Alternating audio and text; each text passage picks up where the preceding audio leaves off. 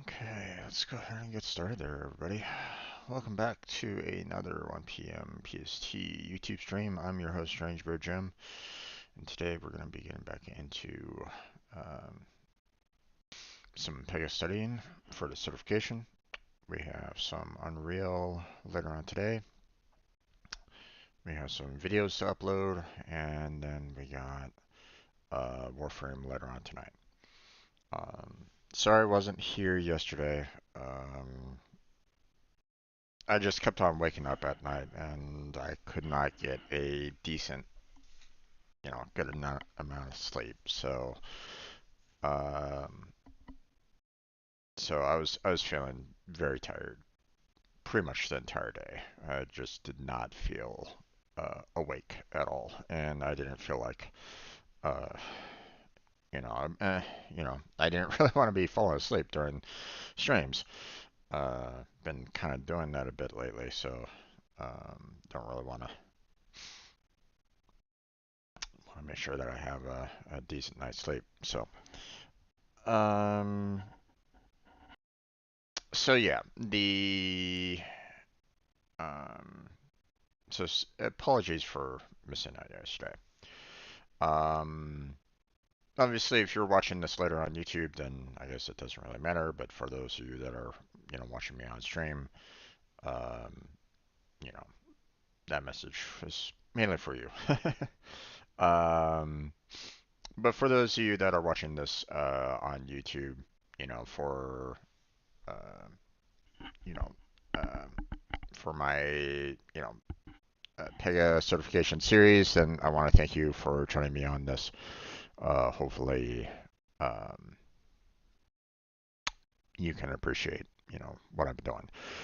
Um, if this is your first video that you are catching from me concerning the Pega certification, well, let me explain who I am, what I've been doing with these videos, and um, you know, maybe if it's something that interests you, you can stick around. So, um, a little bit about me is that I'm currently an unemployed software developer whose last job was working with the Pega environment. Now, we were put into, I joined a company that they put us into like a group of 15 to 20 students.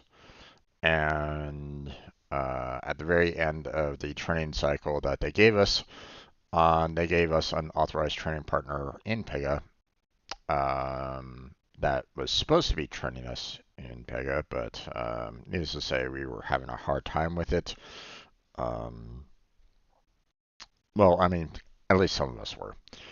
Um, and we were having a hard time with the training partner in question. Um, Pretty much the majority, if not all of us, had gone self-study, um, studying the Pega Academy by ourselves and not really listening to the training partner. We just got fed up with what he was what he was doing. So, um, and believe me, it wasn't just us that had issues with him. He also made mistakes with his own coworkers. There was one time where he instructed our test taker that he had covered a particular subject that we did not. The test taker gave us questions, and we were like, we had not covered that session, and so yeah, we had issues. Uh, um, we asked to be put back into another training cycle with a different training partner, but that didn't happen. They didn't do that. We were pushed into contracts. Now, the one and only time that I did take did take the certification, I was basically forced into it. They said, you either take it now or we're gonna have to let you go. So I took it. I knew that I wasn't ready for it. I was already in full self-study at that point, but I had not covered all the material on the subject matters, so I knew that I wasn't going to pass it, which I didn't. So, um, so yeah, that's basically where I was. The contract that I was pushed into didn't really have any kind of mentorship program, which I felt was very unfortunate. Um, this message goes out to anybody that is a manager or a lead or anything along those lines. Get yourself a mentor program. Build yourself a mentor program so that you can train new hires in the in what you need to train them for. Okay, build them up into the senior developers that apparently everybody's looking for. So, um, you know, um, put some work into your new employees, and they might actually stick around. If you get actually give a damn about them. You know, I haven't been seeing nearly as much mentorship programs that should be out there. Um, there should be more. You know,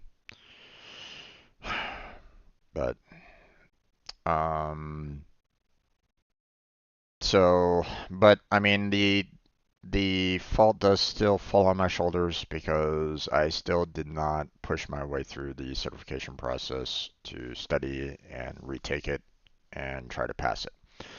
So that's what these videos are all about. Okay, this is what this streaming series is all about.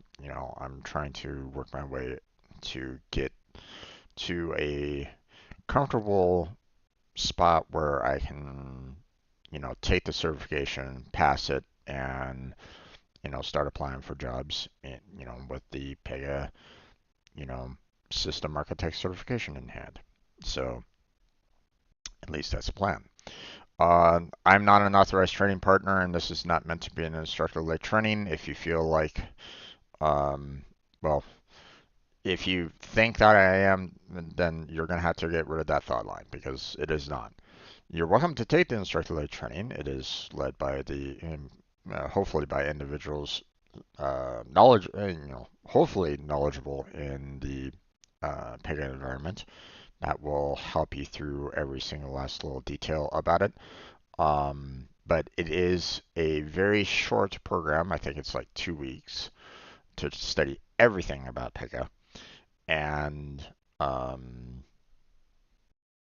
it's $5,000, so it is not cheap. So do yourself a favor, take notes, take video recordings,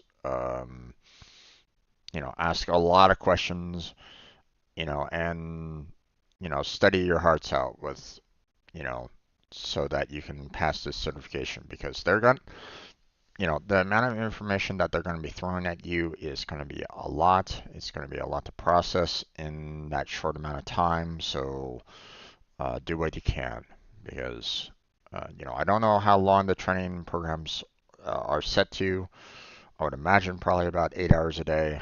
Um, Basically, a total like 80 hours, I would imagine, um, because there's a lot of information. Um, so, be prepared for that. Also, um, business architect is done. If you're here for information about business architect, or you're trying to watch this video because you think maybe um, I'll be covering any of the business architect, well, it's already done and taken care of. Okay, so you can look at my playlist for Pega Academy. It's all there. So the 2 missions and 2 modules are all in that playlist. So feel free to go through that, study as much as you can. These 2 modules here, I feel, do not cover the Pega Express delivery well enough, so I would recommend that you also take the mission for the Pega Express delivery because this is 12% of your grade there, folks, for the business architect. So, if you are trying to go for the certification for that, make sure that you study this as well. Just do yourself a favor and, take this because I don't think these two modules covers enough. So let's get into the system architect portion here. We're 80% complete. I know it's been a while. You know, um, but let's see. We are at debugging application errors. We covered the tracer yesterday, or not yesterday, the day before. So we're at the tracer settings management. Am I going to be able to cover all this in a short amount of time? I hope so. Oh, actually, I don't think I am. I don't think I'm going to have enough time for this.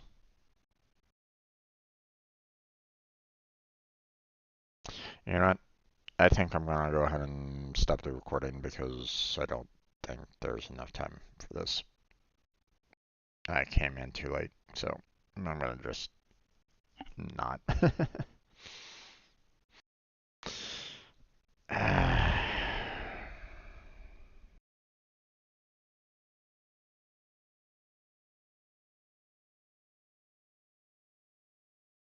Oh well. Okay. Well, in this case, I'll just wait until Blackheart's ready, and we'll start the Unreal. But obviously, we have to wait for him to get online, so no worries on that. No rush. Um, but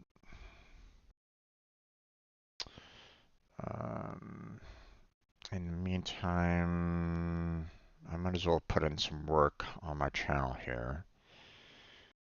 I'll get some more videos out there for everybody to watch and enjoy.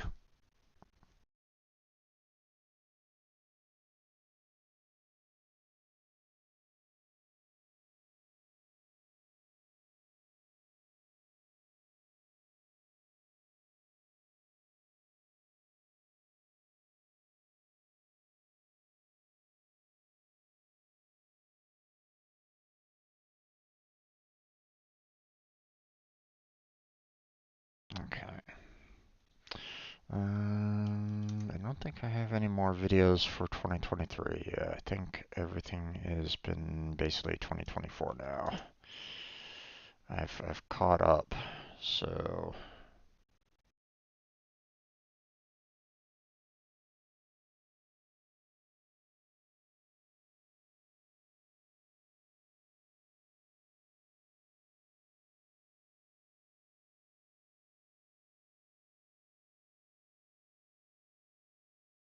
actually, let's see. Let me go ahead and delete this video that I tried to make right now. It doesn't really work.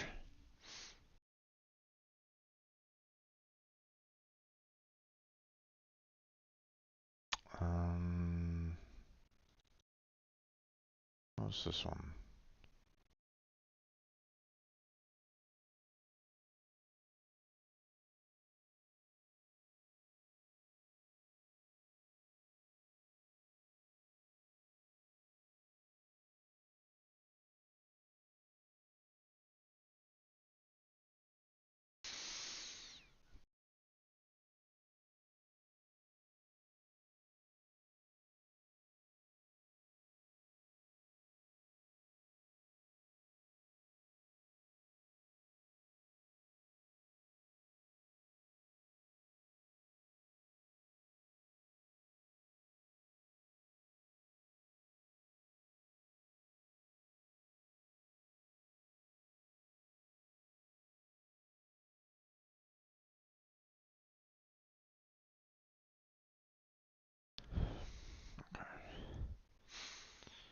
So, um,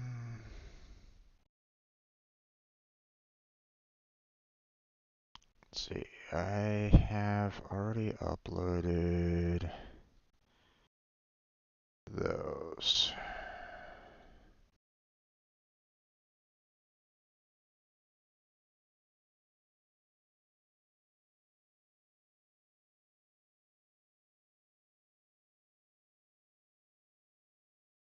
Okay. Right now I'll take those, put those into not uploaded. Let's see. Hmm.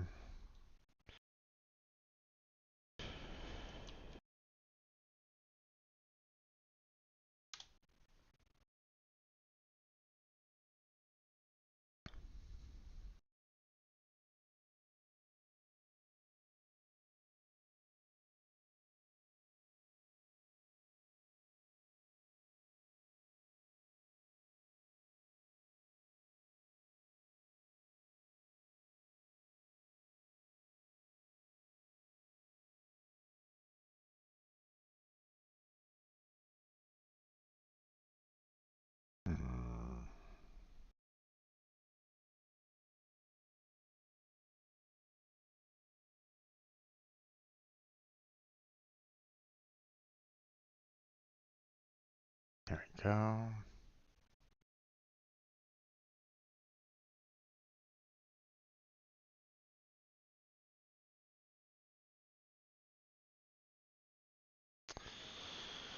Okay.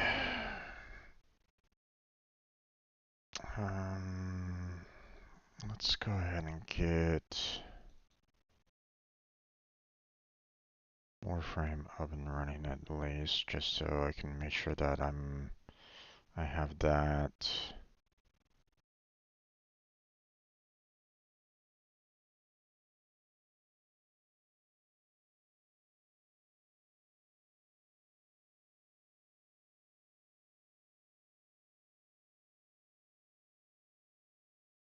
That's updated.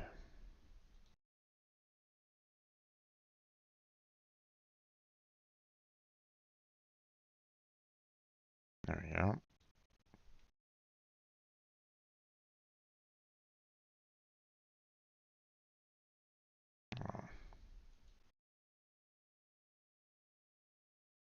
Updated, but I don't really want the background music in my ear, so.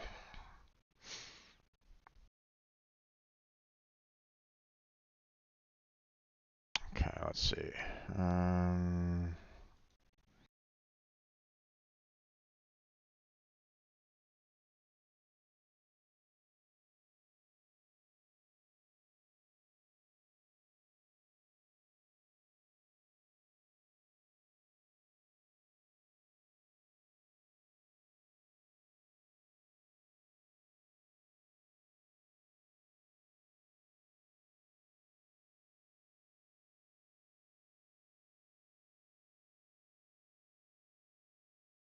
Okay, this was Unreal.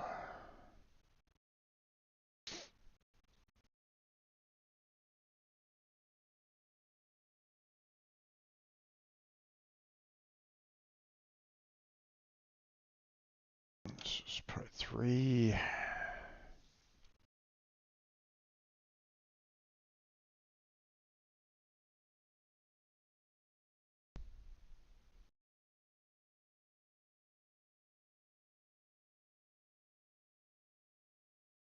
Okay.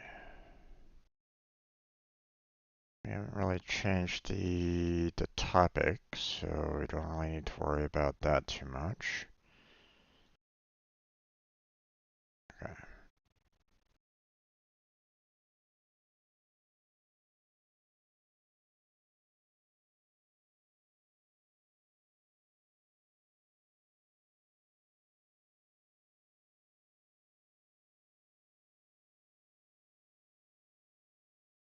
Okay, let's see.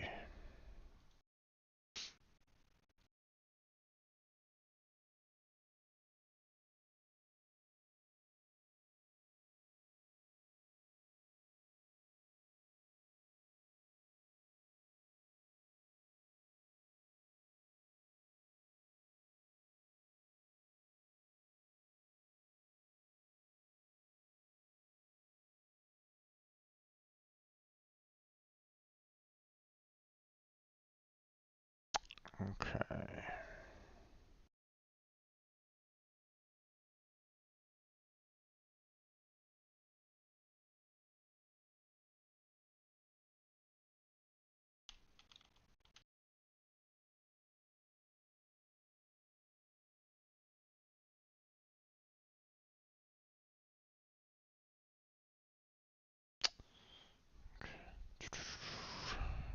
Okay, got that one done.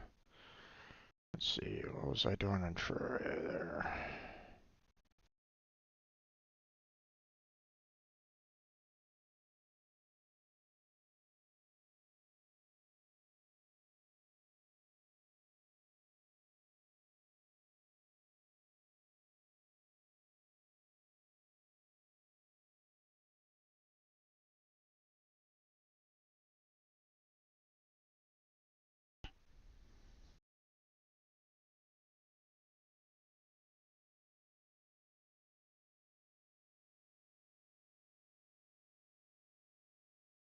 Okay.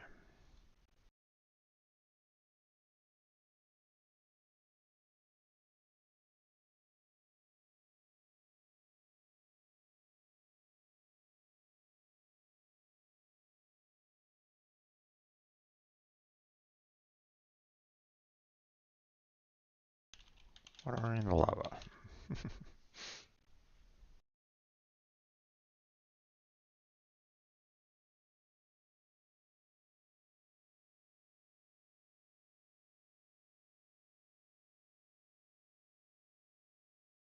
20 date was on the first.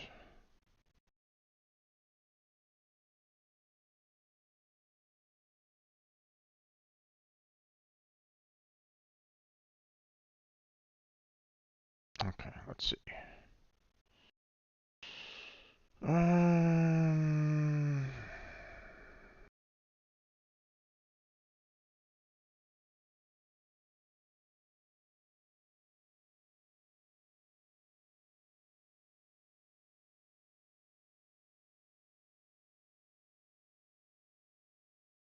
hmm.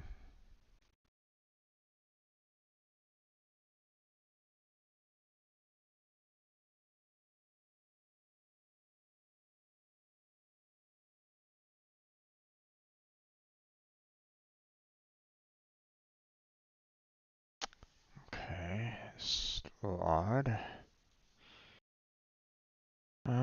Hmm. Okay, well, I guess we'll just go ahead and set this one up for set this up for tomorrow.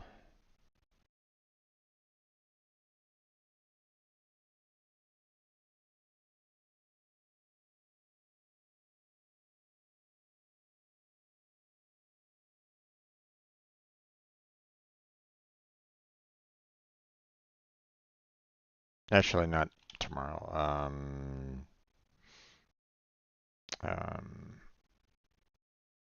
the day after. So,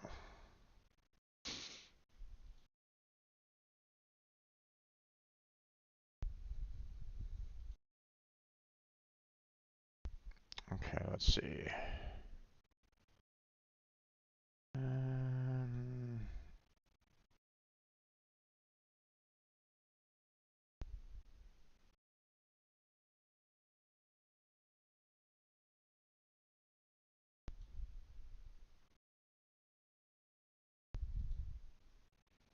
we did a lot in terms of what water can do.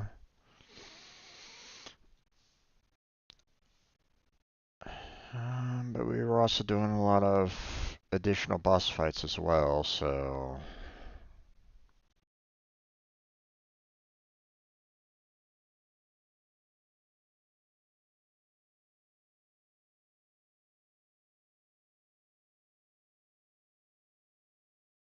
hmm,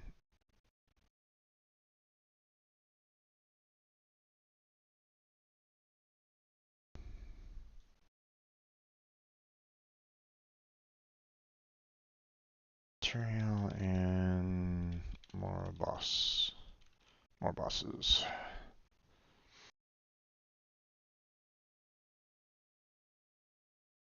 Okay.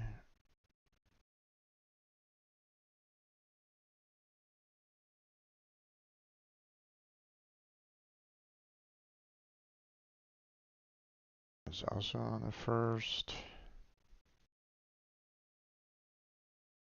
We're going to schedule that not for the 7th, but for the 8th at 4 p.m.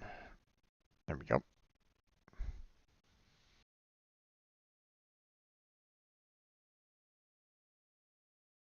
Okay.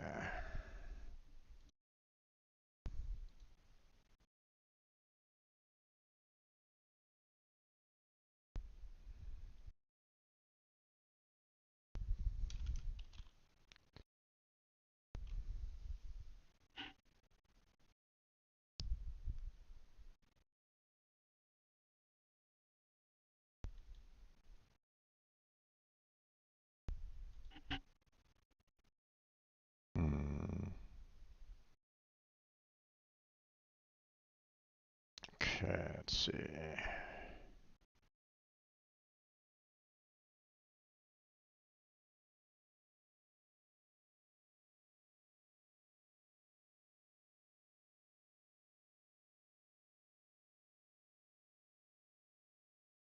Hello, auditing.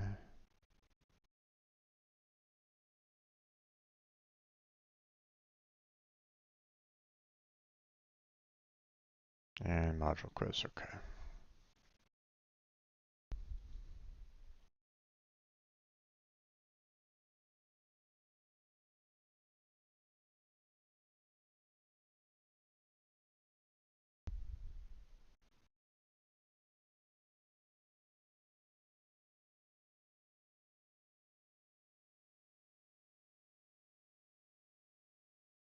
Okay. Let's see.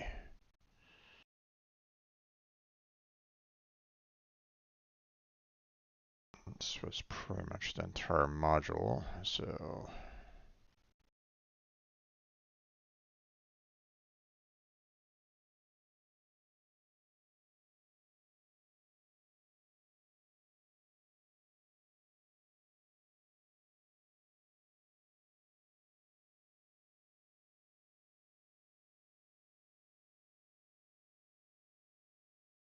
okay. Module.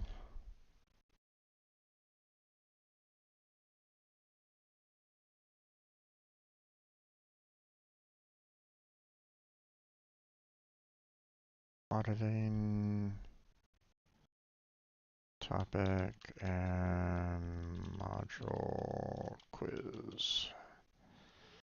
There we go. Actually, let me think I might have accidentally put an extra space in that one. There we go. The current date was on the 2nd.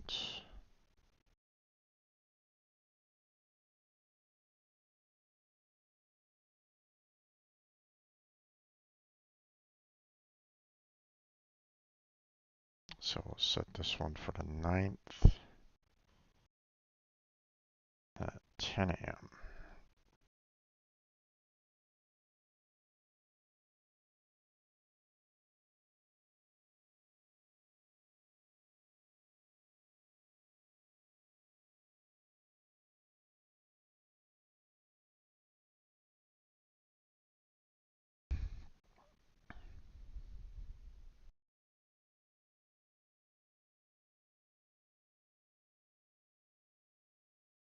Okay, good.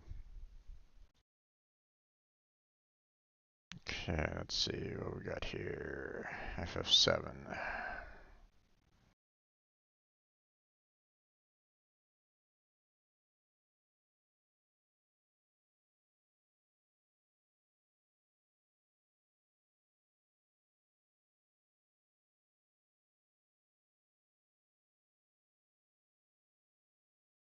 What is under the sea?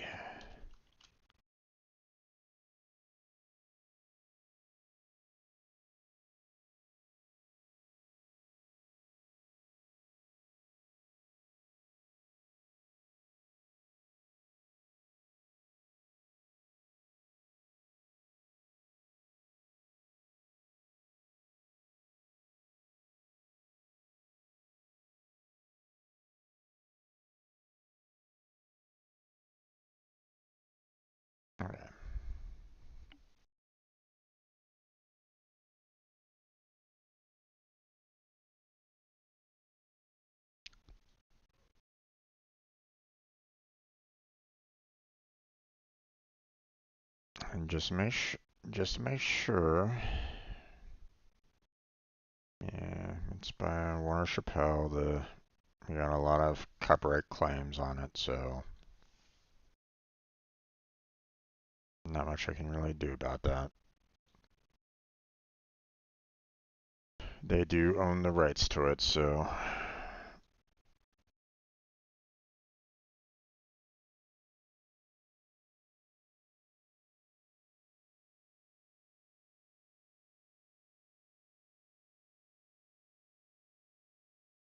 There we go.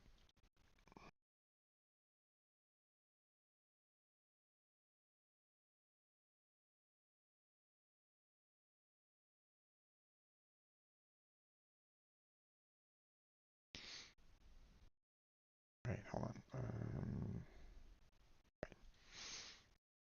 Another Pega video.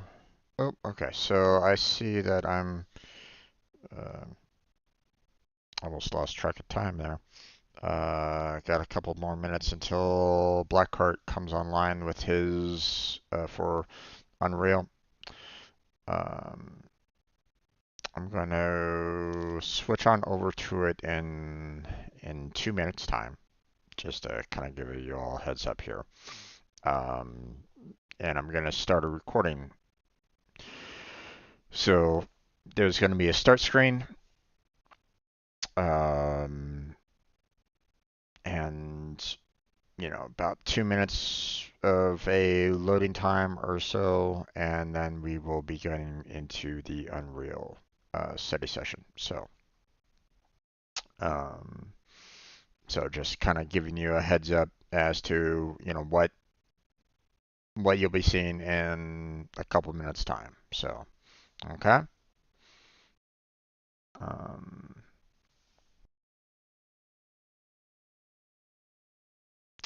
but I might be able to get this one last Pega video out if I can.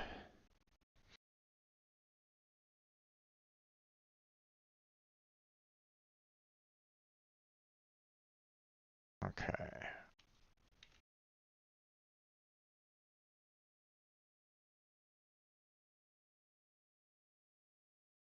Let's see.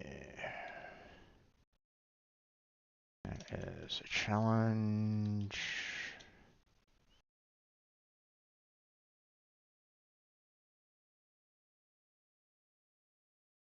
But no screenshot. Crap. Crap, crap, crap, crap, crap. Oh well.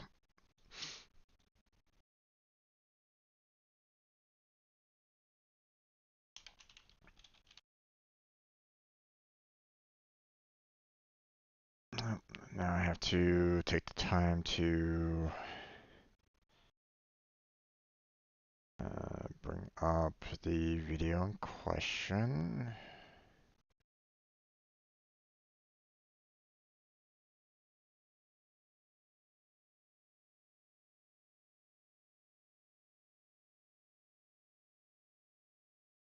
All right, we'll leave it there. Snipping tool.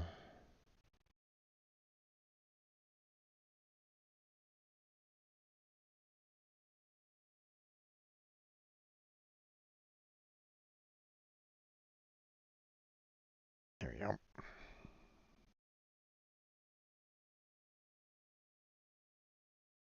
Let's see.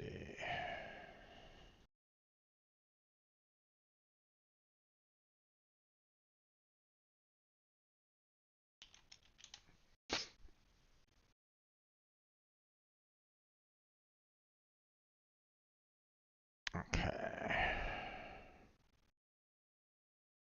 Recording date was on the 3rd.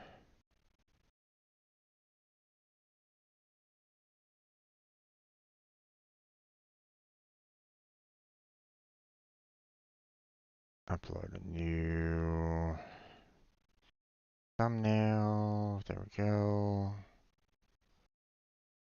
Okay. And now we schedule it. It was set for the 3rd, and it was recorded on the 3rd.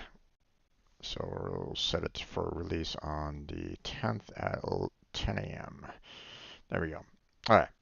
So with that out of the way, we are now going to go ahead and switch on over to the Unreal study session. Gonna get everything prepped here. So I will be back in just a couple of minutes time and we will be going into Unreal. So see y'all in a few minutes. Be right back.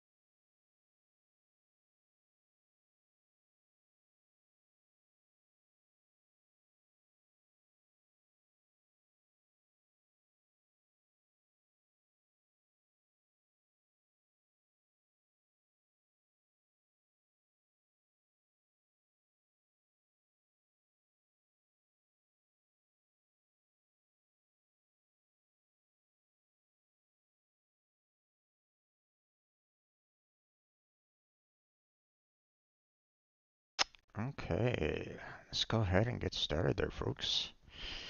Um, Blackheart will be joining me in just a few minutes, so just be patient along those lines. We are going to be getting started on our Unreal certification, or not Unreal certification, Unreal Engine study session. We're going to be continuing on with our studying of the, working with audio section on the documentation. Just in case anybody's kind of wondering, where we're at, you know, we're going to be we're going to be going over the audio files section in the 4.27 documentation. So you're welcome to kind of follow along with us if you want. Um, the, for those of you that might not be aware, or if you're not already aware, Blackheart and I are going to be continuing this study session of, going over the documentation of the Unreal, so that when we do get to a point where, um, we've covered over the material, we're going to start on work on a clone, a game clone. Okay. Um, we don't know exactly which one we want to work with, but, we're going to try to find something that is, one, easy-ish to make. We don't want to. We're not going to be, trying to build ourselves like, World of Warcraft on our very first build. I mean, let's face it. It's just us two. So, we want to try to start off small. Okay, so, you know, something simple or, simple-ish, you know, to start off with, and then we will move on to after we make the clone, that will kind of work on our uh, you know, we'll allow for us to really use what we've learned with the Unreal Engine so far, through studying this documentation, then we will move on to start making our own games at that point, and we'll see where we can go from there. But that's the plan, if anybody's wondering. So I see that Blackheart is in the stage, so let me go ahead and invite him to speak.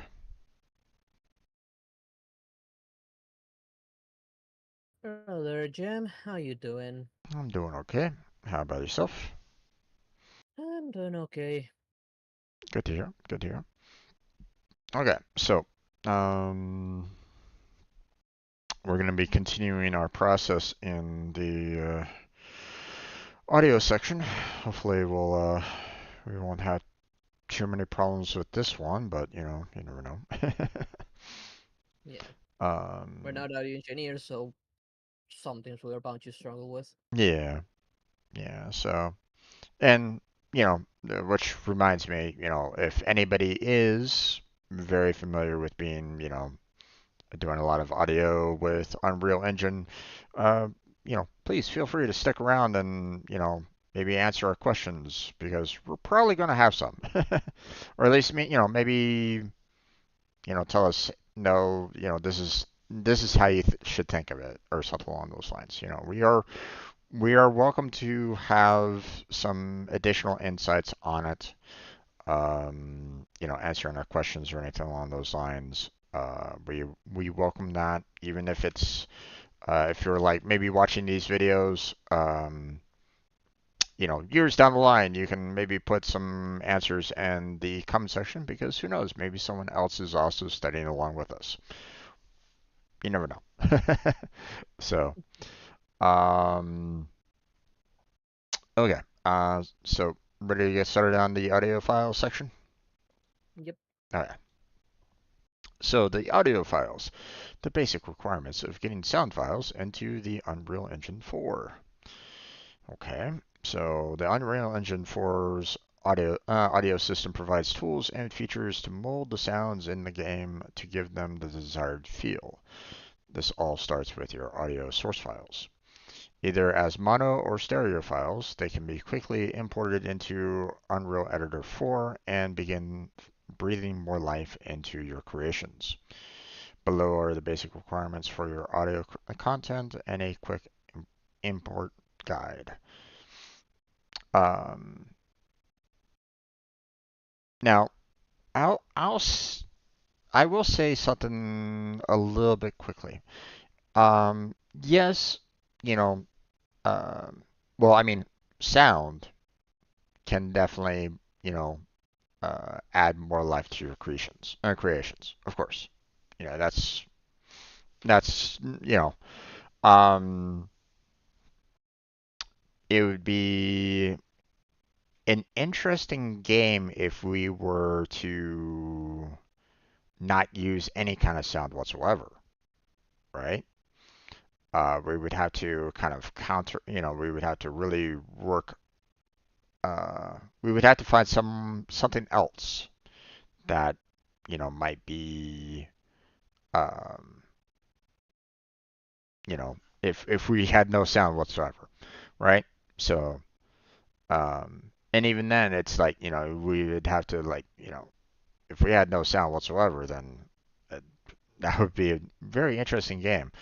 Um, because like no music, no sound effects, nothing of the sort. It's like, hmm. Uh, now I know like one game recently came out that has no background music whatsoever. You know, but it does still have audio. Which was the uh, Exit 8. That's been kind of going around lately. Oh yeah, I've seen a few videos of it. Yeah. Um, so no background music, but it definitely has still audio to it. It still has, echo effects. It still has, walking distance, um, rushing water, and so on and so forth. a little. Um, but that's the thing about that game is that because it doesn't necessarily have any like background music that a lot of people might be used to. It it kind of you know gets it puts them into a sense of unfamiliarity.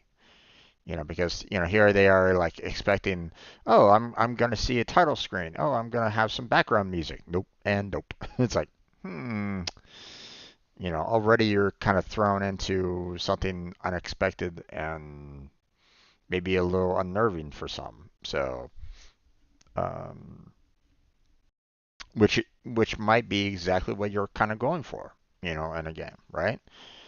Um, so Lack of audio, if I think about it, like I haven't seen it done yet, but having you play as a character that can't hear, yeah, um, having the lack of audio, like putting you in the position of a character that can't hear, that will be an interesting experimental game. yeah. Um, you would have to you would in that case you would have to be something it would have to be something that is highly visual, right? Yep. um and um and even then it's like what happens if you might mess with the player a little bit, like hey, sure, you might be you might be deaf, but maybe they throw some flashbangs in there or something like that, which you know causes additional problems, or you put them in a nighttime situation where you know they don't see anything, they don't really hear anything. It's like now you're, but you really have to, um, it might be a little different. Like, There if would definitely be something different. I haven't seen it done yet, but I would be very interested in my opinion. I thought, I think there was a game that tried to do something like that. Here, hold on. Um, game about being deaf. Um, I know I came across of an indie game about being a blind samurai, which you only have sound to guide yourself with. mhm, Found a game that did that once before. Very hard, mhm, but I haven't found where you can't hear. yeah.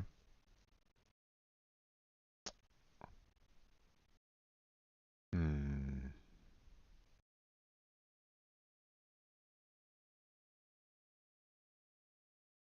I mean, um,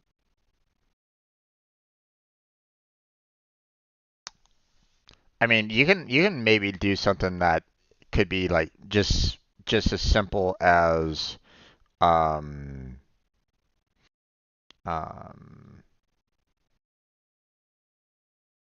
trying to uh just having like a person just like walking down the street or something like that. You can have something as simple as that, you know, and basically saying, okay, you just want to go down to the grocery market, but the city is having one of its days. Good luck, kind of thing. you know, and of course you could just make it just absolutely insane, right? Like you can have just like simple stages where it's like like maybe like the only thing that you have to worry about is you get to crossing the street, right? But you have to wait until uh the crosswalk is basically saying, "Hey, you can walk now," and but you have to be careful because maybe someone's trying to run the red.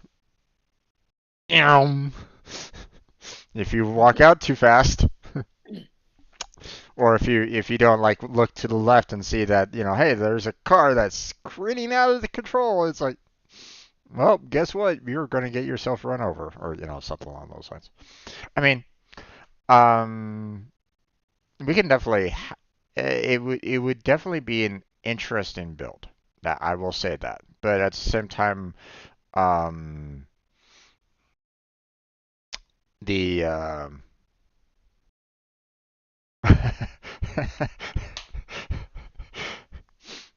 I could just imagine um, trolling gamers on a game at the at the very start, like the title screen, right? Right.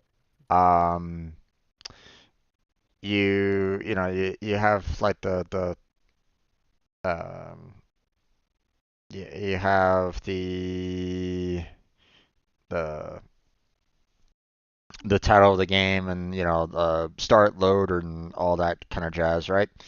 And down at the very bottom, you have, how when you're watching something with subtitles, right? If you have something that has subtitles on, whenever they're playing music, it always like it there's always that little subtitle down at the very bottom, because let's face it, if you're deaf, you're not going to be able to hear the music. But it's like down at the very bottom saying, music with rock or something like that, right? Can you imagine we do a title screen and we put that down at the very bottom? But no actual music, just The subtitle. just subtitles. Just to mess with people. Now, of course, if someone is actually deaf, that might not necessarily change for them at all, right? Um, but at the same time, we'll need to like let them know that this is indeed something that we are just kind of working on, just for maybe giving players an understanding of what it might be like in a day of being actually deaf, you know. So, but I don't know. But at the same time, you and I aren't deaf, so we wouldn't we don't know. But No. um, but it'd be kind of interesting, right? Maybe something for us to think about, you know, later on. but Yeah. um, but yeah, the breathing more life, yes, it definitely can. That's you know um, quite understandable along those lines. So okay, import. The engine currently supports importing uncompressed little Indian 16-bit WAV files at any sample rate, although sample rates of 44,100 Hertz or 22,050 Hertz are recommended. Specifications, wave, bitrate, speaker channels, blah blah blah. Importing with the normal sound factory yields a simple sound node wave that can be referenced by a sound cue for playback. These sounds can be mono or stereo. Importing with a special naming convention gives the potential for multi-channel, e.g. 5.1 sounds. Up to 8 channel sounds can be compressed on all platforms, although not all platforms can play them back efficiently. The package saving process does all the necessary work to convert the platform's native format. There is no strict speaker mapping, so the number of channel infers which channels are played on which speakers. See table below. So front left, front right, front center, low frequency, side left, side right, back right. So that's basically, if you had a 8 speaker setup, with the 7.1, that's basically what this is all about here. You know, you have the front left, front right, front center. You have the low frequency, which is, typically referred to as the bass. At least, I believe that's what, you know. But normally, whenever I see, surround sound systems, whenever the low frequency, I would imagine would be like that bass speaker that is typically included in surround sound from what I've seen. So I'm assuming that's what it's about. You have the side left and side right, which is supposed to be, directly to your sides. Not necessarily like in front or back of you. It's meant to like hit your ears directly. uh, and back left and back right. So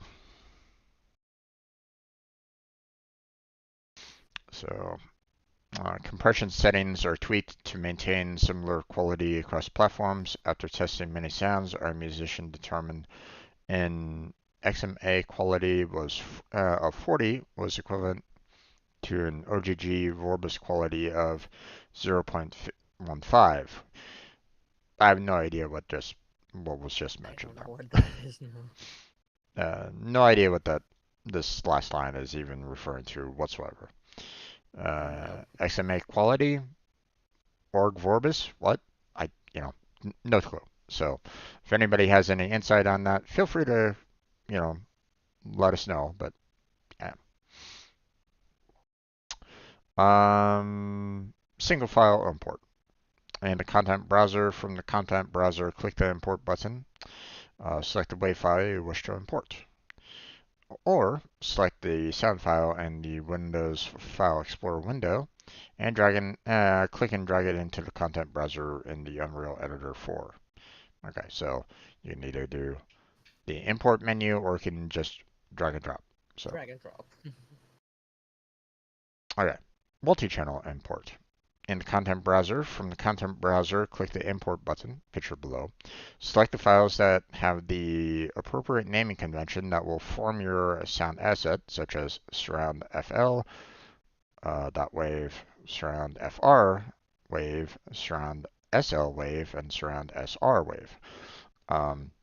So if you go back up to the that little table that was above there, about the front left, front right, you'll notice, the extensions, extension column there. So what you're going to want to make sure that you do, because I'm assuming Unreal is probably looking for them as well, is you label the sounds that you want for people to hear from those speakers, with these particular extensions at kind of like the tail end of them, like sound underscore FL, dot wave, for the front left. Um, sound underscore SL, dot wave for the side left, that kind of thing. So this will create a 4-channel asset called surround. Um, or select all your sound files in the Windows File Explorer window and click and drag them into the content browser in Unreal 4. Exporting a multi-channel sound asset will create a mono WAV file for each channel with the above speaker extension naming convention. So, related, working with audio. We're already doing that, so we don't need to worry about that. Audio system overview. We've already covered that. We've already covered that. So both of these have already been covered, already, or are being covered right at this moment in time. So yeah. And that's it. That's all that there is to this section, which I find very disappointing. You Yeah. know, I mean, I'm just gonna state that right now because, um, here I was expecting that they would cover a lot more when it comes to the audio files. What you might need for them, what you might, you know, expect from them. How to add them um, into the game engine. Um, what maybe different settings that you might see for the audio files or something along those lines. And what they actually mean. Maybe some word definitions or something. Anything. You know, I was kind of expecting this to be a fairly large accumulation of a lot of information for audio files, but no, they're just giving you the basic requirements. Hmm. And even then, it's like, okay, well, it's not very, it doesn't really have a whole lot there, guys. So, Nope. uh, any questions or anything that you want to speak up about there, Blackheart? Nope. I just hope that someone puts in the chat or down in the comments below some anything about that paragraph under the chart about that what XMA and Vorbis is, because I have no idea what those were.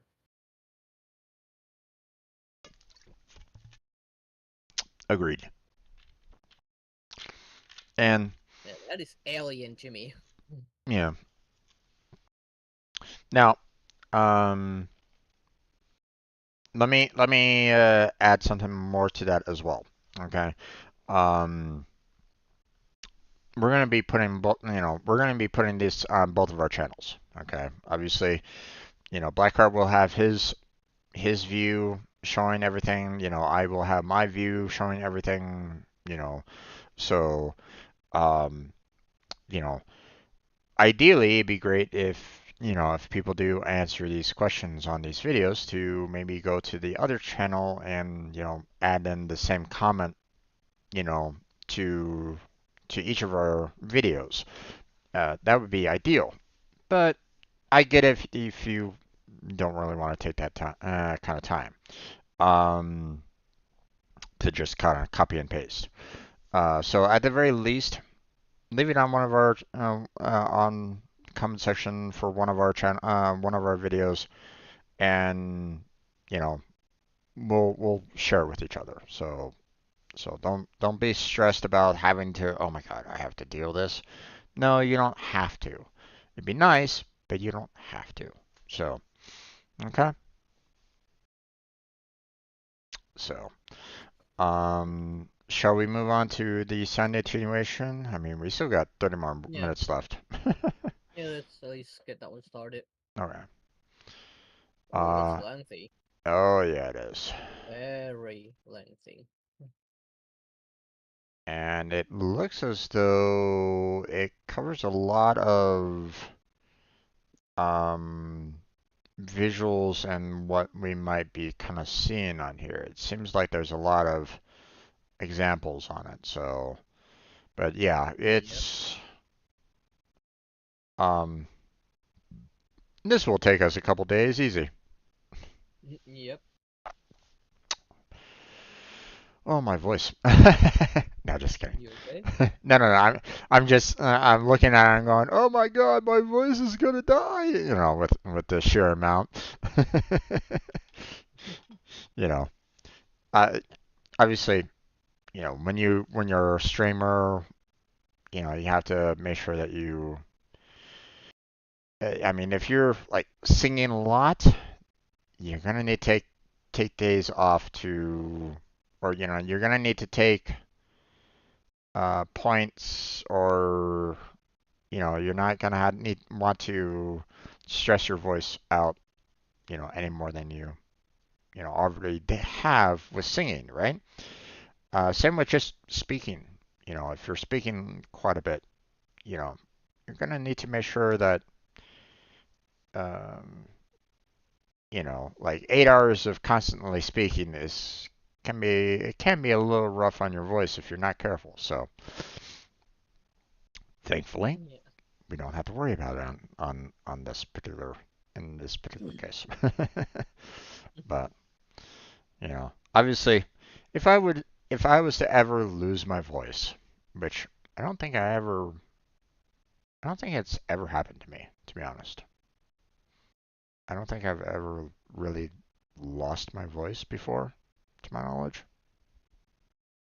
At least I don't really remember ever having that experience.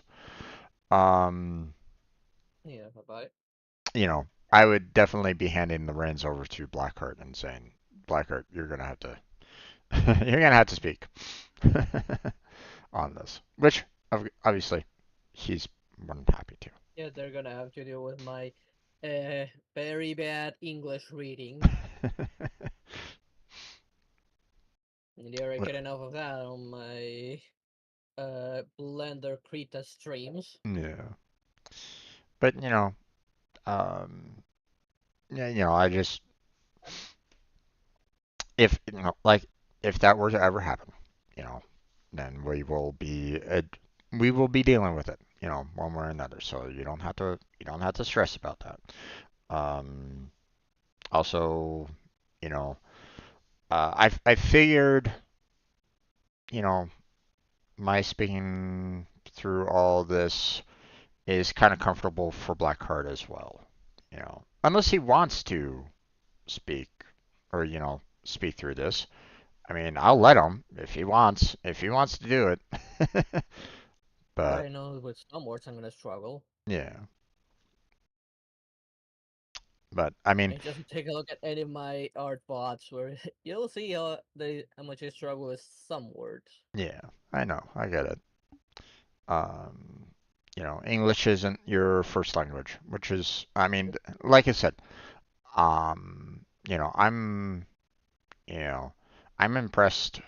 Um, like, well, I mean, you have Spanish and English. I mean, and your English is really good, my friend. you know, Thank you.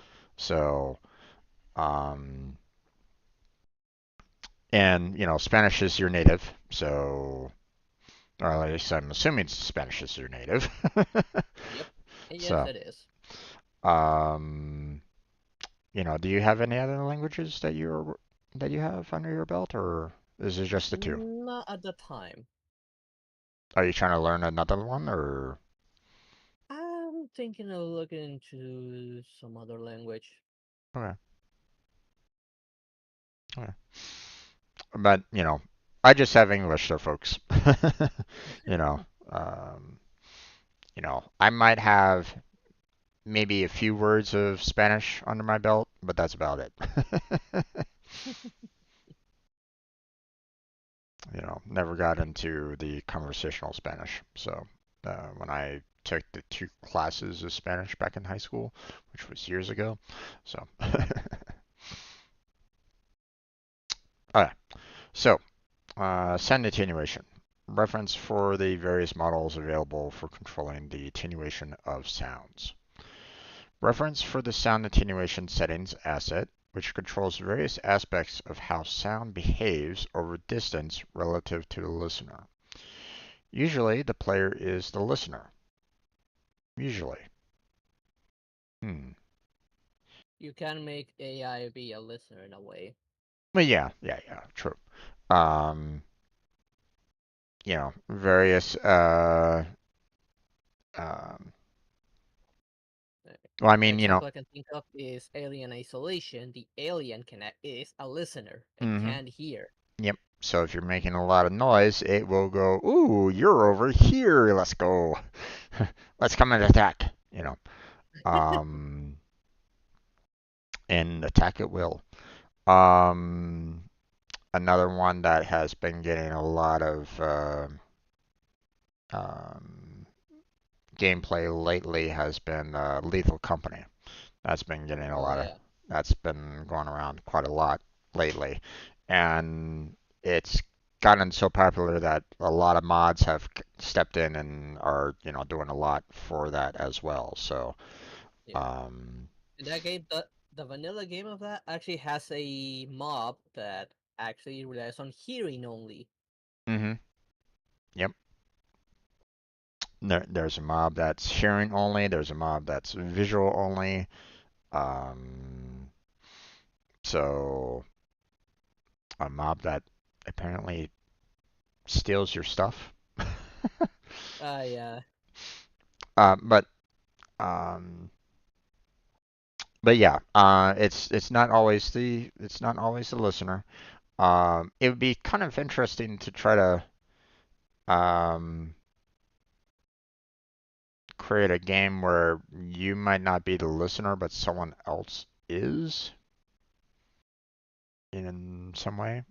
I don't know how that would work out, but um, but yeah, CPUs with being a listener is common practice nowadays. So in some cases anyway, I should say. Um, so the purposes of this document, we will use the term listener. Okay. Attenuation distance. This section defines how the sound's volume will reduce, attenuate, as the listener moves away from it. The volume of the sound will be at its maximum within the inner area of the attenuation shape. As the listener moves away from this inner area, the sound will decrease in volume, reaching its minimum volume at the boundary of the outer area. The rate of attenuation relative to distance is determined by the attenuation function. Okay, so attenuation function at the very in the graphic there is linear. The attenuation shape is spherical. The inner radius is 400. I'm assuming 400 pixels. You know, I don't know how else they rate that. So fall off distance is 3,600, and I'm assuming pixels. Again, I don't know. They're not really telling us anything yet on that. Yeah. Um, and it says enable volume attenuation, which is interesting as to what that has to do with the um, with everything overall. Like, you know, what happens if you just turn it off? Does that just remove like the attenuation shape in Well, some way? we did miss with it. Like having that off, you can hear pretty much everywhere within the given area. Well, attenuation would actually affect distance. Without it, regardless of where you are at, the volume won't change.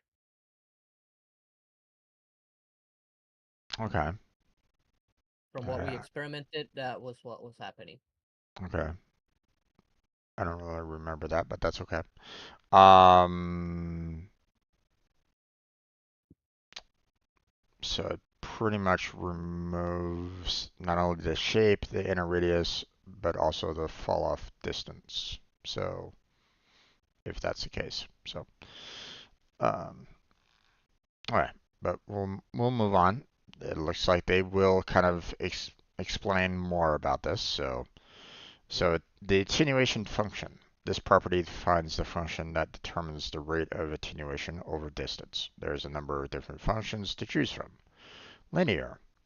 This is the default function. When using this function, the volume will attenuate linearly, and so the changes in volume are constant as the listener moves towards and away from the source. This function is good for crossfading between large background type sounds that don't need tightly focused 3D spatial fall-off settings. Okay.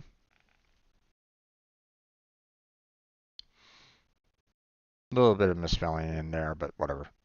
I'm going to ignore it. Logarithmic. When using this function, the volume attenuates such that the changes in volume are greater at closer distances and lesser at far distances. This function is good for spot sounds that need good 3D positioning while still being audible at reasonable distances. Okay. Not quite sure how that would really play out in real life. Um,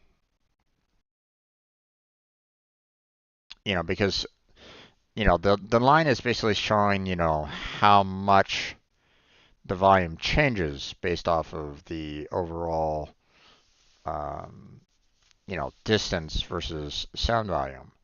So like the closer you are, the higher the volume and the sound volume. But the further away you get, there's a sharp decline, and then it slowly trickles all the way out to the very distance to be at a sound volume of zero, right?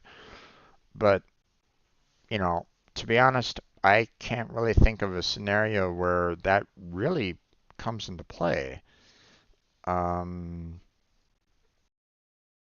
where the sound drops off like considerably the further away like, you know, like you have a lot of, like you can hear everything happening when you're like right next to something, but it like falls off considerably until you're super far away that you can't hear anything. Um, hmm,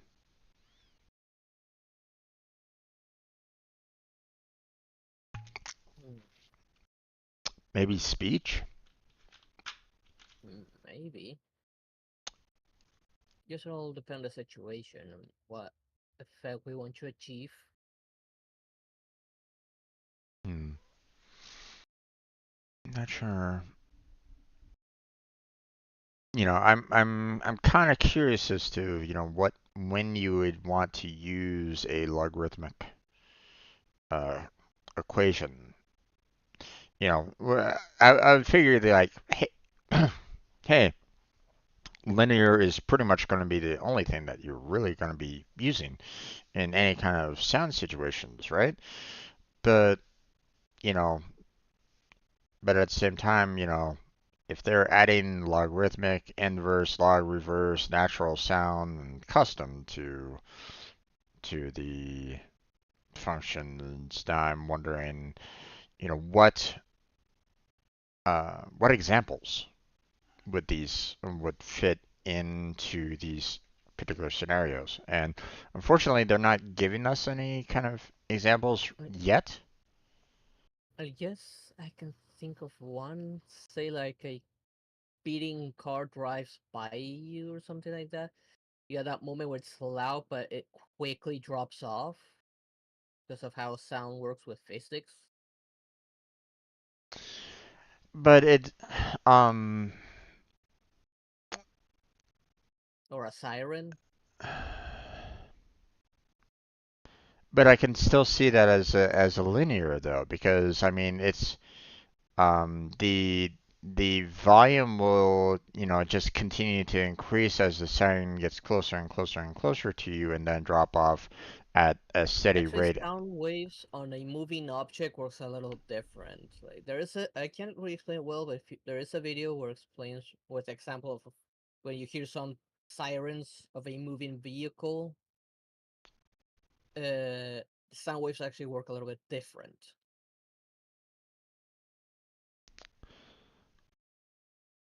Well,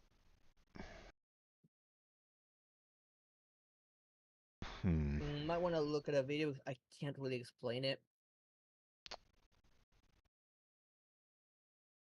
Well, I mean, unless you're going faster than the speed of sound, you know. No, it doesn't really need to be faster speed Well, of no, no, sound. I'm just giving that as an example. Okay. Um, I don't, I personally don't understand how a sound wave would be able to have a logarithmic drop off. Okay. Unless something is somehow affecting the sound wave you know, to like reduce it down considerably before it like um you know as the further away you get away from it, then you know but you know Mm. um I think I thought of a way to explain it. Like, you have a police car with a siren going. It's moving, it's speeding forward. The sound waves on the front of it will be much closer together than they will be behind it. Behind it will just start spreading further out. That does affect the sound. It wouldn't sound linear at all.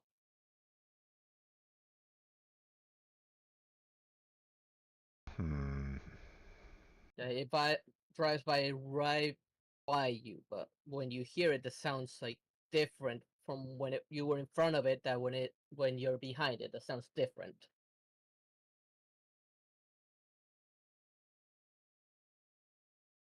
I do remember seeing a video that explains this with detail of how sound works with physics.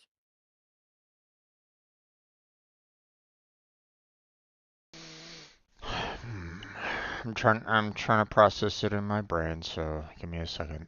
Um, I saw this a long time ago, but no, it I does mean work. I get what you're saying. If you want to achieve The that similar effect, then linear might not be the way, because for linear, like the waves are the same all around it. This might simulate the difference on the actual sound waves.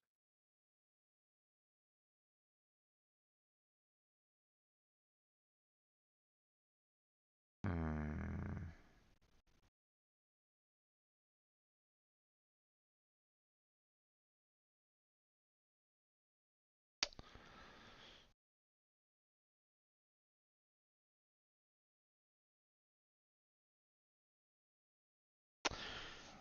Well, okay. Here's here's my here's my problem with it a little bit. Okay. Okay, so let's put it into a different example here. Okay. Let's say the police car with the sirens going is standing still, right? So as you're walking away from, or walking towards or walking away from the police car with the sirens going, that would be a linear progression, right? Yeah, Because um, it's a if it, stationary object. right, you're dealing with a stationary object in that particular regards, right? The sound waves are the same, and your distance is increasing or decreasing depending on, if you're coming or going. So if you're traveling at a constant speed and the siren and the car with the siren is not moving, then obviously that would be considered linear. Now, so here's my slight problem with the argument with trying to face and um, with the oncoming cop car with the siren going, right? You're right. Okay, if the as it is traveling, while the car itself is not going faster than the speed of sound. Okay, so the sound waves are faster than how fast the car is moving. It depends on the speed of said car, right? Unless that car is somehow going at the speed of sound, which um, probably don't really want to have a car being able to do that. Um, Yeah, no, a jet would fit that description more. yeah. Um, but it has its siren going off, right? So the sound waves would be faster than the traveling car. Okay, and you're right. One sound wave would basically be kind of added. You're you're pretty much packing the sound waves together as it's traveling, right?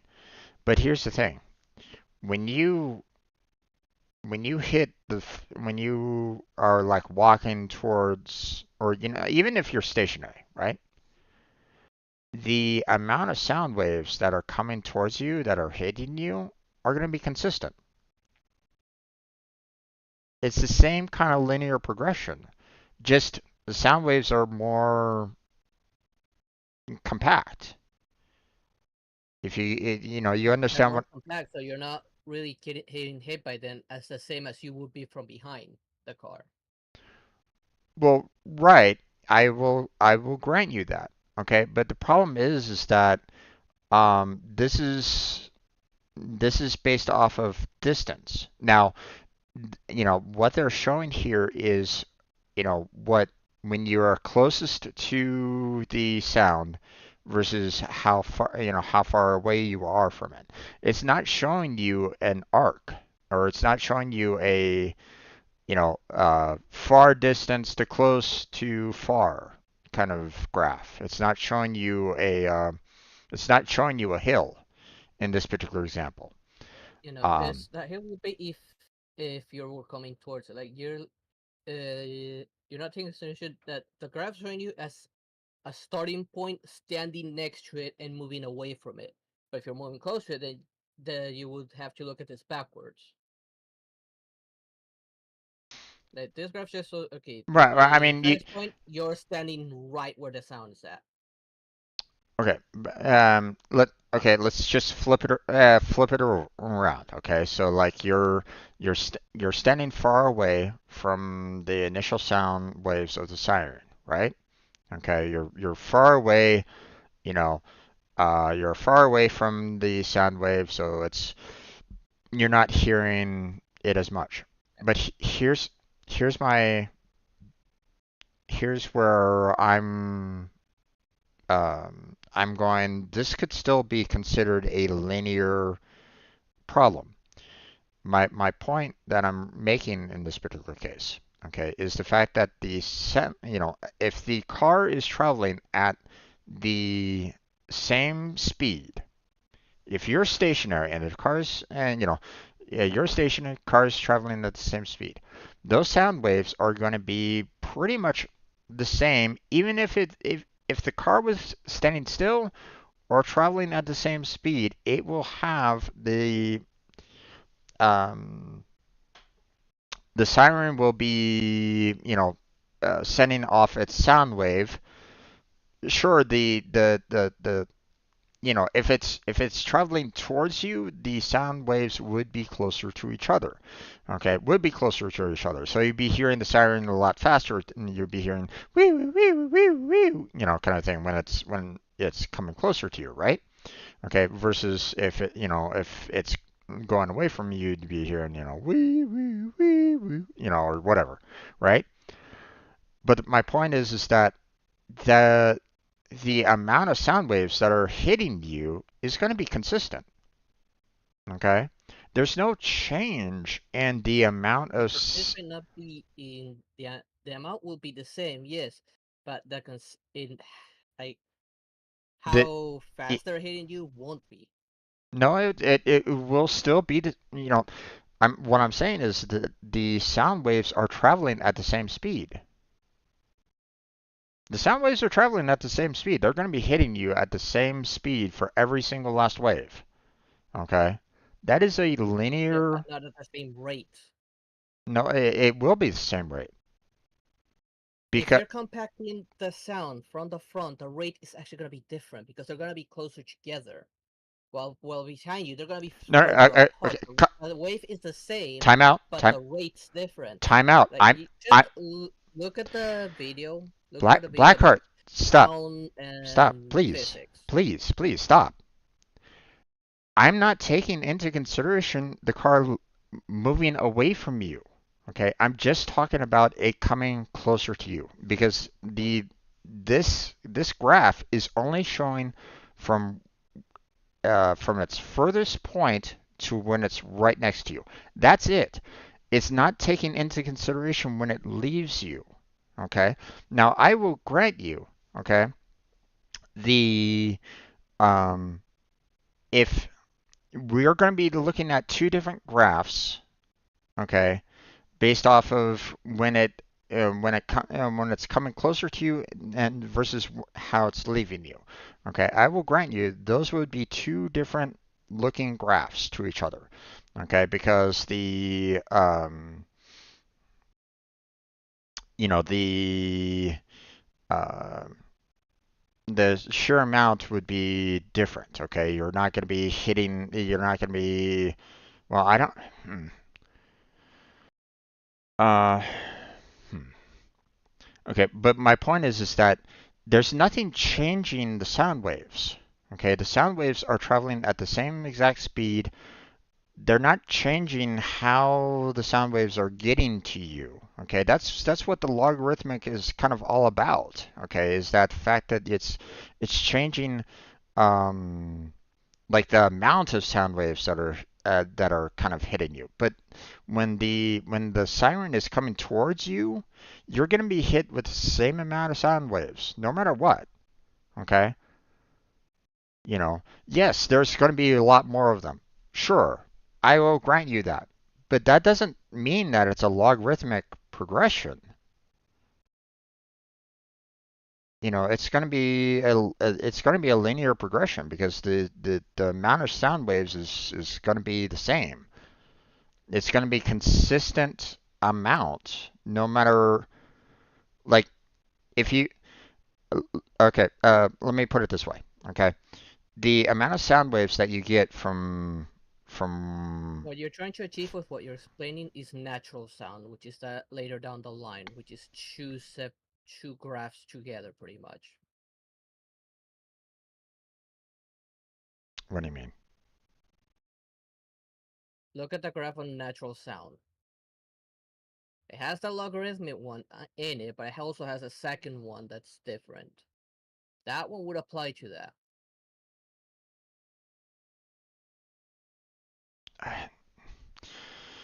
Um,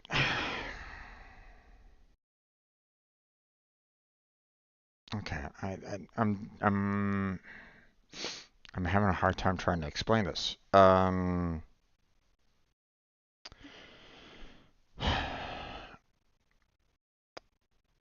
Okay, would you agree with me that the amount of sound waves that would be basically hitting your body, you know, would be the same um, as the police car is coming towards you? Would you or would you not say that the amount of sound waves that are hitting you is consistent?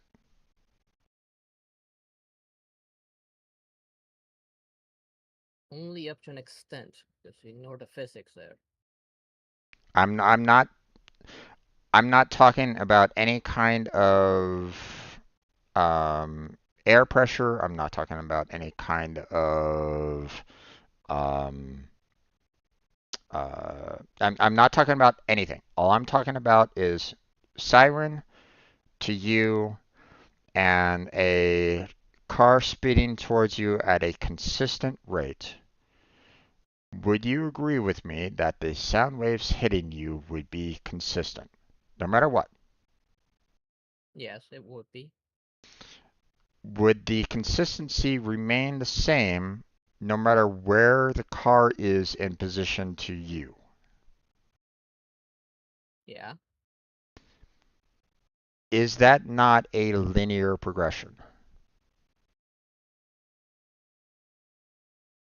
The loudness would In this increase. case, no, because the rate it goes up is different. What? How? Like I said, The the it the sound let, the sound when waves. you're it comes towards you, the loudness of it is going first slowly up, but then all of a sudden it's like spikes up, No, which would be the logarithmic one. Yes, no, it would be on a moving car no. It would because the not sound be, waves are being compressed from the front. They're being compressed, but they're still traveling at you faster than the car is. but that doesn't mean the sound is gonna be the same all around. The sound the The loudness will progress based off of the traveling car, and that's it. Yeah, but did you not ever wonder why, when it comes from the front, sounds so different that when you're behind it after it once runs by you? The amount of sound that you hear would be The different. loudness would be different, yeah, as No, no, opposed no. by the The loudness will increase in a linear way, no matter where you are on a in the. stationary one would be. On a moving one, it No, would. it would reach a point where all those compressed sound waves are like pretty much on top of you, and the loudness would spike.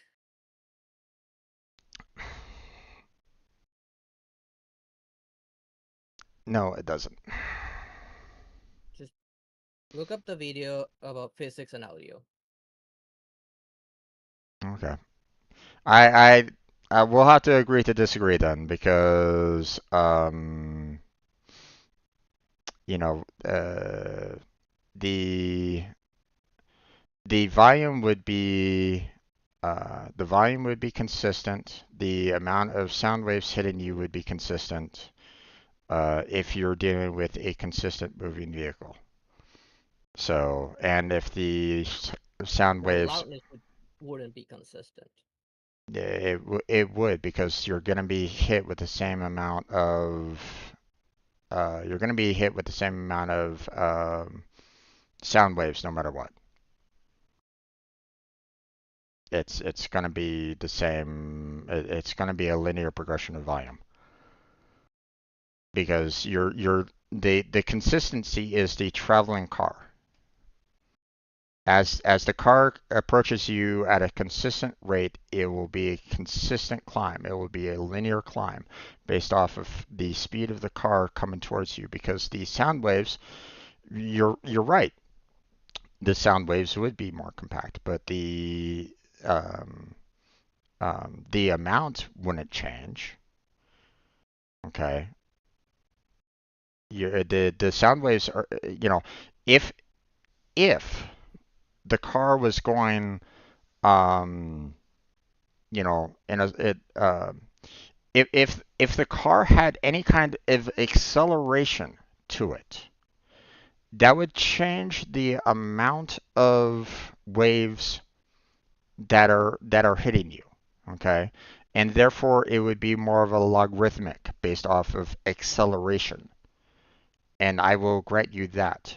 But if I'm talking about a consistent driving car at the same speed, it would be linear. Okay, that's that's what I'm kind of pointing out at. That's what I'm trying to discuss here. But we'll have to agree to disagree. I will go ahead and look at feel free to if you can find that video, feel free to link it to me. Um, but that is um, but I'm believe that you know yeah, I can't see of a way that, you know, I'm wrong at this particular juncture. Okay, I will admit, if it does, if I'm proven wrong, then I'm proven wrong. But right now, I don't see how. So, um, but again, And I'm trying to draw something on Paint just to show you, from what I can remember, how sound waves actually work between a stationary object and a moving object. Let me see if I can yeah, let me do. go to your channel so I can kind of see. If are you showing Paint right now? I'm first setting it up. Okay. Okay, there it is. I put the rectangle. Assume it's a car. On the left side is a stationary car. You're this little diamond. That would be the sound waves consistent from a stationary car. On a moving car, the waves on the front get compressed and actually take longer to reach you, thus affecting the loudness of it. This is why it would sound different. The loudness of it would be different because the sound waves are being compressed and getting to you late. Okay, but here's my point. The Okay. loudness would not be consistent ever. It right here, yeah. In this case, it's linear. okay. It Pull it pu- does this on this case, pull the car. but in this case, Okay, it Blackheart. would Pause. okay. Pause. And if it lets me, I The, wonder. Oh, pull yeah, pull the that's pull the car back like so that miles it will behind be and like add this. and add more waves to it. The The amount of effect will still be the same. The waves on the front are still being compressed and are not getting to you at the same rate as it would be here. Here, the loudness will be consistent no matter what. But here, because it's moving, it's like it's as it approaches, once it reaches like this point, all these waves are hitting you at the same time, making it sound louder all of a sudden. that's if you are suddenly not the the problem that you're having right at this moment in time is you're saying as though um you weren't hearing it before. Okay. That you can hear it, but this is like the rate of the loudness. Starting from here, No, like you're it's hearing it's it and it's hearing it just slowly. But once it's like right next to you, like the sound, the loudness of it will actually spike because all these compressed waves are suddenly getting to you. no the amount of waves are still going to be consistent to you no matter where the car is A to you. moving car would not have this wave, no matter what. Phys- Physics has proven that a moving car would not have these waves, no matter what. Wait, you're contradicting yourself, the Blackheart. But what you're saying, a moving car is gonna have this. That's what you're saying. On the right Because it hand doesn't matter uh, how much. on the right hand side, the car on the right will, you're saying the picture on the right, I will agree with you, it, is correct. Okay. Yeah, The and picture, that affects loudness. but That's what you're not recognizing. but This affects loudness. my point is that the amount of waves, okay, coming from the car is going to be um If the waves are gonna be the same, but because it's you're going to moving, the have loudness this won't be. you're going to have the same amount no matter what, and that is a consistent volume. The volume may be consistent, but the way the player receives it isn't. No, the the sound waves are traveling faster than the car. Therefore, the amount of waves hitting the player will be a consistent amount of waves hitting them. Okay? Yeah, Because but because this the rate's different, how no you perceive it I is different. uh, you just missed my point. The amount of waves hitting you would be at a constant rate. Okay, the siren going off is sounding off at that constant rate. Okay, the fact that it's packed, sure, you're right on that. The sound waves would be packed. You would be hearing the siren going off at a faster rate. I will grant you that. Okay, but that doesn't change the volume, the loudness of the siren, because you're constantly hearing the a constant increase of the sound waves coming towards you. That is a linear progression of volume to from where you are ascending to the Yeah, but constant it's rate of up the car until it's coming like towards really you. close to you. Up until it's really close to you. Like It, that's it what doesn't logarithm is it saying. Like it doesn't as a start point, it is consistent. It goes up, but there will be a point as you get close that you're so close it's gonna spike up. That's what logarithm is saying, and that's what happens with from the front a moving vehicle. Like the moment that uh cop car drives by you, you're gonna get a little spike on that siren right next to your ear. the my point is that unless you are changing your position, okay, or you're coming from behind a building or something along those lines, something else that is affecting the sound waves, directly in some fashion or another, or there is an acceleration of said car or something along those lines, there should be no reason for a logarithmic change. Okay? There should be no reason for it because the amount of waves hitting you in a stationary position with the car going at a consistent speed towards you would be a constant linear progression. Okay? The car car traveling to you would be much like you just walking to a stationary car. It is the same constant rate. The fact The that loudness would the fact not constant on a I, moving vehicle. The loudness would change with a moving vehicle or a moving object. it would be still consistent. The loudness wouldn't. I will have to disagree with you on that one. If it was a stationary, yeah, the loudness is consistent. It's a straight line as you walk into it because the waves are not being altered in any way, shape, or form. The waves aren't being all. Loudness is determined by the how close together these waves can be. No, it determines how much you hear. It doesn't That determine is the not technically the loudness. no, How much you no, hear. incorrect, my friend. I'm sorry, Physics no. look at the bit. Physics that has shown as a moving object is coming to you, that those waves are being compressed, and the rate in which you receive it actually affects how loud you hear it. So if it's moving very fast, say like 100 miles per hour, as it's coming to you for like 5 blocks, give it, it's gonna be consistent a little bit up until it's like just a few meters from you. On that point, that loudness is going to spike up fast because you're getting more waves being hit to you at a much faster rate. That's why when standing here and standing here, it's gonna be have a massive spike of loudness between here and here. Well, if it was like all the way out here, you'll be like within this part. That one part would seem linear, but here you'll be looking at this part of the chart where it suddenly goes up a little faster, the loudness of it.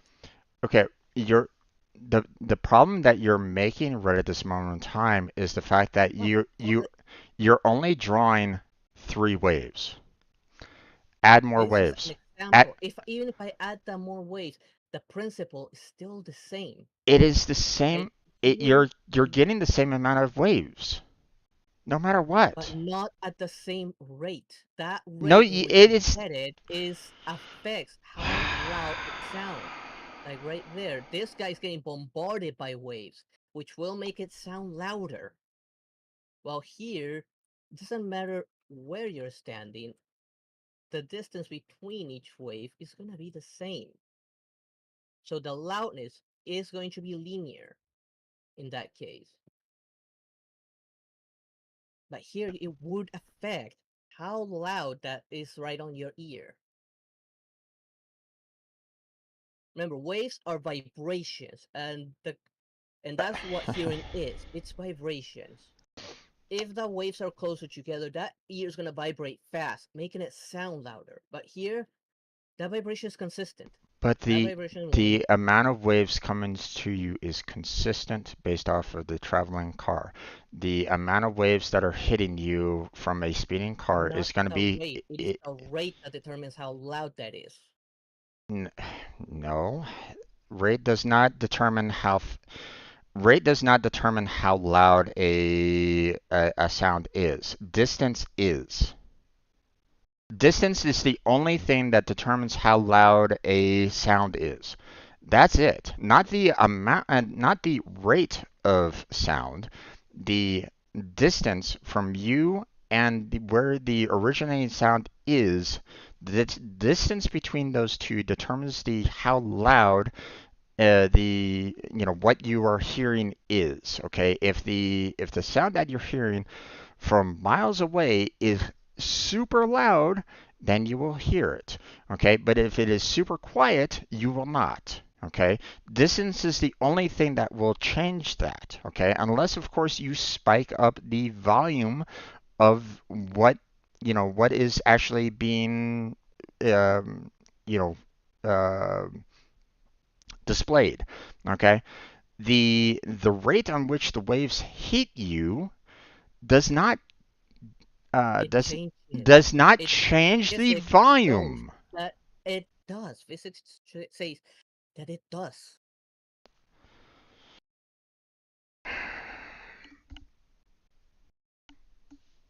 physics will always affect how you perceive audio.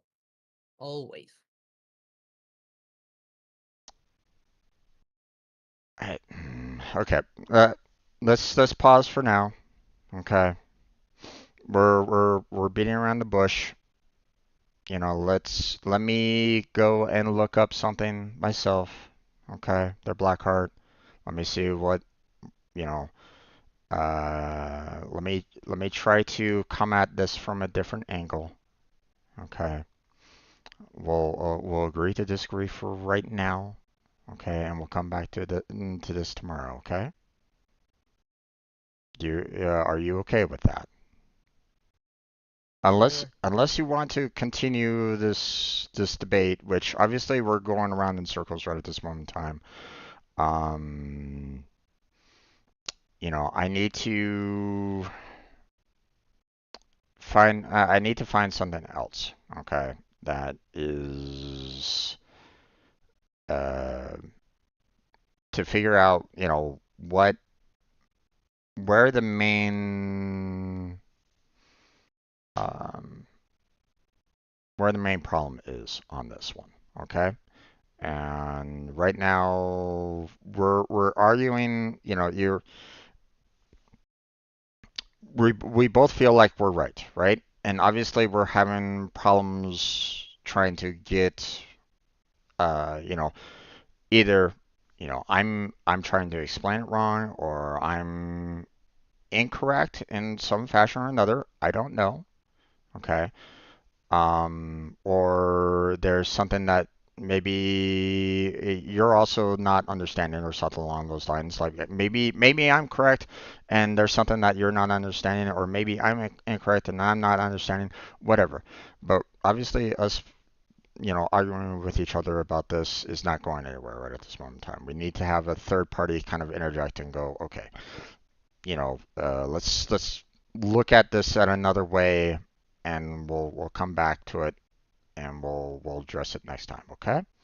So otherwise, we're just going to argue with each other until we're blue in the face, and we won't get anywhere. So let's pause for now until let's step away with cooler heads, um, and we'll let me look up online a little bit more about this and figure out what's what is another way of looking at it differently. Okay, and we'll come back to this again tomorrow, and hopefully we'll have a better understanding of what could be, you know, where I might be wrong or you might be wrong or where we both might be wrong. I don't know. Again, we'll step away from this with cooler heads, and we'll come back to it tomorrow. Okay? You good? Yeah. Okay. So that's gonna be, obviously, you need to also get some food in you. So, um, what are you playing tonight again? Rebel Galaxy. Gotcha. So, and I will be stepping into Warframe for anybody that is interested in that. Um, so, obviously, Blackheart's going to sign off for now and do his own thing, get some eat, and then he'll be back on later. Um, I'm going to be staying online to do some video uploads, and I will look into this a little bit more. So, just to let everybody know what's going on. So, we shall return, and I want to wish everybody, thank you for joining us for this Unreal Engine session. Um, it was a very interesting debate at the very end there. Obviously, we're taking a pause for that, and then we'll come back to that discussion tomorrow. So if you want more of that discussion, then I would recommend that you stop on by during our stream tomorrow and listen in while we discuss this further. Um, but that's going to be it for tonight. So um, I'll leave you to your audience, there, Blackheart, and I will talk with you more tomorrow for some Yep. Genshin Impact. Sounds good? Yep. All right, man. Or actually, Unreal first and then Genshin Impact, but yeah. Yeah. All right, man. You have yourself a good night. Bye. Bye.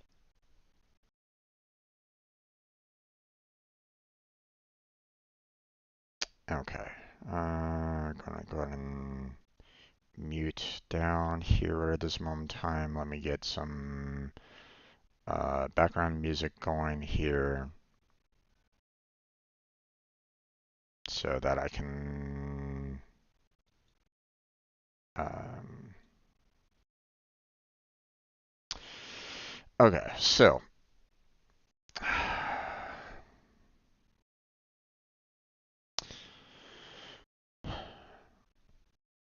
All right. That's where we're gonna go ahead and end this video for the Unreal. Again, um, I will try to look up some online sources and see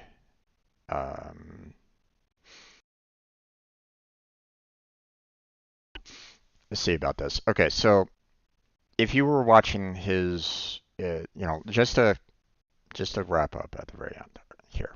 Okay. Um, so he gave a picture with a car. Okay, and he had some very close-knit waves to the front of the car. Okay, where the sirens are very compact coming towards you.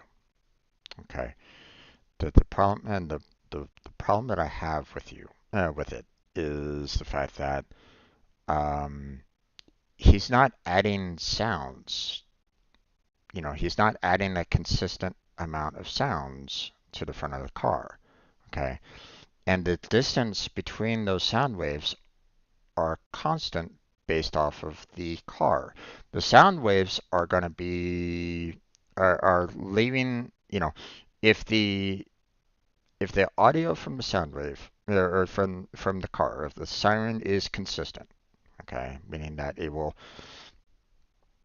like if a sound wave leaves the car every second, okay, the sound waves travel at a constant speed, okay, unless of course there's some other unknown factors, okay. I'm not I'm not talking about the unknown factors in this. I'm not talking about like air pressure. I'm not talking about different kinds of winds. I'm not talking about any kind of buildings or anything along those lines that might affect like sounds reaching you or anything along those lines. I'm talking about a very plain, you know, flat plane.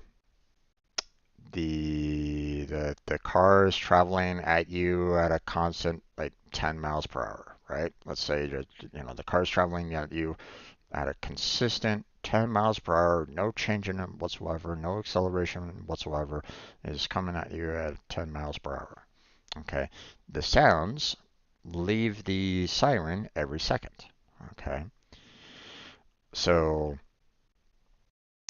those sound waves will hit you every second. Okay, so you will hear those sounds every second. Okay, the thing is that um, the amount that you are going to be hearing them is going to be consistent to how fast the car traveling at 10 miles per hour is reaching you. Okay, and the amount of sound waves does not change.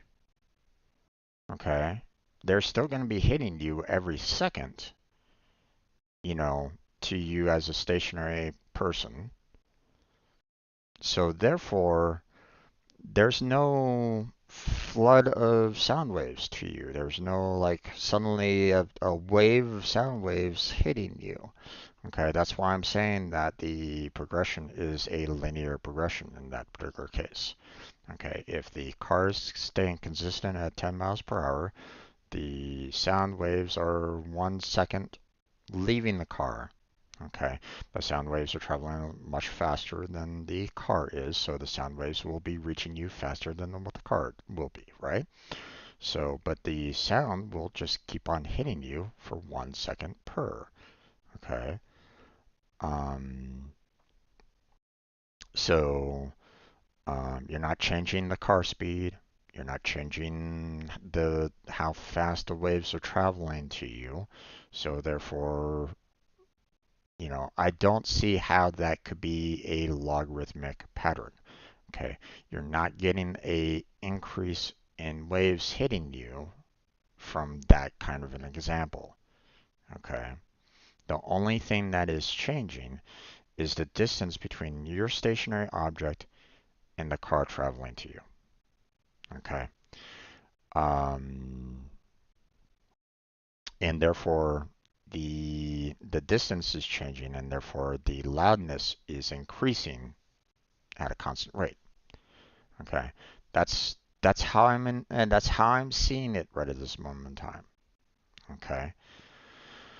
Um, it's not changing the amount of waves hitting you or anything along those lines. If the car is sounding off every second, the sound waves are going to be hitting you every second.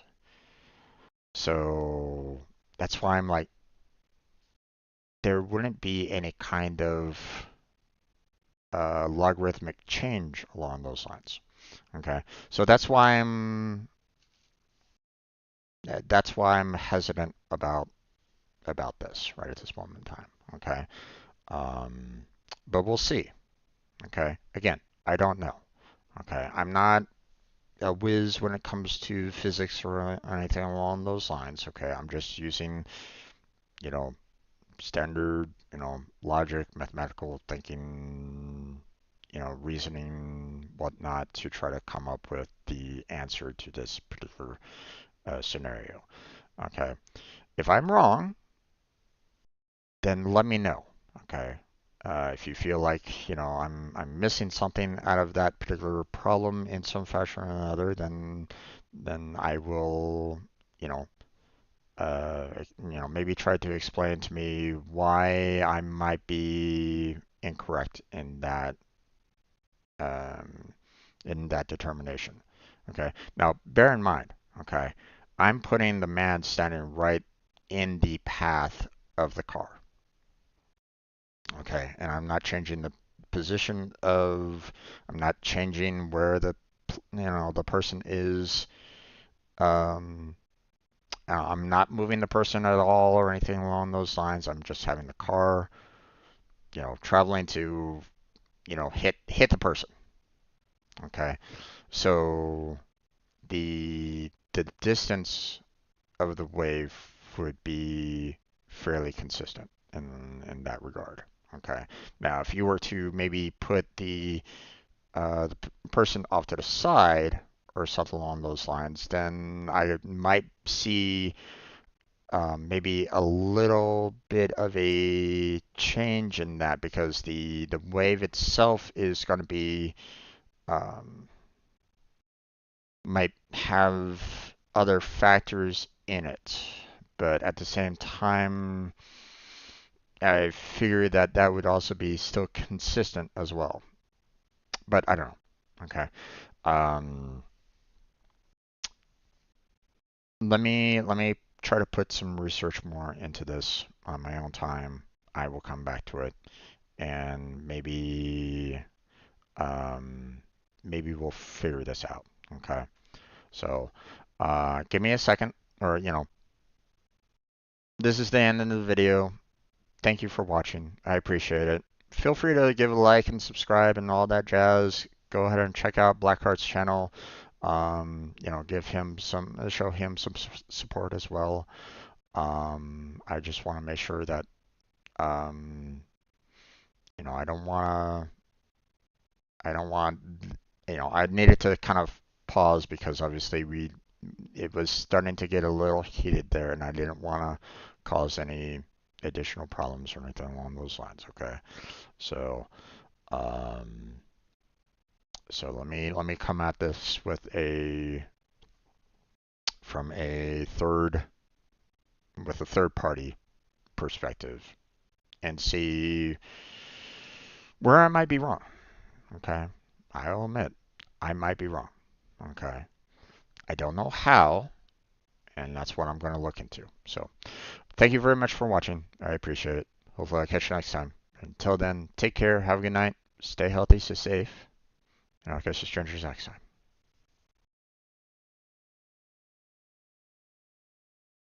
Okay. Video is done. Let me look online here a little bit. Um,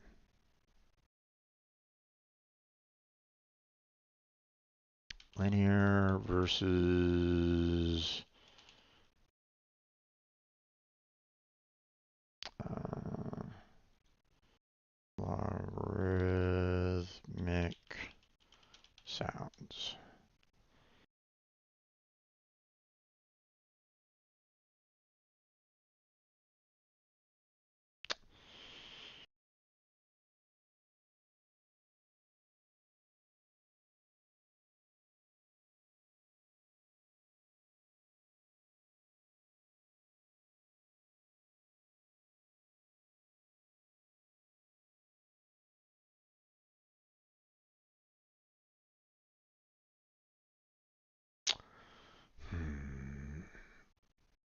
Let's see.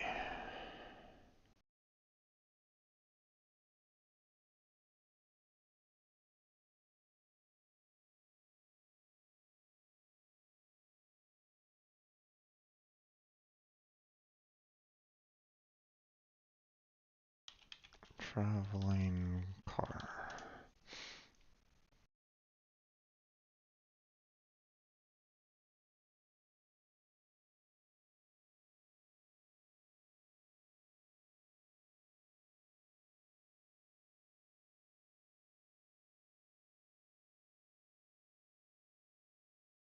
I kind of figured a traveling car would be kind of very nuanced, so probably not gonna find anything along those lines. Let me see.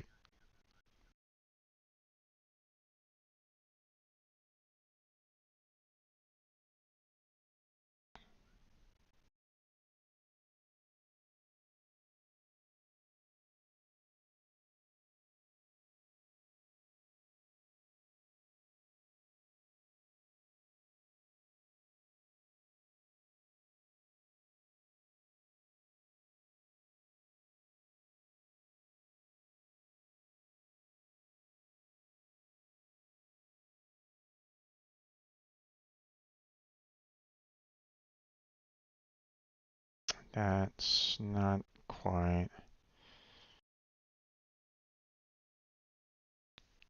concerning distance.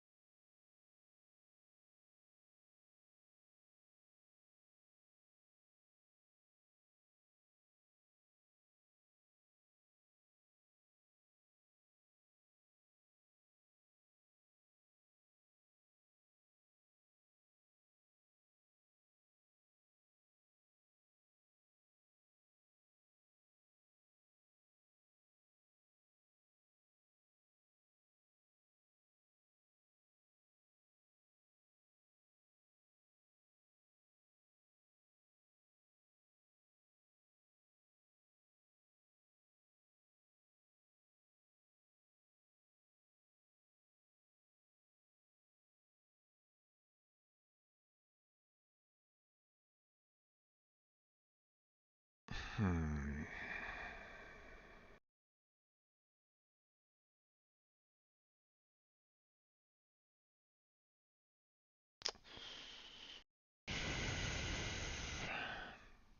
Yeah, I don't think YouTube is helping me out here. Why do we use rhythmic functions for sound distance?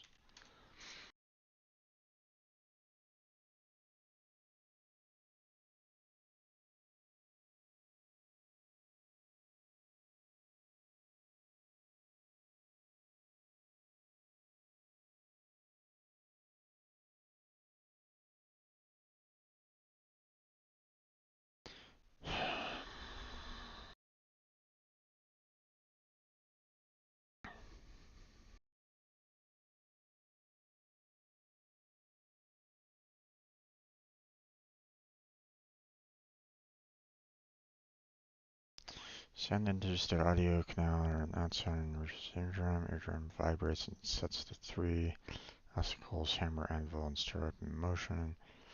Stirrup pushes at the elbow window. Uh,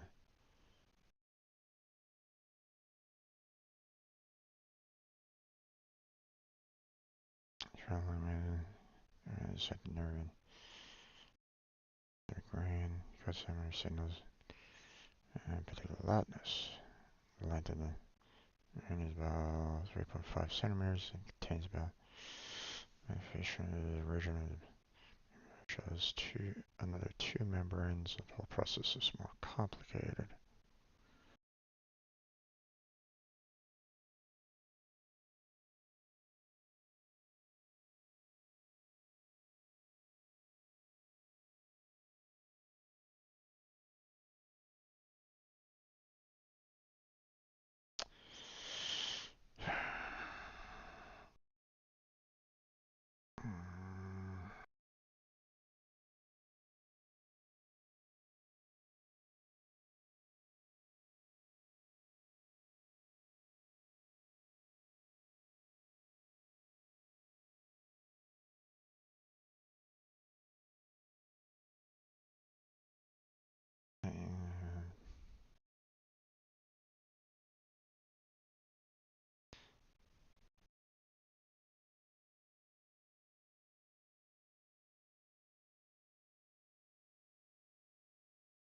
It's proven experimentally that the sound of a particular frequency creates waves in the calcular liquid that have antinodes in particular well-defined places of the basilar membrane along its length. That is, each particular frequency excites the hair cells at a particular distance from the base of the basilar membrane.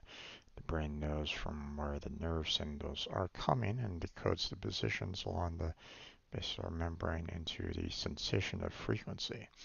It was shown that equal distances between the sensitive points for any two sounds corresponds to equal ratios of the frequencies of the two sounds. That is, the frequency coded is logarithmically. That is, that is the explanation of a large frequency range the ear is sensitive to. The frequency doubles each time. This results to the same shift down along the vertical axis.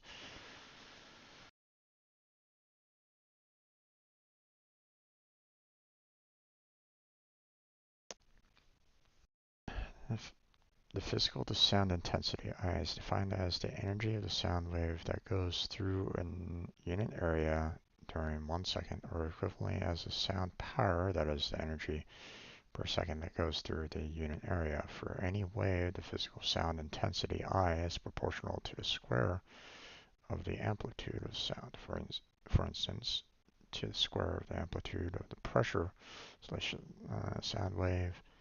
The two sound waves are incoherent, that is, they have non-equal frequencies or a random relative phase shift.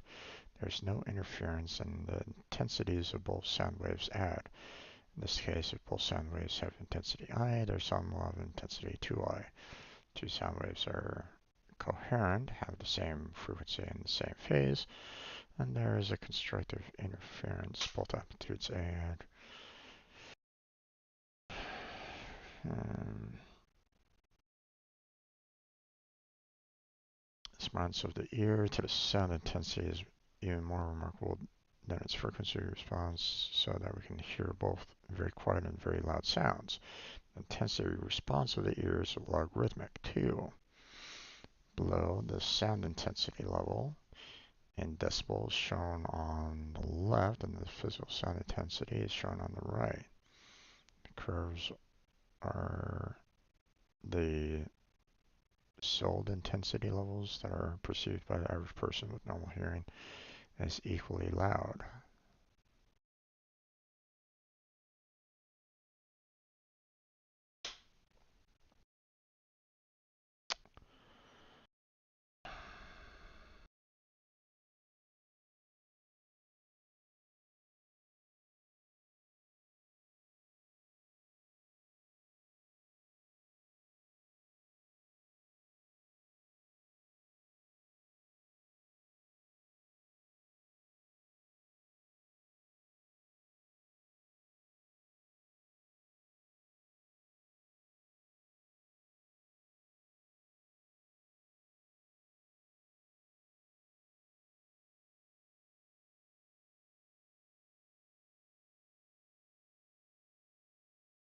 Hmm.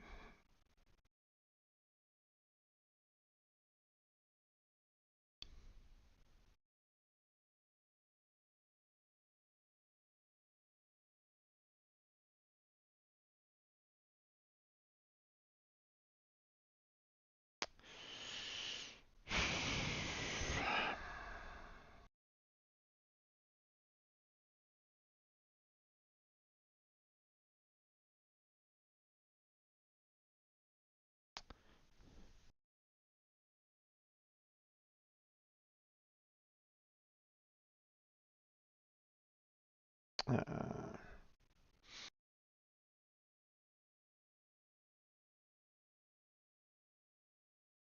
in case of two um, hmm.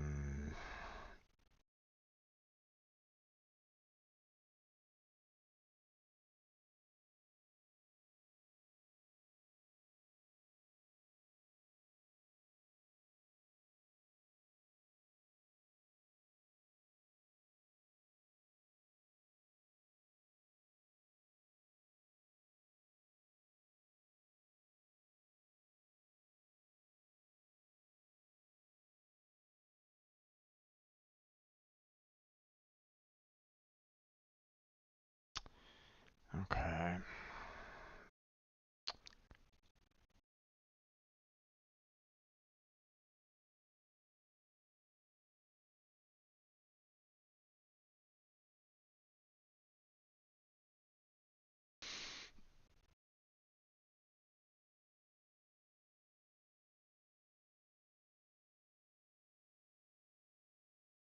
Okay, let me look at this one here. The decibel scale. The human ear is capable of hearing very quiet, low-intensity sounds and extremely loud, high-intensity sounds. The ratio of intensities between silence and "ow, that hurts my ears" is about 1 to 100 million. It makes things easier if a logarithmic scale is used, but why? This is what the decibel scale is. When a sound is perceived to double in loudness, this corresponds to roughly an increase in 10 decibels.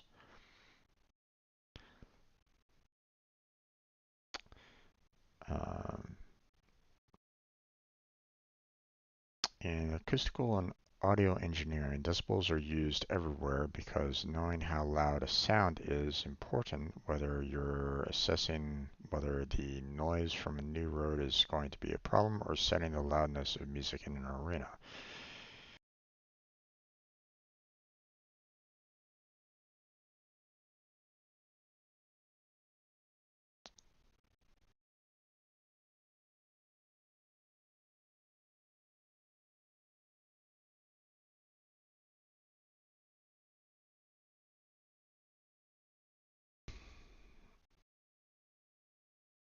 Let's see, what are decibels? In the graphs below, the x-axis represents the perceived loudness of a sound, and the y-axis represents the acoustic intensity needed to create that loudness. To make a sound twice as loud, you need to multiply its intensity by about 10. So an intensity of 1000 is twice as loud as an intensity of 100. Intensity of 1000 is also half as loud as intensity of 10,000. Our 10x rule means that our overall level increases. We need increasingly large changes in intensity to get a similar change in loudness. On the next graph below, a logarithmic decibel scale is used, and now the curve becomes a straight line. The relationship between the perceived loudness and the decibel is a straight line. The decibel is a better fit on how our brains perceive sound. Okay.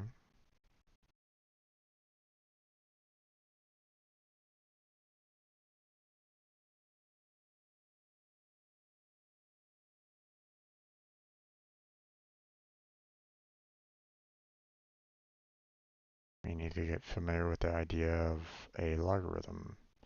Just about every piece of audio equipment has specifications expressed as logarithms. Logarithms are simply a way of describing numbers which vary by very large amounts in such smaller range. Take a million, this can be written as 6 multiplications of 10. It can also be written as that. A decibel value is based on the logarithm of the intensity of the sound. The quietest sound, the average person here has an intensity of about 1 picowatt per square meter. The decibel is formulated so that its intensity, well, we have 0 decibels. As an example, sound has intensity of that. What is the level in decibels? Which you use a logarithmic function to get the certain amount of decibels at that particular level. Now the decimal has a 10 times 10 outside the logarithm. What happens when I use that? You get 0 decibels. Okay. Um,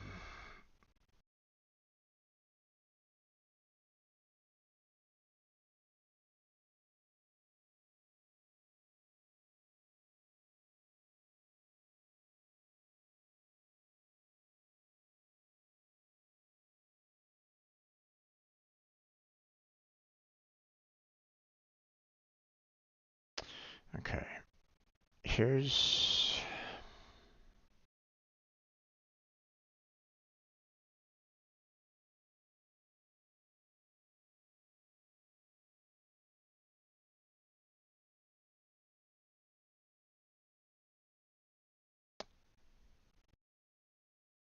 hmm,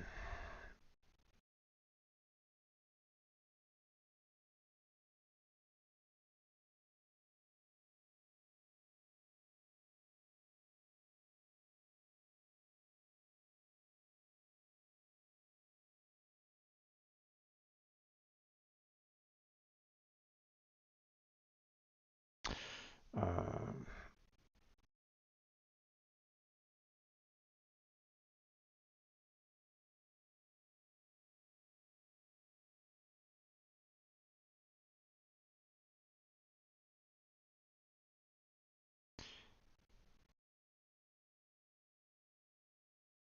human senses nearly all work in a manner to obey Weber-Fletcher law. That response to sensory machinery is logarithmic of an input. It is true at least for hearing, but also for eye sensitivity, temperature sense, and of course in areas where it works normally. Because in extreme, there are other processes such as pain, etc. So in the case of hearing, what you experience is the logarithm of power of a sound wave by biological natural hear sense construction. So natural to use logarithmic units. Okay, but what if you don't want to use hearing? You know, like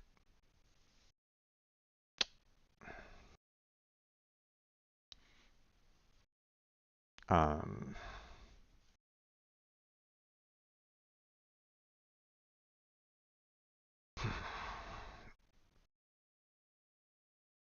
if you're just talking about the sound waves themselves, why would you even want to use logarithm? Okay.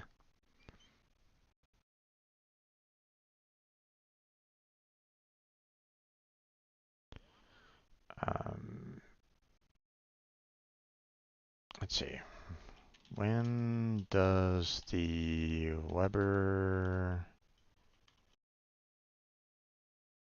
what was it? Weber Fetcher law um, not apply?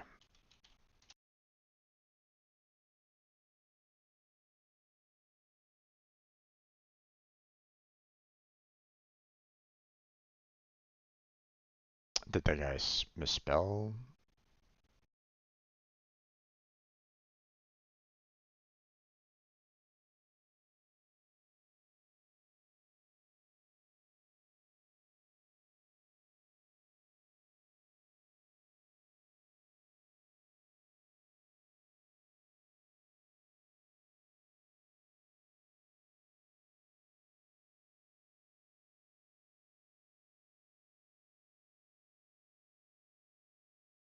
Weber's law is not a perfect measure of perception. Interesting.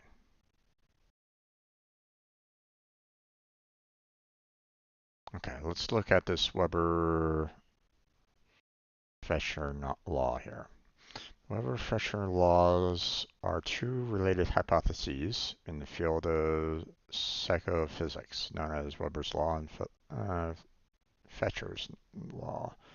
Both laws relate to human perception, more specifically the relation between actual change in the physical stimulus and the perceived change. This includes stimuli in all senses: vision, hearing, taste, touch, and smell.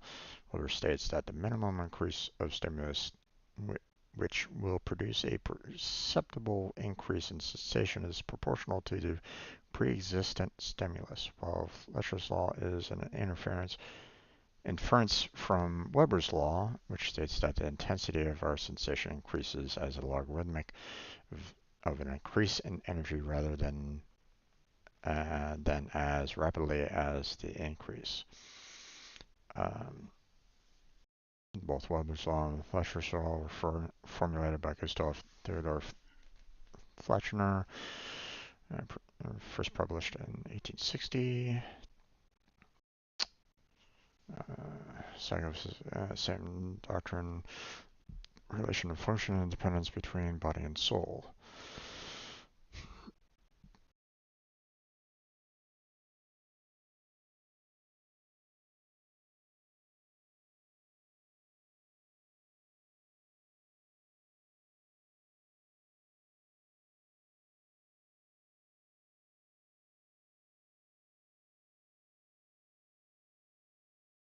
Uh,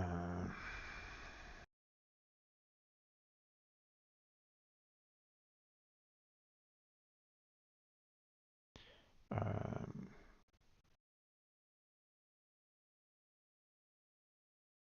the relationship between stimulus and perception is logarithmic. This logarithmic relationship means that if stimulus varies as a geometric progression multiplied by a fixed factor, the corresponding perception is altered in an arithmetic progression in additive constant amounts. For example, if a stimulus is tripled in strength, the corresponding perception may be 2 times as strong as its original value.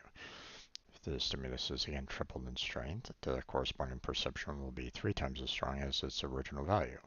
Hence, for multiplications in stimulus strength, the strength of perception only adds the mathematical derivations of the torus on a simple beam balance produced a description that is strictly compatible with Webb's law.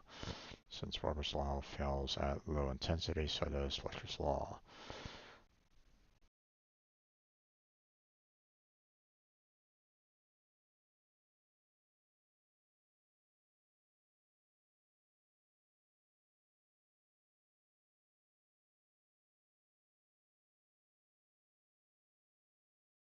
Okay.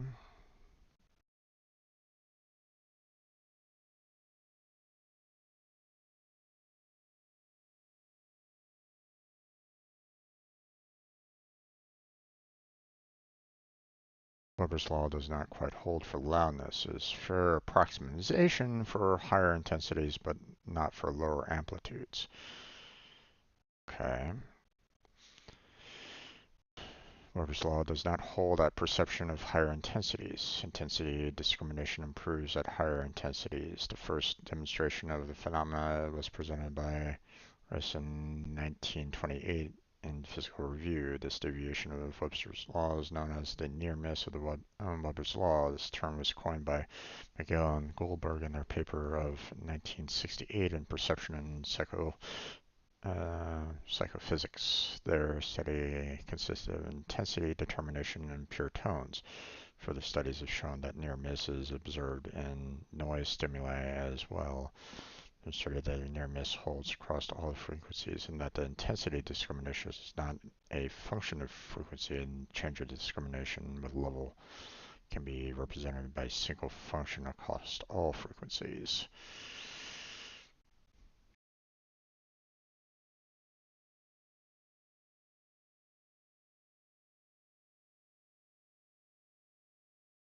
Hmm.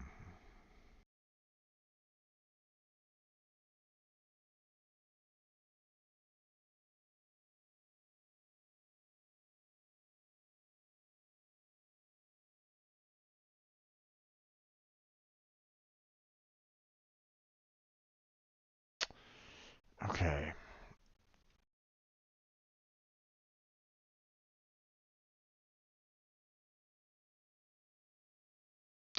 It's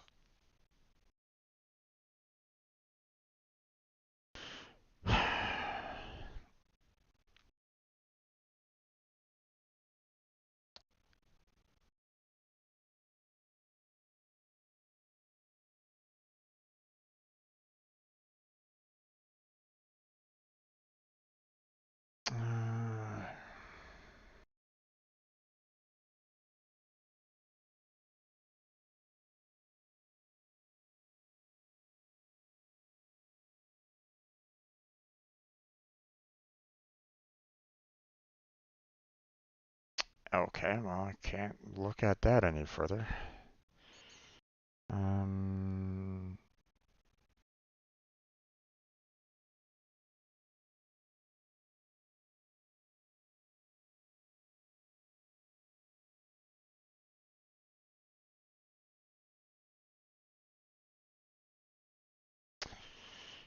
can you use logarithm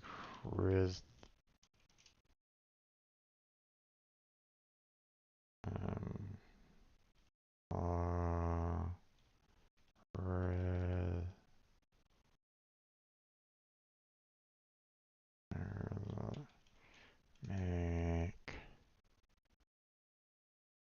function of hearing to dogs?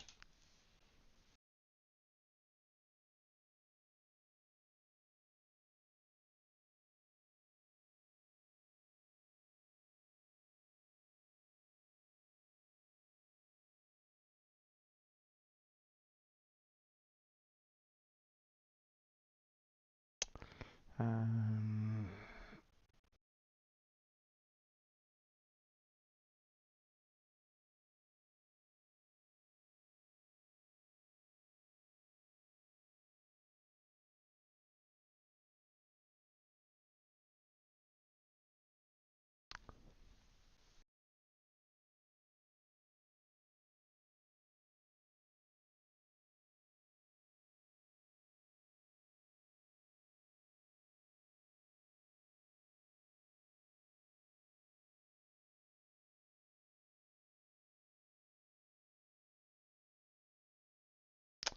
Okay, frequency is how high or low the sound is in pitch. It is measured in cycles per second or hertz. Low rumbly sounds have low frequencies, that is, fewer cycles per sound. Higher sounds such as digital beeps, children singing, or most songbirds have more cycles per second. Some frequencies are well-known sounds. Our lowest note is 28 hertz. The highest note is 4,000 hertz. Low rumbles of thunder, 5 to 220 hertz. Typical range of human conversation, 80 to 8,000. The fundamental frequencies of speech are the low end. Constants are at the high end. Typical digital beeps and whistles, 1,500 to 5,000. A high range of hummingbird vocalizations is 12,000 hertz. Sound pressure levels measured in decibels, a logarithmic unit. The decibel scale is used because the range of detectable sound is so wide. A linear scale would have to go from 0 to greater than 1 million units to cover the range of sounds we can respond to. But SPL doesn't exactly correspond to how loud we perceive sound to be. That is termed apparent loudness and differs from person to person, organism to organism. It can't be objectively measured in a practical way, but SPL can be objectively measured, and those measurements are what we have available to tell us roughly how loud we will experience the sound to be. Logarithmic scales are counterintuitive and a bit difficult to understand, but you can get the idea of the range of sounds we can hear and how loud they are in an image below.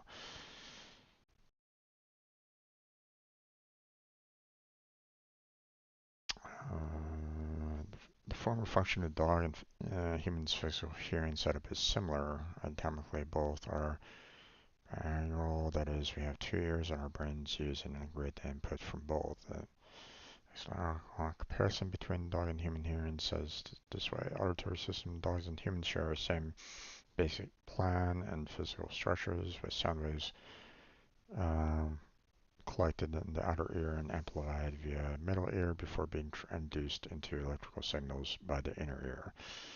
Sorry above has an excellent side-by-side comparison of the dog and human ear anatomy. The significant difference between the two species is that dog ears can move independently of head movement. Some researchers propose that this makes their hearing more sensitive, that is, moving their ears allows them to hear sounds that would be inaudible to other ear positions. Others have proposed that dogs with the right ears have hearing advantage. Not found definitive studies on this, although studies in cats show that ear construction amplified their hearing of certain directional sounds up to 28 decibels. Ear movement seems likely to improve the localization of sound, but so far there appear to be no studies being that in dogs. Another part of the difference is that humans have special cells.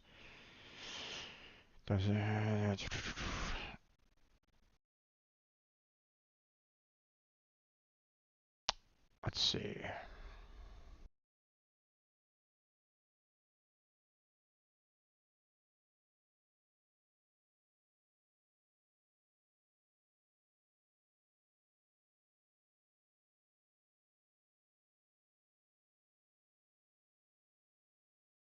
Different pitches, dogs have a lower threshold, that is, hear sounds at a lower volume than we can. This is true.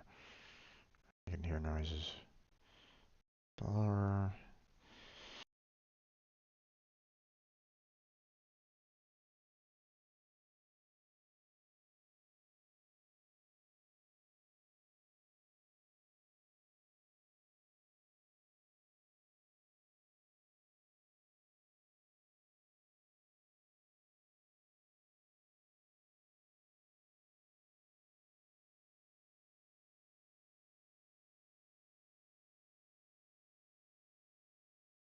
Hmm.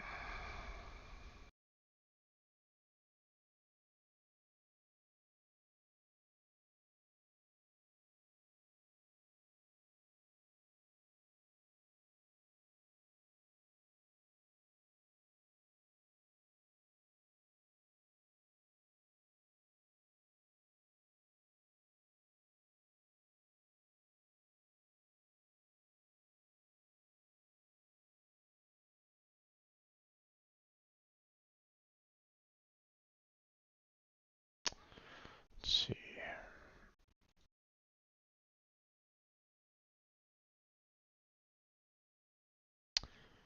How does distance affect decibels?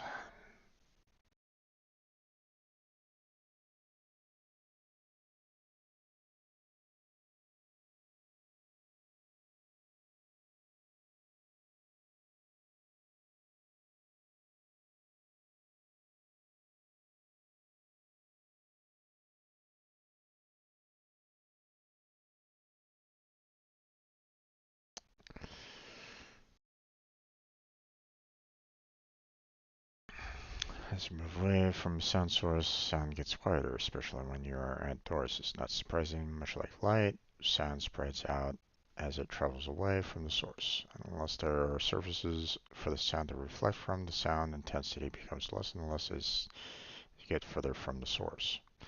If you're ever used to a can of spray paint, you know the distance is important. The closer you are to the nozzle, the more concentrated the paint stream is.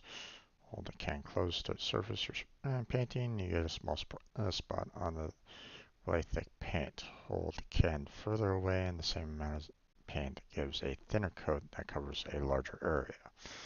Okay, and sure. Suppose you squirt a dose of paint on the wall. You then deliver the same dose of paint from twice as far away and compare how much larger is the new spot. How thick is the paint? What did you answer? Twice the area, half as thick? If you did, you got the answers wrong.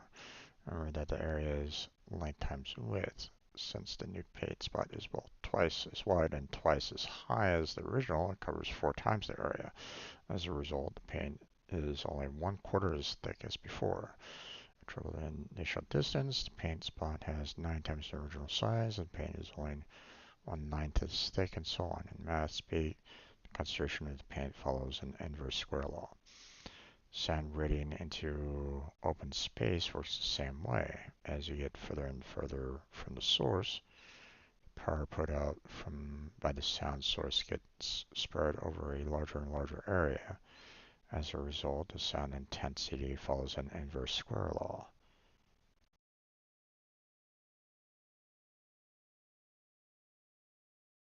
Mathematically, that if you are uncomfortable with the proportion notation, you can use the equation below instead.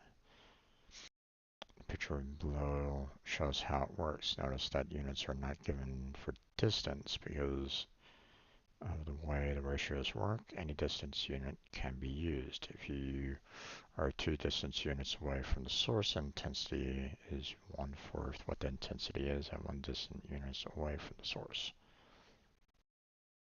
Sound intensity and distance and intensity levels are given relative to the distance away from the source.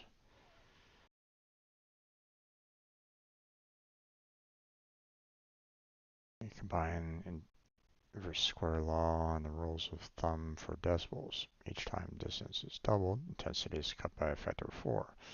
Since each time intensity is cut in half, the sound levels decrease 3 decibels. It follows that doubling distance reduces the sound level by 6. Following the same logic, increasing the distance by a factor of 10 reduces the sound level by 20 decibels.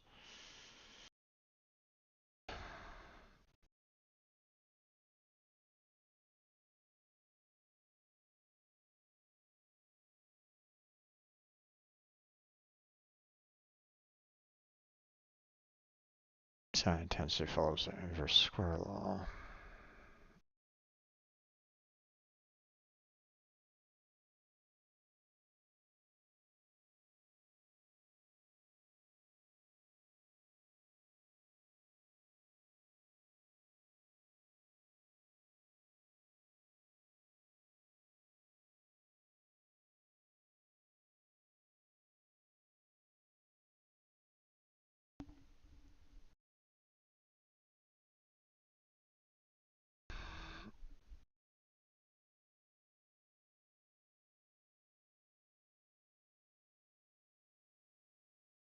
Hmm.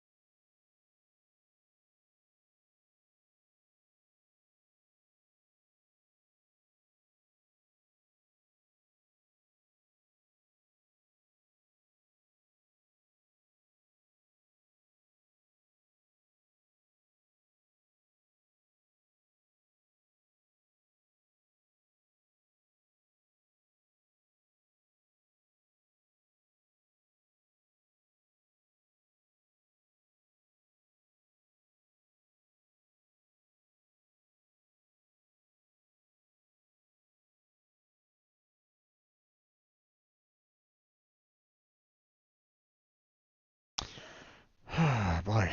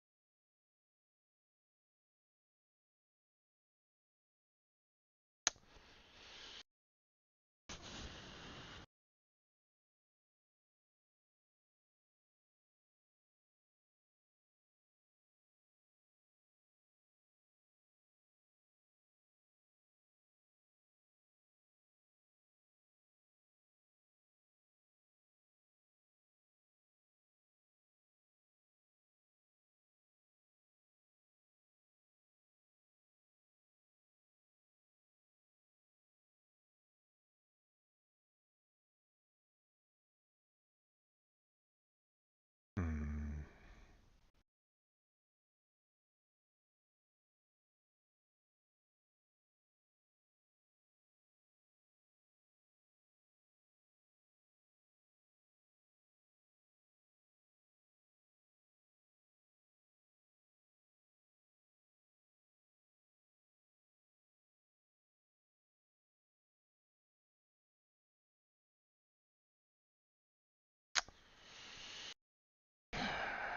Sorry, folks. I'm still trying to figure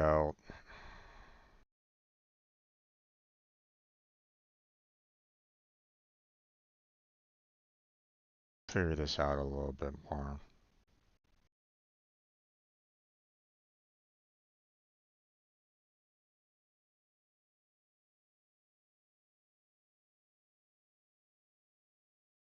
And it almost seems as though I'm the from what I'm looking at right at this moment in time, it sounds like I was kind of arguing for a frequency intensity versus a decibel intensity.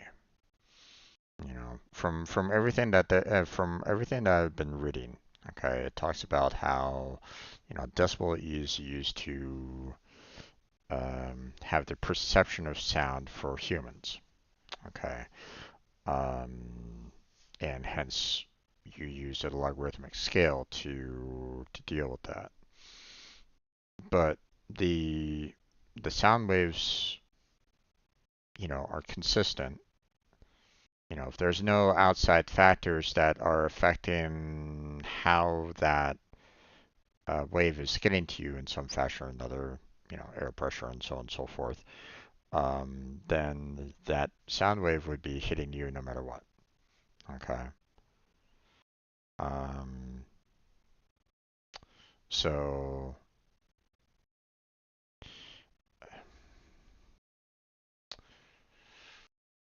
let me see if I can maybe try to explain this a little bit more. Um,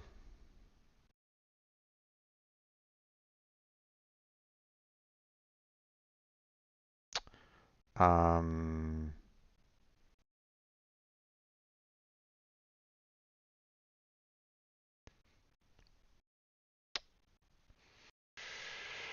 let's try to do it this way. Say um, if both the perceived listener and the source is stationary and it's spinning out sound waves, right? The listener will be receiving, those sound waves at the same rate that um, the you know output is sending it, right? Nothing changes. You're not going to be hearing like a speed up of like a song, right? You know, um, you're not hearing a um um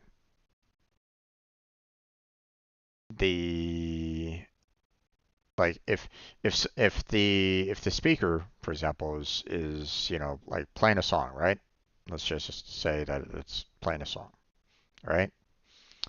Um, if you move closer, that's not going to mean that the the listener is going to suddenly have a speed up of the song, right?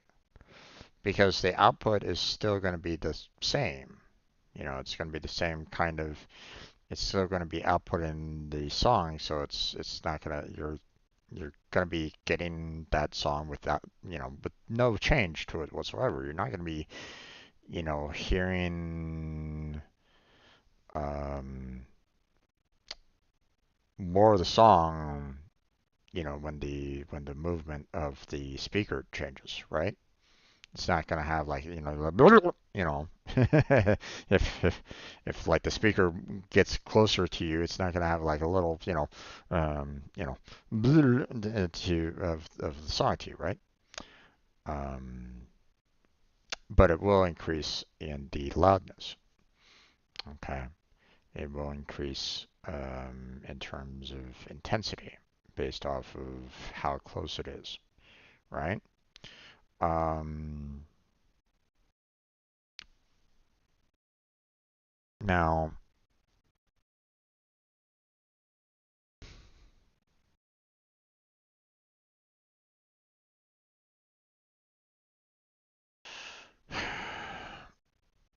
the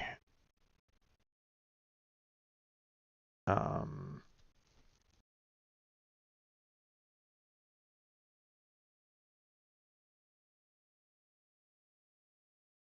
hmm,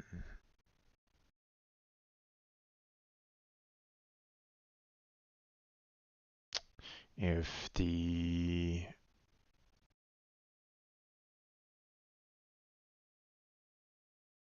hmm,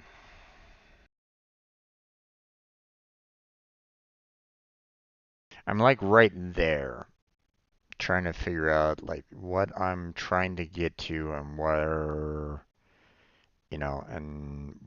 when I need to basically state to show like what I'm thinking about versus what um you know um what I'm missing, right? Um because the audio waves aren't changing. Okay. They're going to be hitting you at a constant rate, no matter what. Okay, based off of um, based off the speed of the sound, right? Um, if someone, if a plane goes supersonic, right? You know, you'll see the plane fly over, and then you'll hear, you know, the boom, the sonic boom, right? Of the sound. Okay. So, the wave will eventually reach you, um, with the sound, right? Um,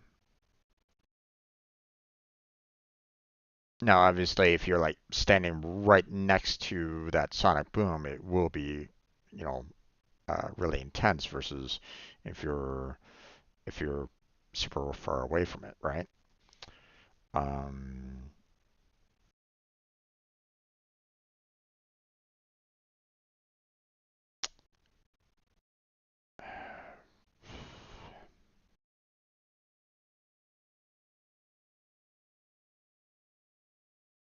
I'm just trying to figure out, you know, um,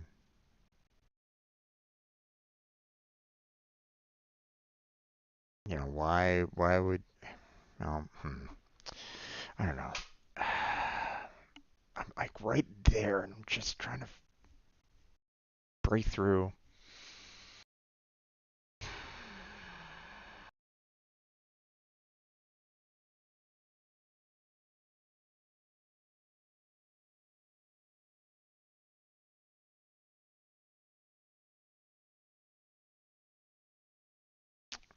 Hmm.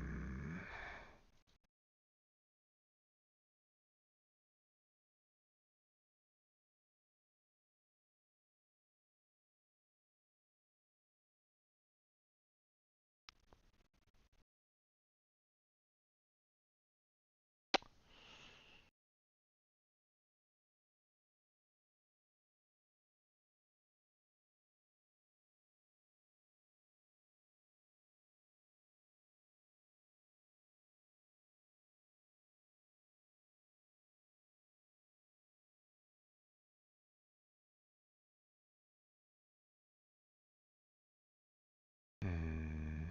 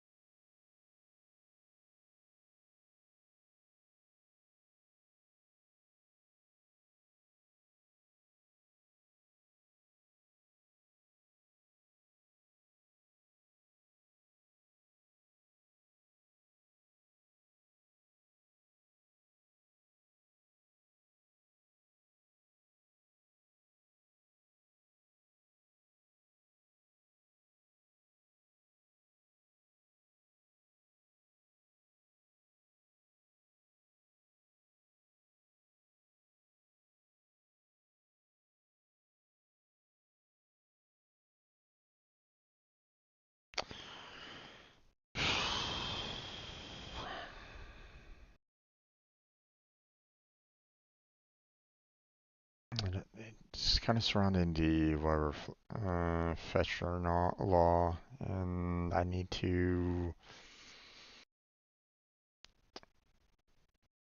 we need to kind of decode that a little bit somehow.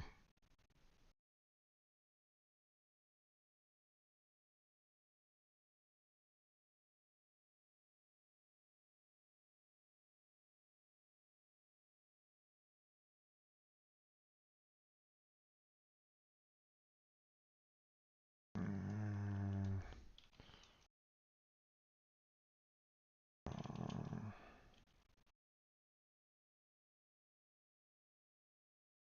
uh,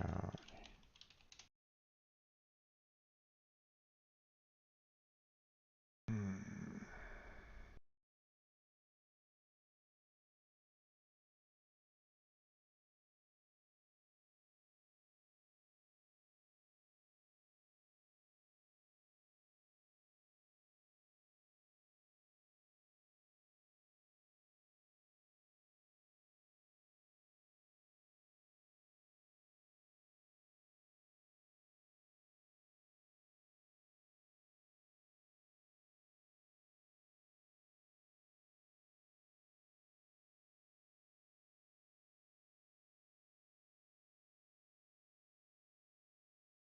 mm.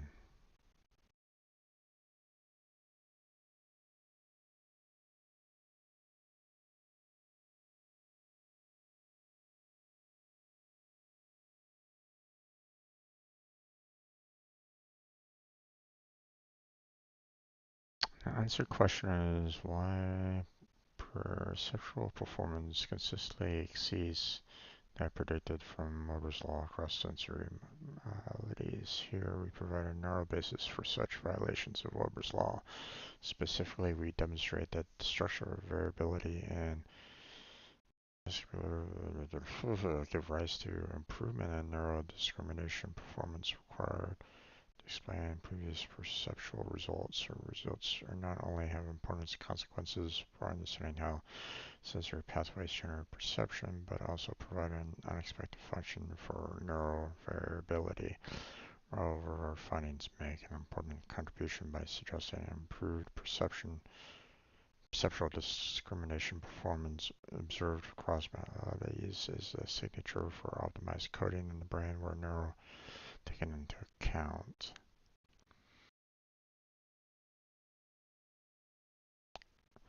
Um,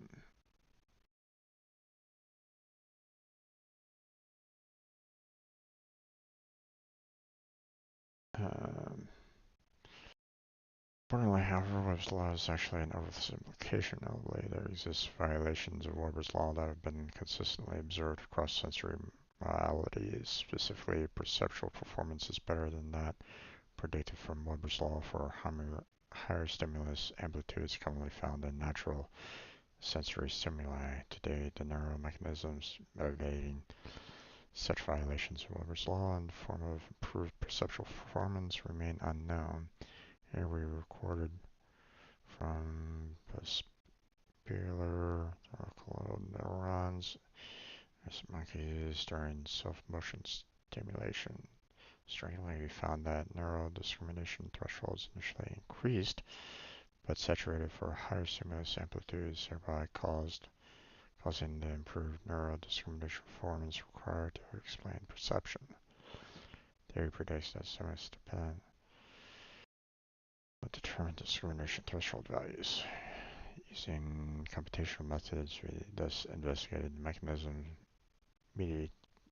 meditating this improved performance. We found that the structural neural variability, which initially increases but saturated for higher amplitudes, caused improved discrimination performance rather than response. Non-linearities taken together, our results reveal the neural basis for violations of Webb's law, provide further insight as to how variable contributions to adaptive encoding of natural stimuli with continually varying statistics.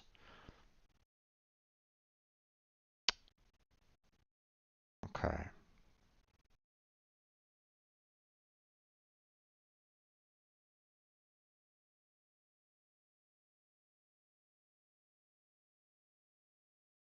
Hmm.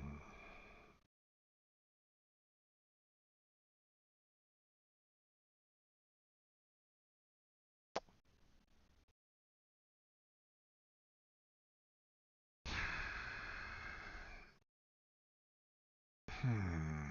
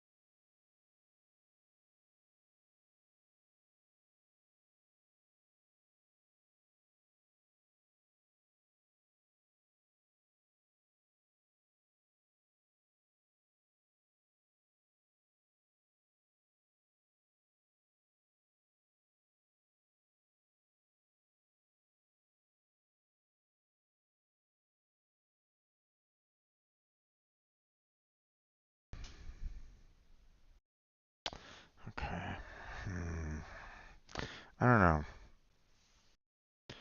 I'm like right there. There's something that I'm missing about it, and I'm not quite sure.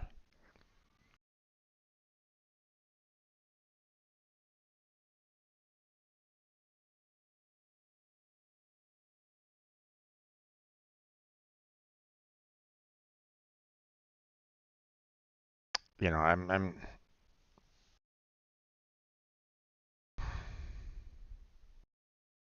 so I'm trying to explain it in terms of the sound waves and it reaching the player or the listener, right?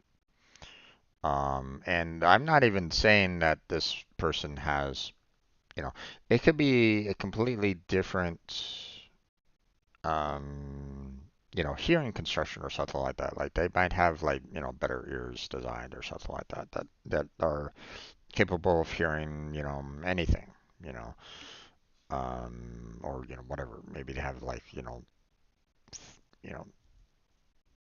their hearing is constructed in such a way where it's like, super advanced or something like that. I don't know.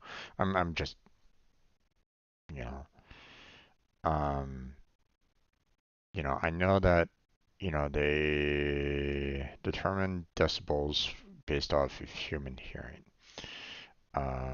They're also saying that, the Weber's law doesn't cover everything.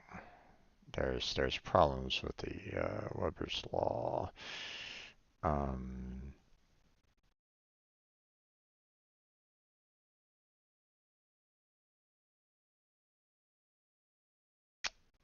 but that doesn't necessarily prove my point. Um,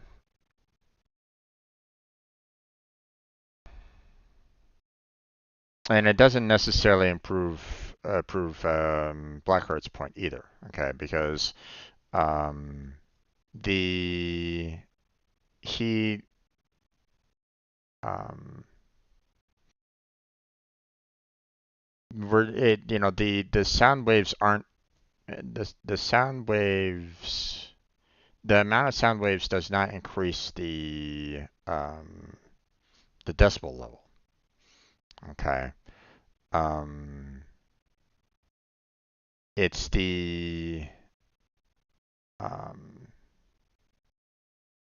the description that I saw about like the paint can. Okay.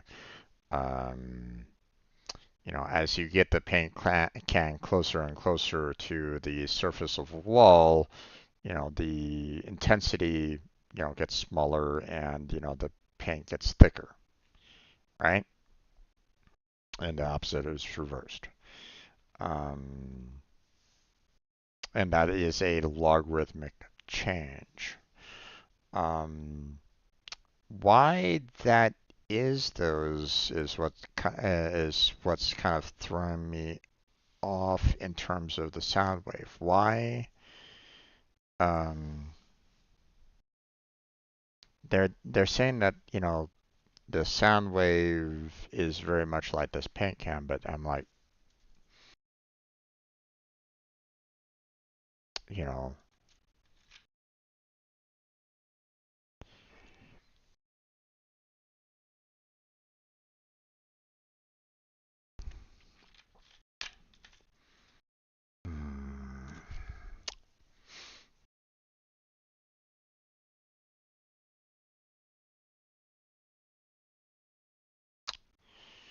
mm, how is the sound wave changed due to distance?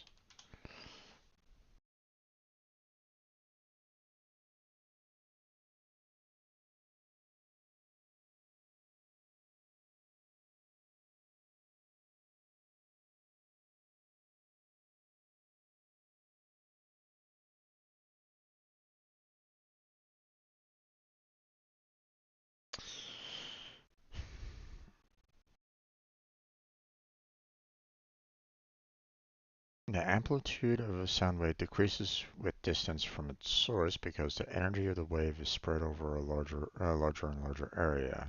but some of the energy is also absorbed by objects. Well, I'm trying to remove said objects, such as the eardrum, and some of the energy is converted to thermal energy in the air, which again, it's like if you're talking about a system that um, if you're talking about system that does not have any kind of objects whatsoever, that is not absorbing the energy, um, is not being converted into thermal energy in the air. Um, if you know, if the amplitude remains the same,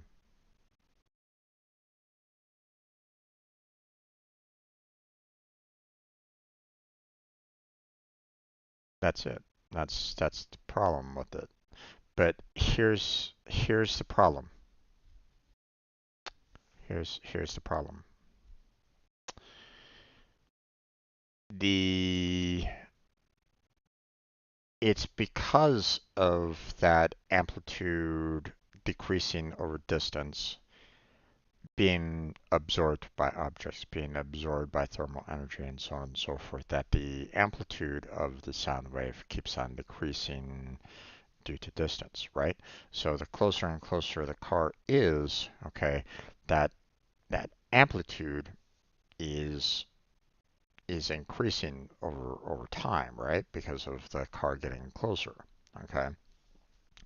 Now, if there is no form of conversion absorbed by objects converted into thermal energy in the air or anything along those lines, okay, then the amplitude would be the exact same no matter what, right? If there's no loss in the amplitude, then the size of the wave, size of the sound wave would remain consistent no matter what. But again, that defeats the purpose, right? Because um, um, the if there was nothing, if air wasn't affecting the sound, if it's not being reduced by thermal energy or anything along those lines, it'd be a straight line. There wouldn't be a progression of loudness or anything along those lines. The amplitude would remain the same hitting you. So, um,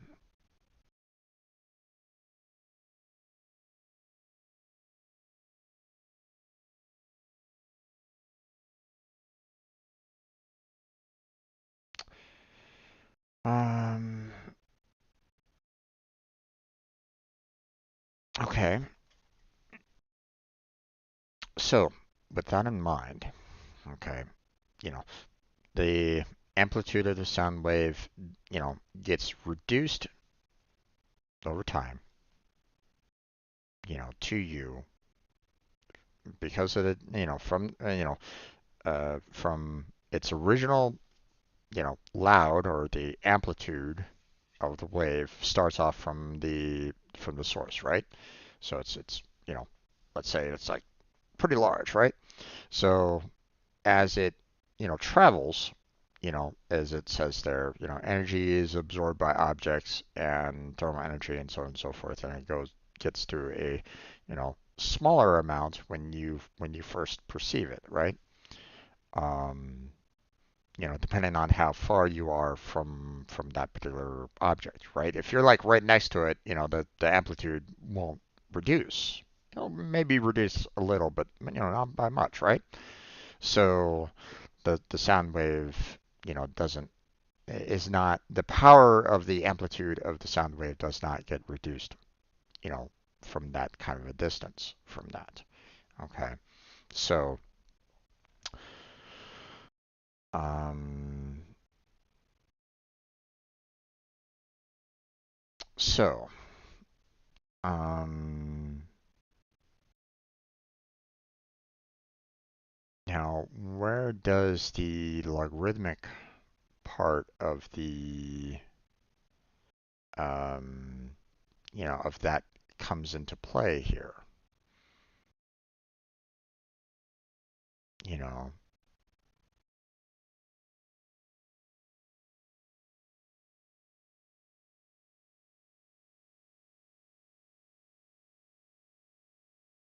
so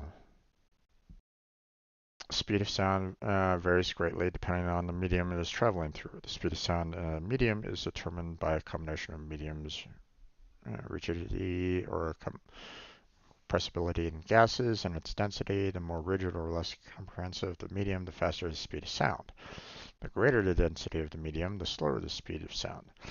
The speed of sound in air is low because air is compressible. Because liquids and solids have relatively rigid or very difficult to compress, the speed of sound is much in such media is generally greater than in gases. It shows the speed of sound in various media. Since temperature affects density, the speed of sound varies with the temperature as of the medium through which it's traveling to some extent, especially for gases. Okay. Um, Sound, like all waves, travels at certain speeds through different media and has properties of frequency and wavelength. Sound travels much slower than light. You can observe this when watching fireworks display the relationship between speed of sound, its frequency, and wavelength, same as for all waves. V is the speed of sound, F is frequency in units in hertz, and its wavelength in units of meters. Wavelength is defined as the distance between adjacent identical parts of a wave. Um, um, One of the more important frequency properties of sound is speed is nearly independent of frequency. If this were not the case, higher frequency sounds traveled faster. For example, than the further you were from a band in a football stadium, the more the sound of from the low-pitched instruments would lag behind the higher-pitched ones. Okay, interesting. Um, but the music from all instruments arrives in cadence independent of distance, and so all frequencies must travel at nearly the same speed. Recall that under a fixed temperature and humidity, V is constant. Therefore, the relationship between F and uh, frequency and wavelength is inverse. The higher the frequency, the shorter the wavelength of the sound wave. Speed of sound can change when sound travels from one medium to another. However, the frequency usually remains the same because it is driven oscillation and maintains frequency in original source. V changes it. If V changes and F remains the same, the wavelength must change.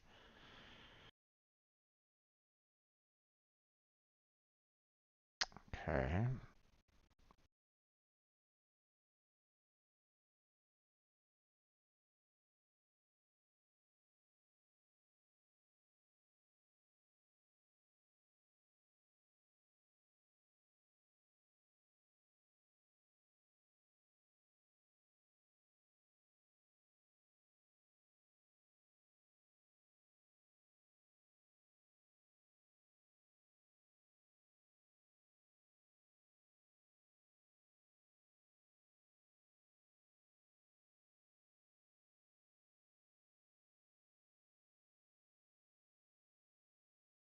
Hmm.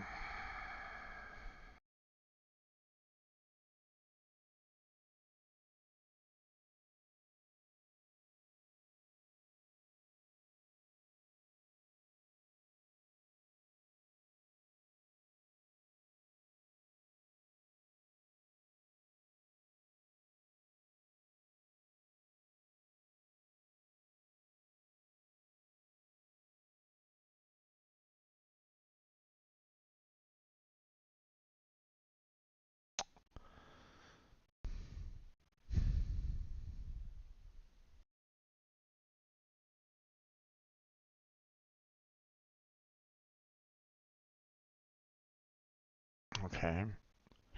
This is good. I like this particular website here. I appreciate the information given here. It's called the TexasGateway.org resource 141 speed, sound, frequency, and wavelength. Um,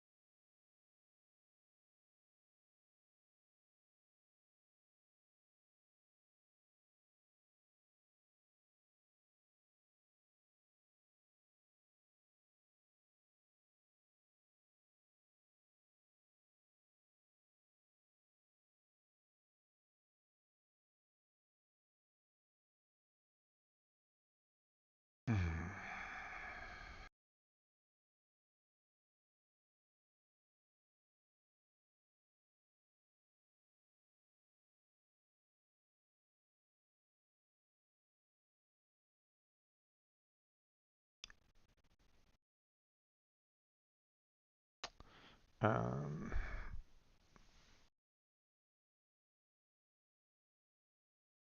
um,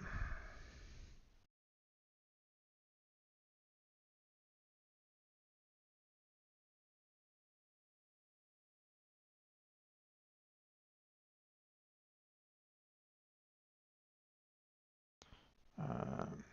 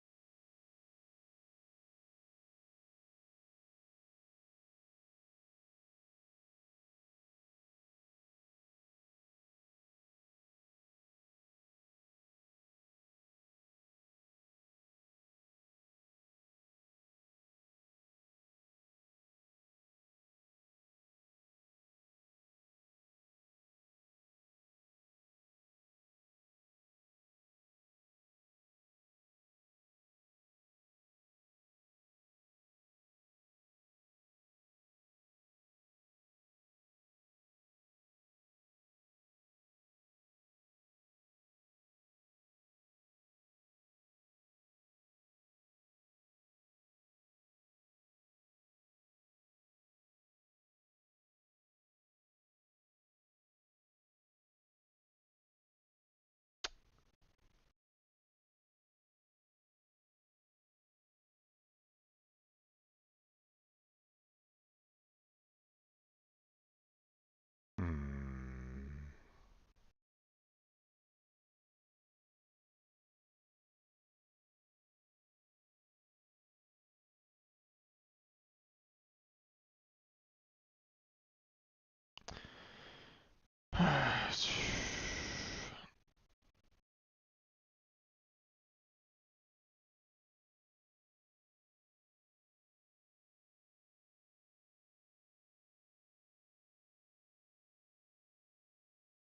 Um, uh, Basic wave characteristics. It is the fact that light waves from distant nebulae seem to grow longer in proportion to the distance they have traveled. It seems likely that redshifts may not be due to expanding universe. Much of that speculation on the structure of the universe may require re-examination. Private evidence by Pioneer 10 Doppler data proves that this effect is not linear but exponential. So it just might happen that we need a new or extended physics to explain these phenomena. I found conclusion is insignificant on a smaller scale, e.g. sound waves. However, in a larger scale, like pneumatic waves, it is possible to prove, but it will require a new approach with a lot of math probably. Hmm.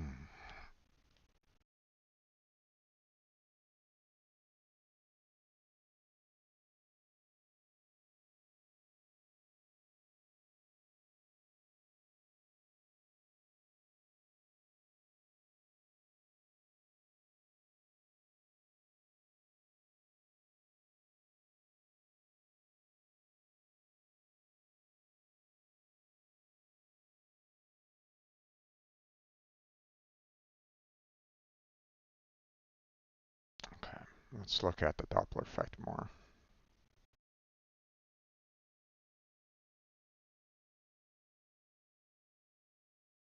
Actually, hold on. Let's go with another page altogether.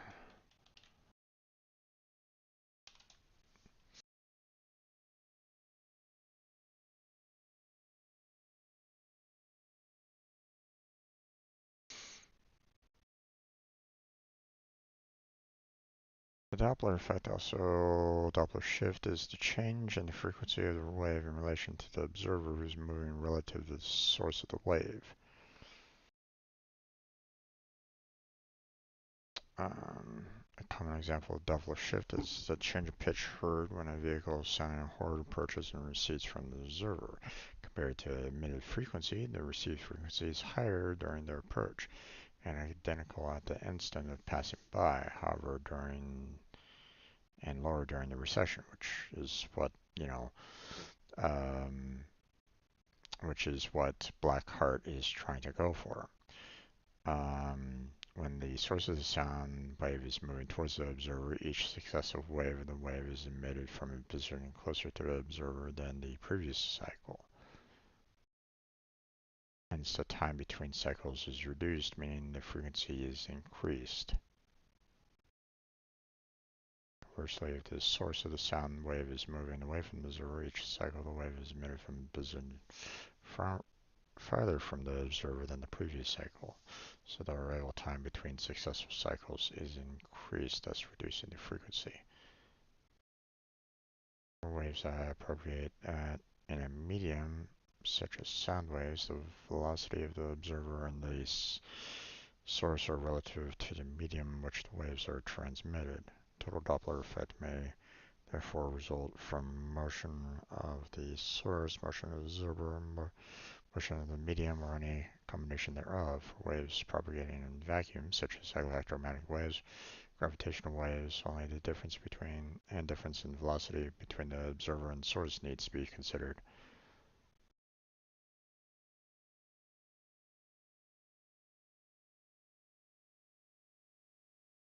If this relative speed is not negligible compared to the speed of light and more complicated, as the Doppler effect arises. Okay, so that's my point.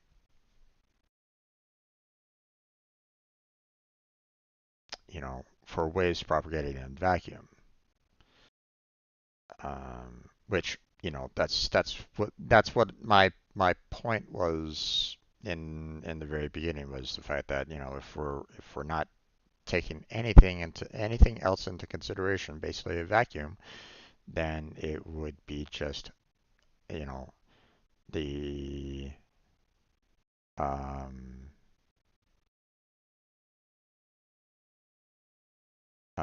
only the difference in velocity between the observer and the source needs to be considered, and that's it. You know,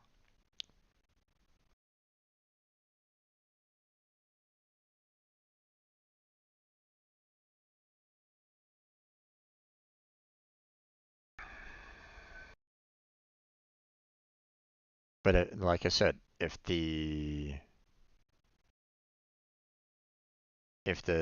difference is constant, then you'd have a constant, you know, wave received, correct?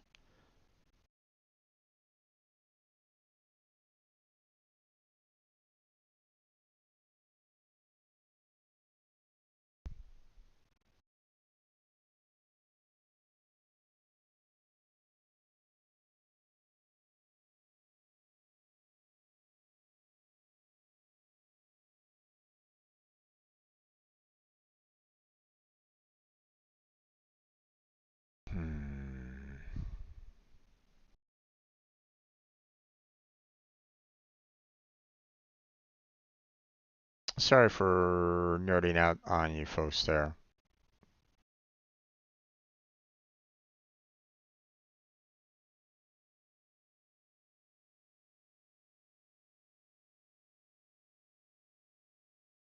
Um,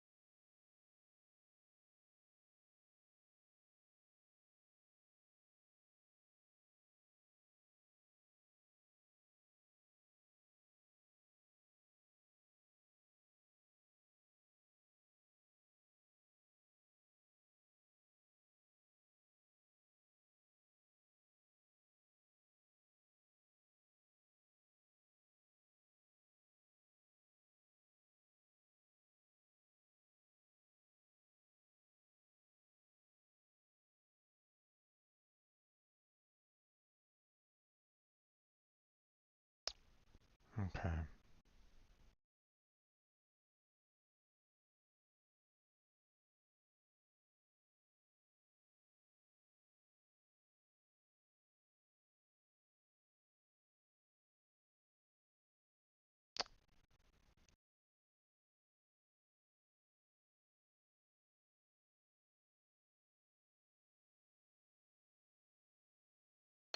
Okay.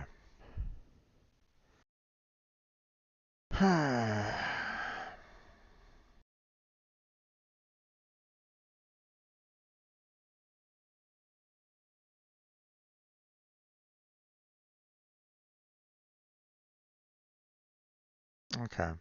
In a sense, we're both right. It's just, um, the, you know, I was trying to explain to him that if we're not considering anything else, affecting the sound wave or anything along those lines, okay, I would be correct. It would be more of a linear progression. However, because there are differences going on, okay, the fact that um, um, you have human hearing, you would have um, the intensity of the wave changing based off of air and pressure and so on and so forth. Um, you're invoking a logarithmic formula into the perception of the sound. So it all depends on how you approach the problem at hand. Okay, and that's where we're kind of butting heads. Okay, um, you know the if it was just like I said, no other factors being played out at all, you know, um, then it's just the difference in velocity, and that's it. That's all that is that's all that's changing. If it was, blank slate, nothing affecting it whatsoever. So, okay. So, um, okay.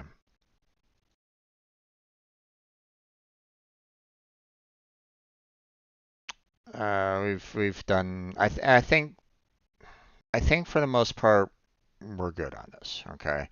Um, you know, the I've already kind of beaten this into the bush. We'll talk more with Blackheart concerning this. Again, sorry for kind of nerding out a little bit, trying to look into this a little bit more. Um, he's trying to he's talking about the Doppler effect, which again is true. With everything affecting the sound wave, then it is our perceived uh, you know, what we are hearing, what we are perceived to hear, is typically regarded as a logarithmic progression, intensity in sound, right? But um, if you reduce down the elements that are affecting the wave, then it transitions more into a linear progression. So we're both right. It's just you know you know he's um the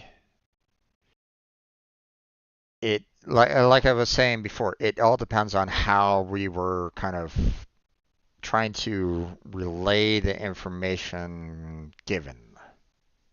So um but he has to understand that you know the formula changes based off of what happens. Okay, for one thing, a person's hearing could be like completely different. You could be talking about like the completely different alien race that might have like different hearing or something like that. Maybe it might perceive something a little bit better. I don't know. Maybe the medium, the air or whatever, something like that. That might be different. That might be changed. So therefore, that could have a factor in hearing.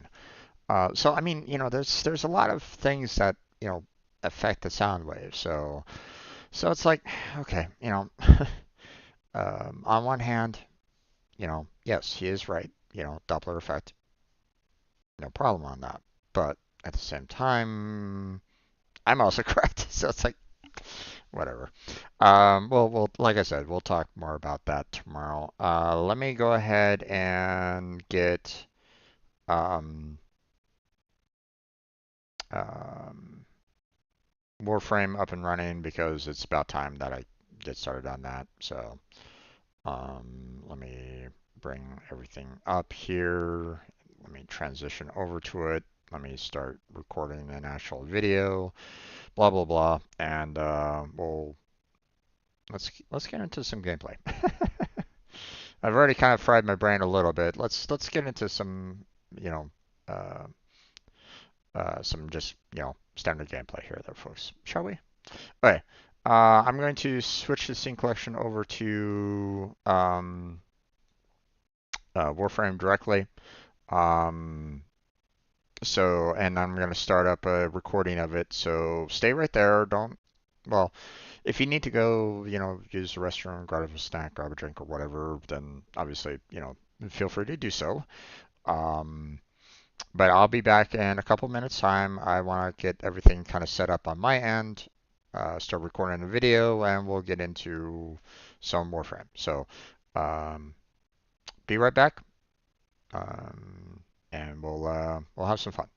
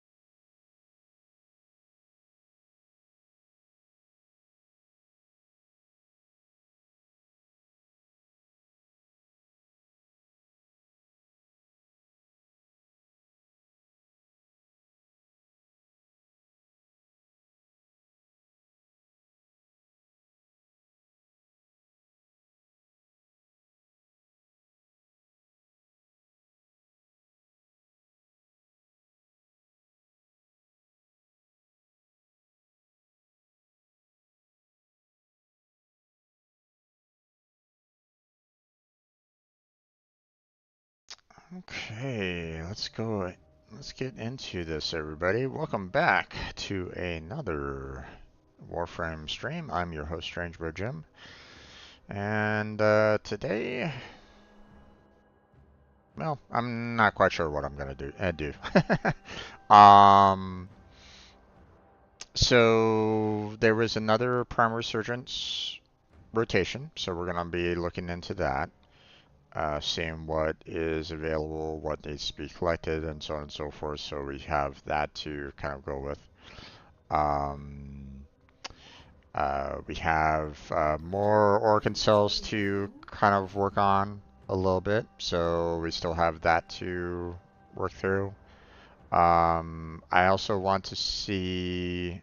Um, so I had a discussion with Blackheart yesterday about a potential alliance between, um, my dojo and another content creator's dojo as well. Now, um,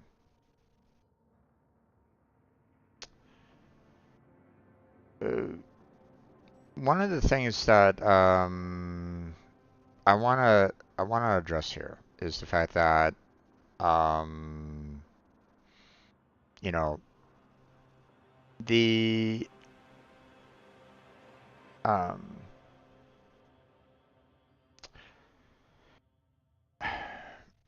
um, the message that I got was, was heartwarming. Don't get me wrong, I appreciate when um, someone wants to team up, right? Um, but I don't know. I wasn't talking with the person in question on this one, so I don't know. Um, you know, um, maybe it just kind of felt a little off to me. Okay. Um, Now here's my thought line on this, right?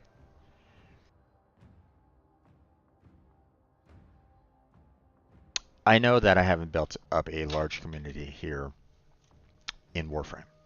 Okay. I've tried reaching out to others to try to build something more, but that hasn't really taken off at all.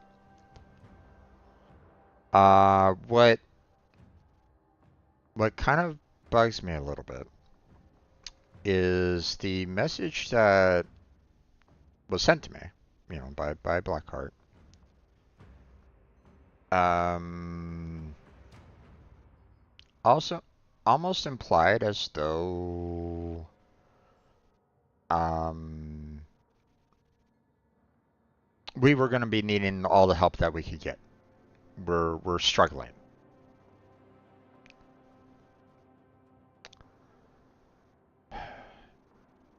It's it has that perception. Okay.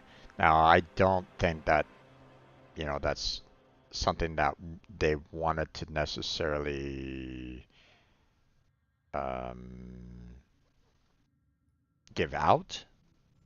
Okay. I kind of doubt that that's what they were meaning. But that's how it almost sounded to me. Um, so when I approach alliances and stuff like that, I would expect a two-way street where you know um, I give just as equally as I take. Okay, that's how a good alliance should be. Okay, now could we be receiving more in one area? Sure, this is perfectly reasonable.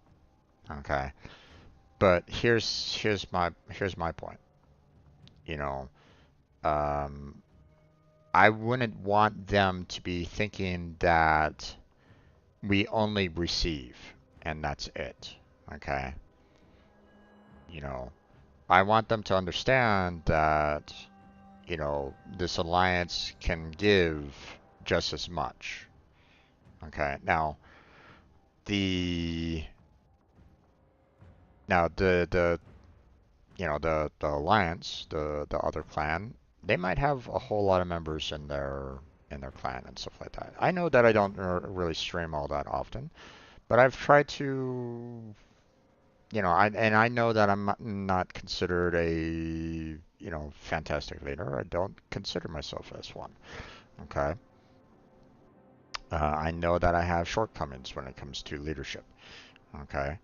Um, that's the reason why I don't really want to push myself into positions of power or anything along those lines because I know that I have shortcomings that um, can be um, abrasive to some people. Okay, so I know that about myself. Okay, um, so but here's the thing. I don't want the alliance to be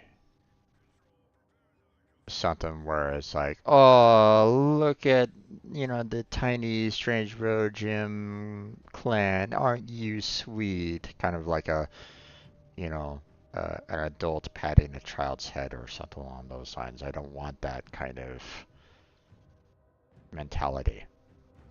Okay. I want this to be addressed, equally in parts. So, so that's why I was like going, uh, you know, you know, on one hand, like I said, I'm welcoming the alliance, but at the same time, I don't want them to see us as, you know, outright weak either. You know, I don't want to give that kind of impression either. So, again, I don't, I don't know, I don't know this guy that's in charge of the clan or anything along those lines. I know that Blackheart and Vinny, um, Blackheart hung out with him on Wednesday night for a time. Um, and I know that Vinny likes to hang out with him as well. I just want to make sure that, the alliance is mutual. That's all.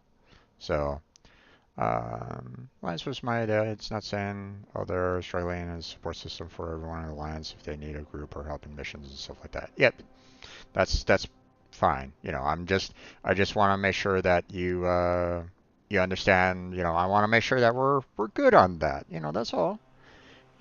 I don't want us to be like along the lines of like, you know, I'm not gonna consider their clan like super weak or anything along those lines. I don't know the guy, so I'm gonna assume that he has a super large clan.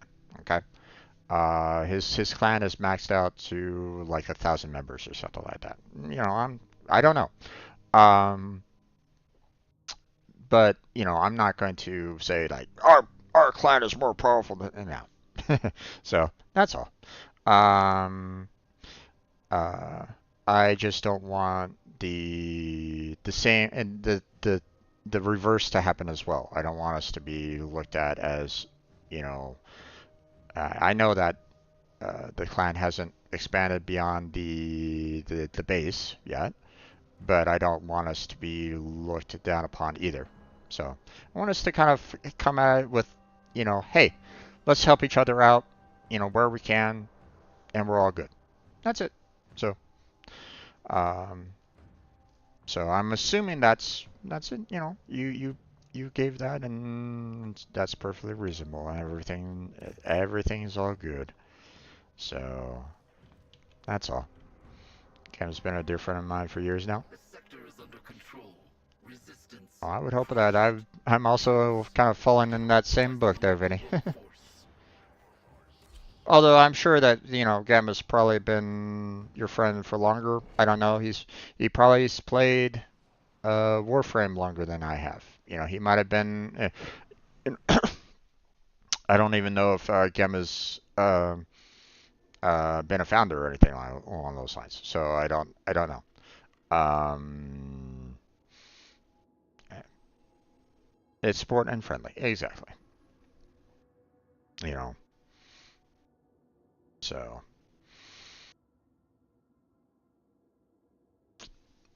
um, so now um, now I know that the alliance used to be um around this location, but they've they've done a lot in terms of like removing alliances and stuff like that. So I don't know if this is something that can be actually done there, Vinny, or at least not from me. Um, it used to be a factor here in the Oregon lab, but they've been pretty much kind of getting rid of that. So, or from what I understand, they've been reducing down, or they've removed the ability of creating alliances unless you have unless you like already established that in your dojo prior to them removing it. Um, So that's why I'm like going, I'm on one hand I'm like going, I don't mind an alliance, but at the same time, to my knowledge, they've gotten rid of that. Um, so that's why I'm like going, okay, how do we proceed with that? Unless of course it's just basically like, hey, we're alliance in spirit, you know. And if that's the case, then maybe I should write down something about like, hey, if we see members of this particular group, then we'll factor them in. But at the same time, that might be a little tricky. Hmm. Um,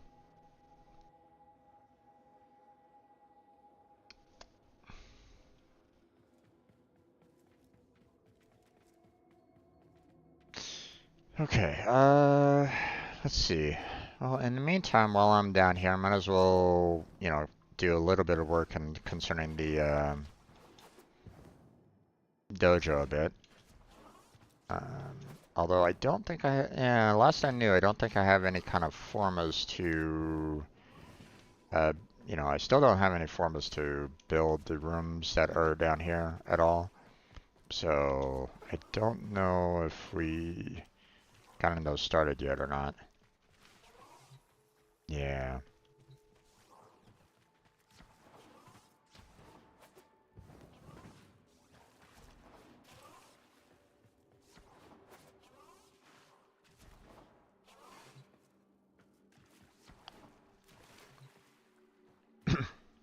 No longer solar rails removed. Yeah. You'll have to let me know, how do you want to proceed with the alliance, although again, I'm not quite sure how we can go about through that for the most part, or what we can, um, you know, what needs to be done. Um, I'll get Forma eventually there, Vinny. Don't you stress about this. This is just basically dojo building, so no big on that.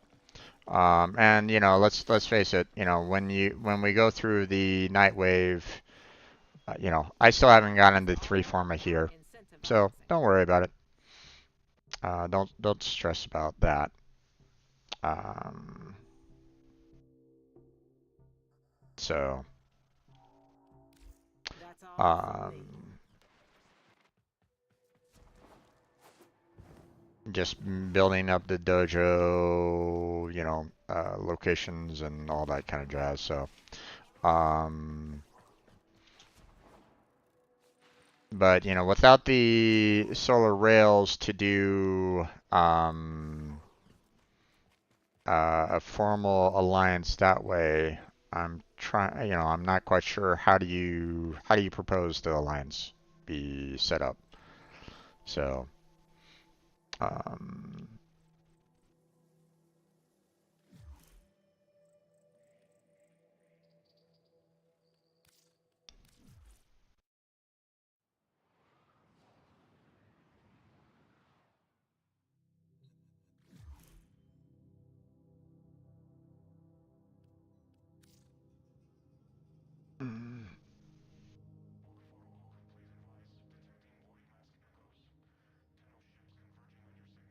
and don't worry about it, there, Vinny. Like I said, I'm good.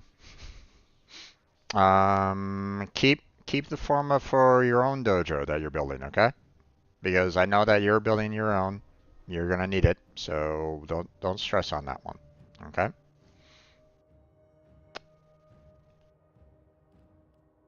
You you've already helped out more than enough with the HEMA research.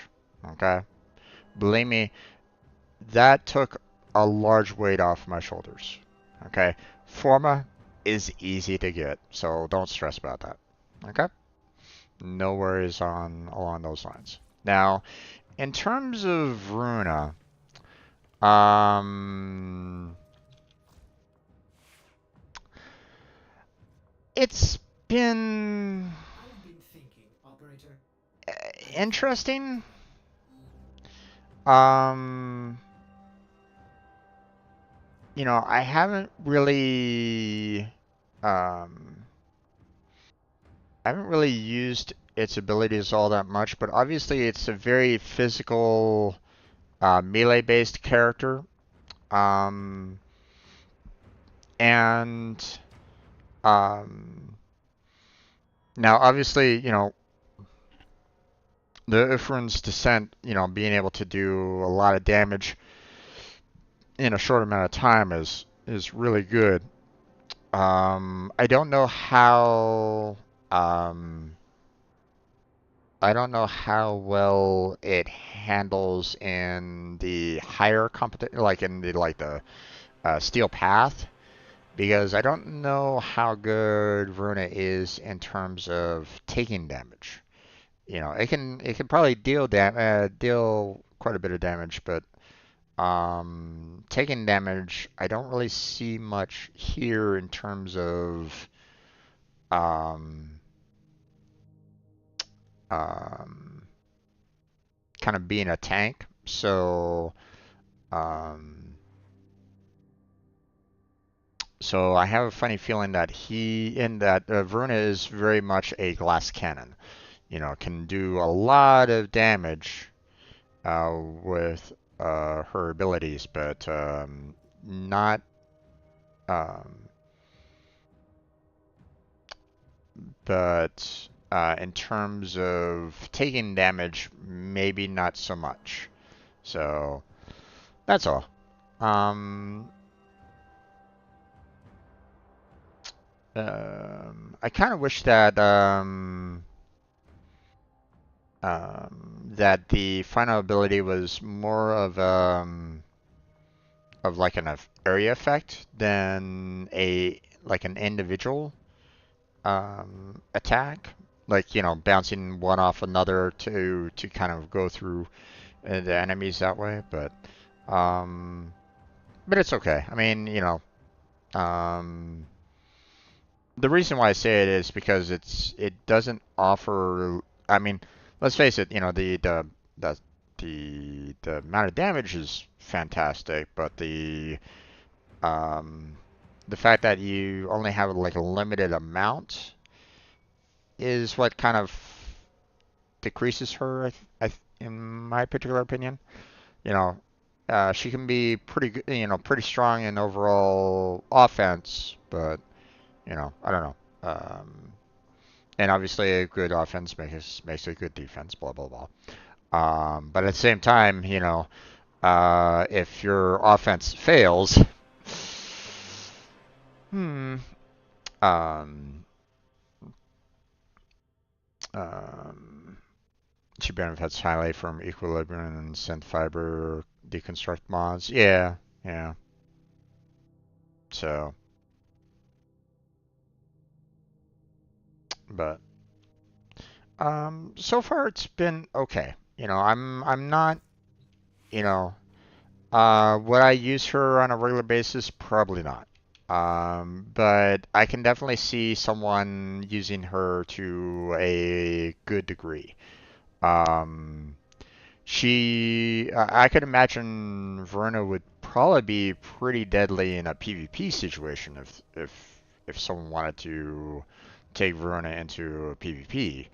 Um, especially with her ability to basically leap to the enemy and attack them with her super ability.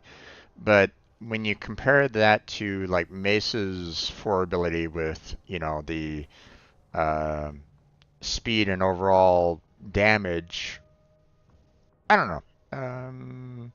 I feel like that there might be um,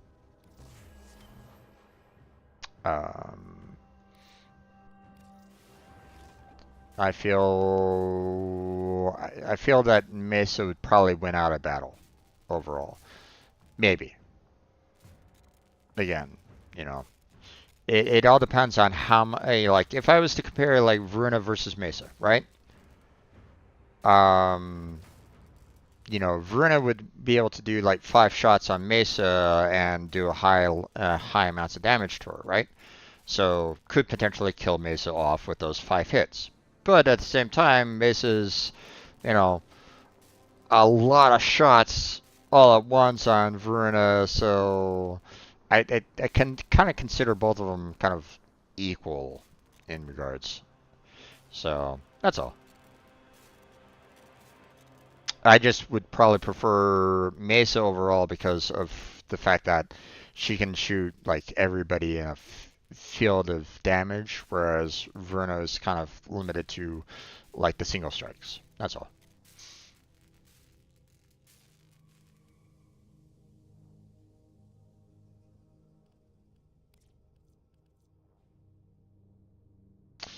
Okay, let's see. Um, okay, we got the Fullman Prime here. We got the Hammer. We got the Latron Prime.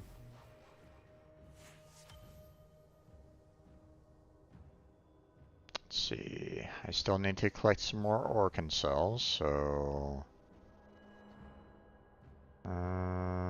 let's see. I also need to get some more. I need to get some more mutagen masses. So,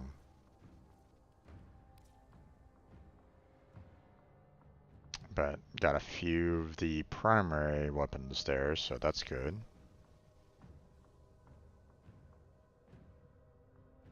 Nothing in terms of the secondary. And what about melee? I don't think there was too many melee weapons that I built, if any. Nope, nothing. Okay, so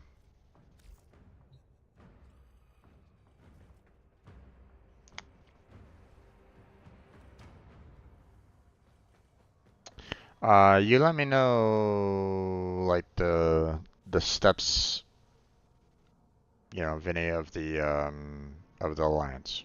You know, am I gonna need to chat with Gamma at some point? Have a direct conversation with him. Shall I try to join in on one of his streams on Wednesday and try to have a chat with him a little bit more? Um, you know, is there something that I'm kind of missing in terms of Dojo Alliance? Because again, I don't know how that's constructed anymore. Warframe, Dojo Alliance. Um,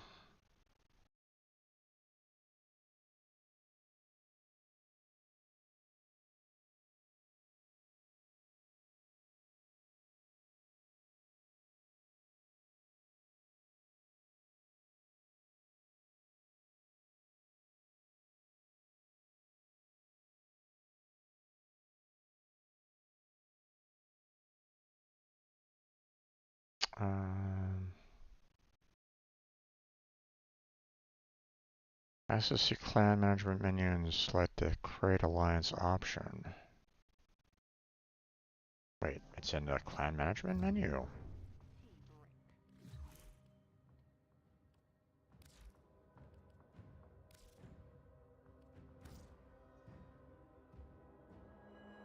No.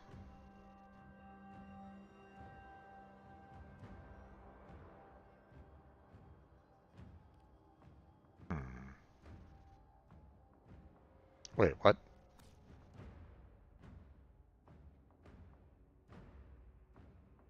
Ah, okay. So that's so Blackheart had already accepted the alliance yesterday, which I was already kind of saying that I was okay with.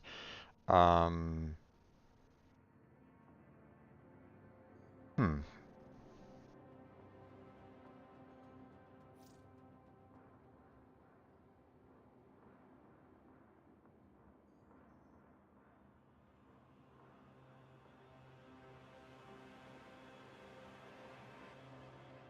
Who's Bella Morte?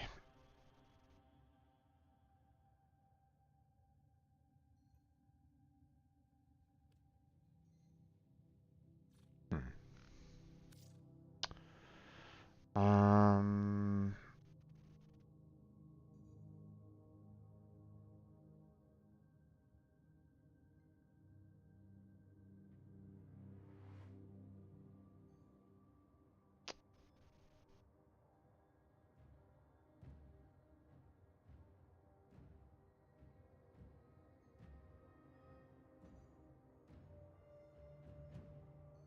Interesting.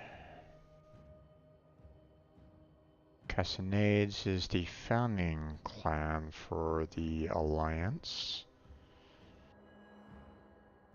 I'm assuming Castanades is yours there, Vinny? Is your dojo?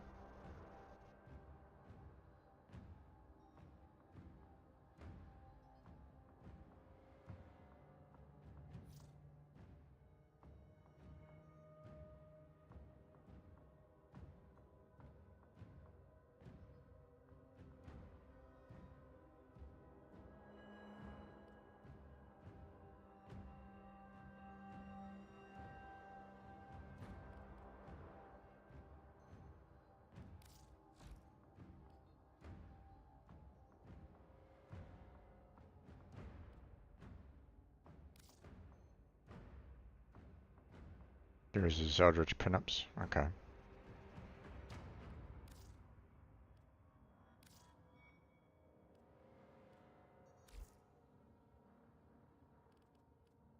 Gotcha.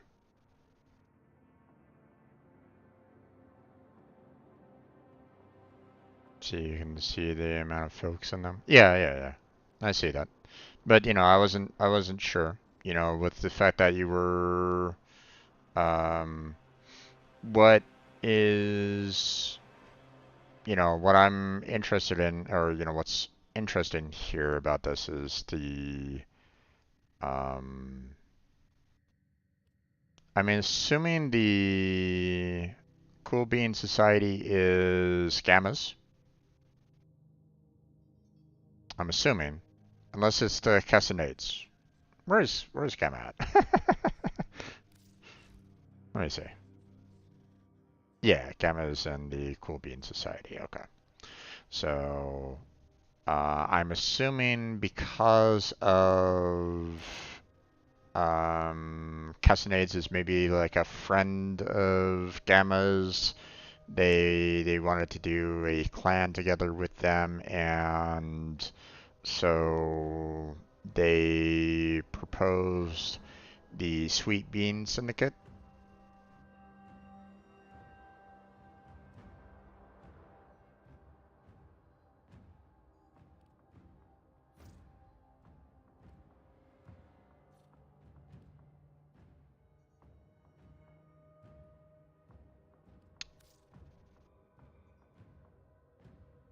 Hmm. Yep, in real life friends. Okay. Oh yeah. well, um, the um, all variety gamers, yeah. Um, okay. Now I'm assuming because of the alliance, um, everybody that is online will be showing up here um, in the dialog box. So I'm assuming Vinny, that's you, Bellamorte. So, um, you know, obviously you're trying to talk to me, which might be kind of confusing Raw a little bit. So, Raw might be like going, "What? What's this all about?" um, but it's all good. Um, now, uh,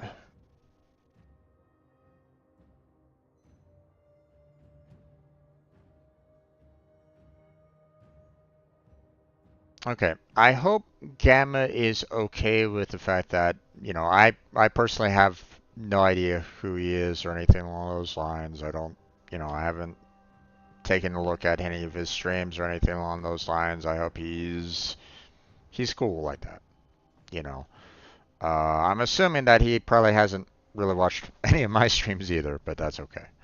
Um, but maybe at some point in time, if he has free time, we should probably try to do more of a collab at some point.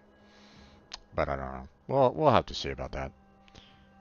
Um,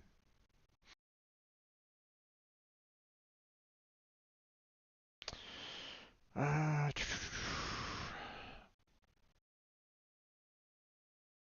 okay, I didn't know about the fact that you can create an alliance through the clan management menu. I forgot.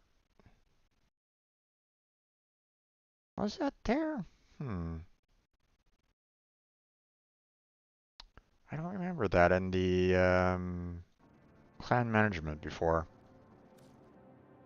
Hmm. Oh well.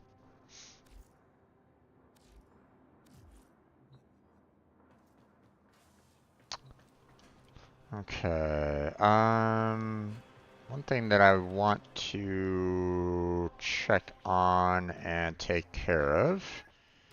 I almost forgot. I still have the colors in the Tenda lab to take care of. So I might as well see if I can see if like another one needs if see if I have enough colors there that I need to, or if I need to donate for some more. Let's see. Charger blue, contribute. Yeah, I got more than enough. There we go. Okay, so that's gonna work on that. Let's see. Don't need anything else there to work on. Let's see, what else? Hmm,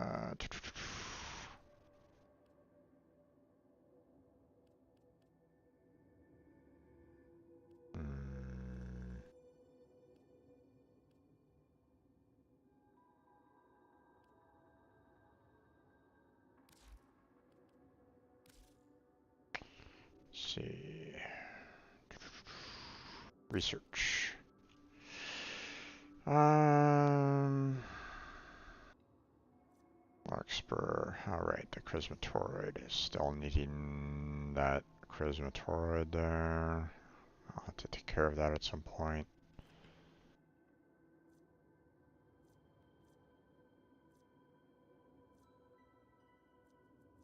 Which is right there.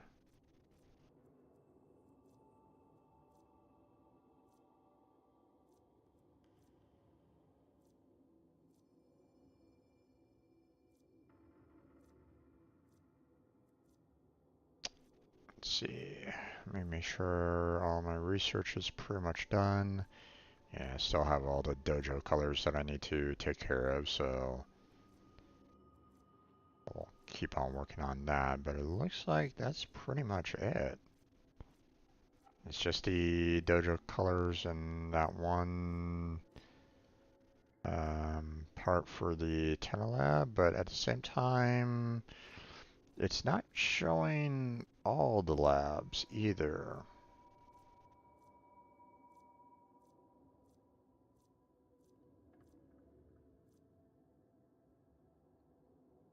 Hmm. Okay. Alright. It's time to leave.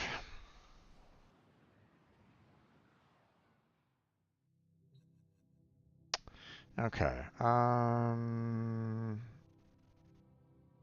Let's see. First thing that I want to do is I want to see about whether or not there's any mutagen masses in the invasions. There hasn't really been a lot being offered. There we go. There's one. There's two. Finally. Okay, so let's go ahead and try to get ourselves some mutagen masses here. Come on. That one.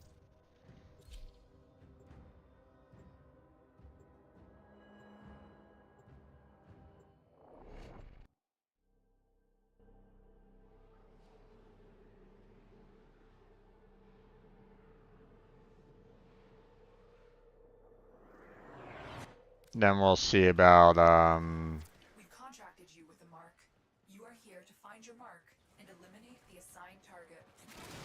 One of our spy cells has been lost investigating this abandoned Grineer asteroid base. We need you to locate and eliminate whatever is responsible.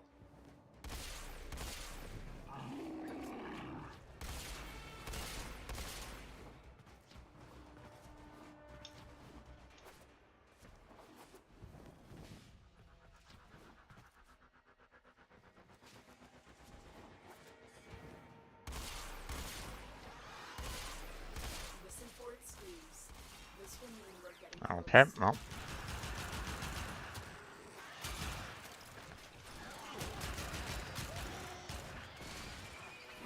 Nope. Wrong way.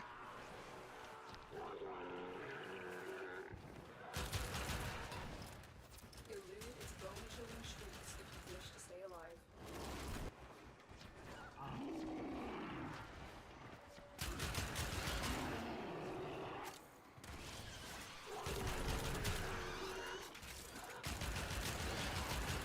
The assassination Yay, champions Arkansas. wipe them out.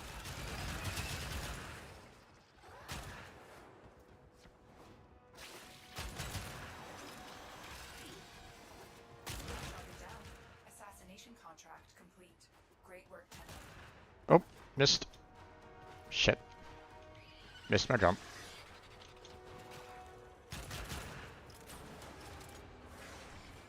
Stay focused. There's a heavy unit approaching.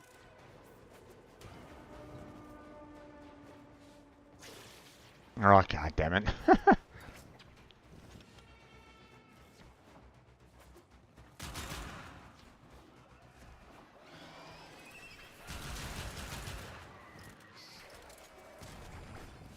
There we go. Target down. Assassination contract complete. Great work, Tenno.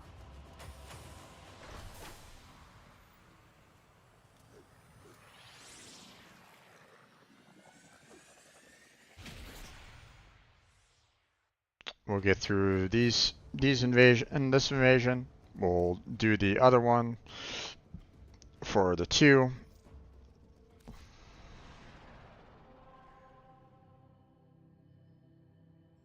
And we'll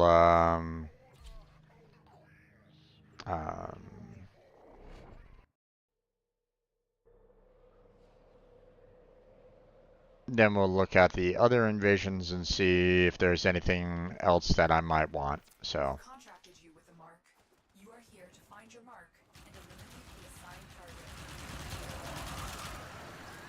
This place is crawling with infested. Unfortunately, Something far more ominous awaits. Make your way deeper into the base.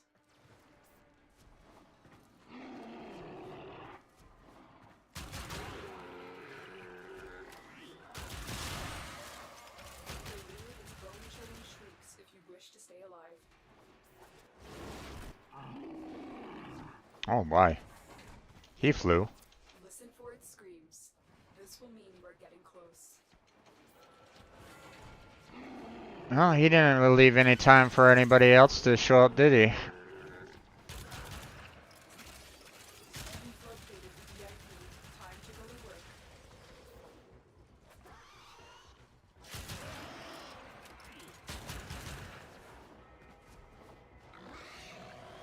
They won't be bothering us anymore. Let's get out of here.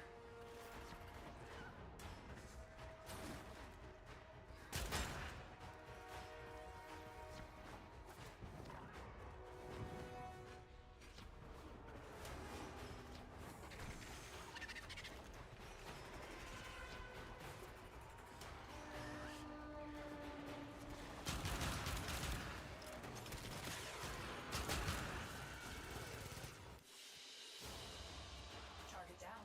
Assassination contract complete. Great work, Tenno.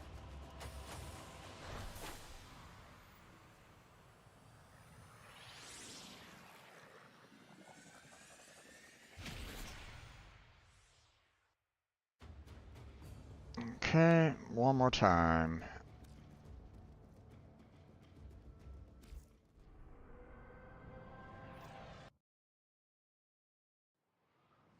Okay.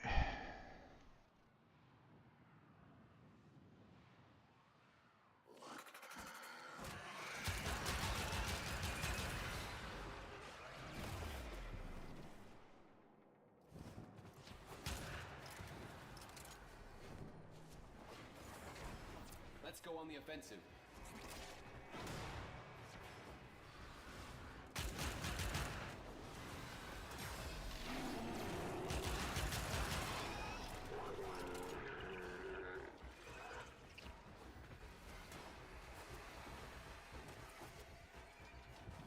Avoid Ah, the damn it. spine Missed. stick. These razor-sharp quills will rip your Ah, Warframe to fuck. shreds.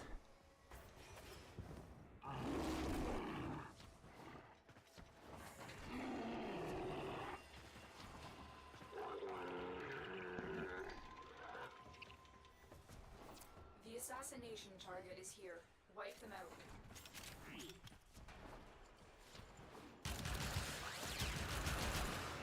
I just been.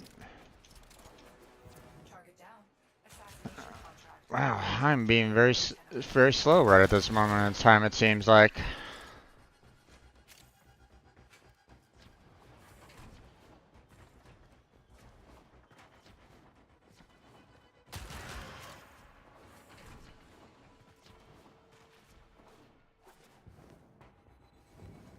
That was a close one.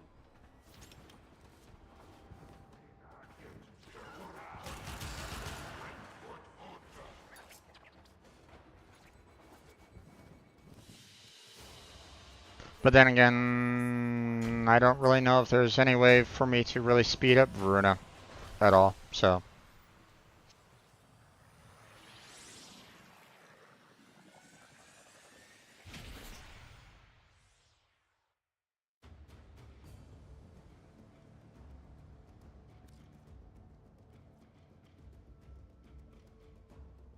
Alright. Yes. Alright. Now, Vinny, did you need any help at all in terms of your character at all? Do you need any support along those lines? You know, I don't know what level your character is at or anything along those lines. So if you need any assistance along that, let me know. Okay?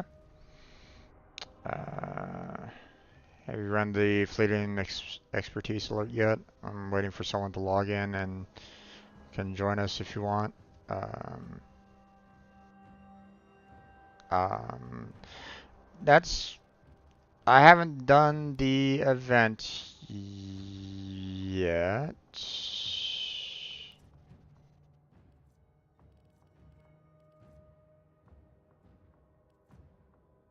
Um,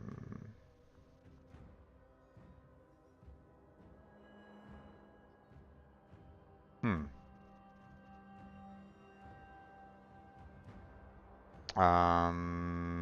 But let me know when you start on that. I'm kind of in desperate need of mutagen masses, hence the reason why I'm really kind of focused on that for the most part. So,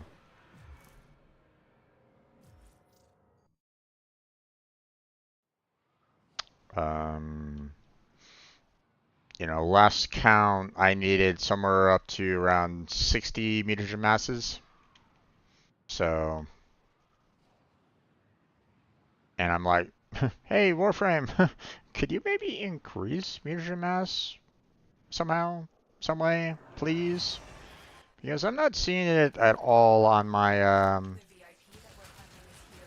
Find them and take them. I'm not seeing it on my, Explode when killed. We'll need to strike and move. invasions at all. Whenever I log in, it's like, One of our spy can cells we has been maybe lost get some investigating more this abandoned invasions going contract. here, there, guys? We need you to locate and eliminate whatever is responsible. Elude its bone-chilling shrieks if you wish to stay alive.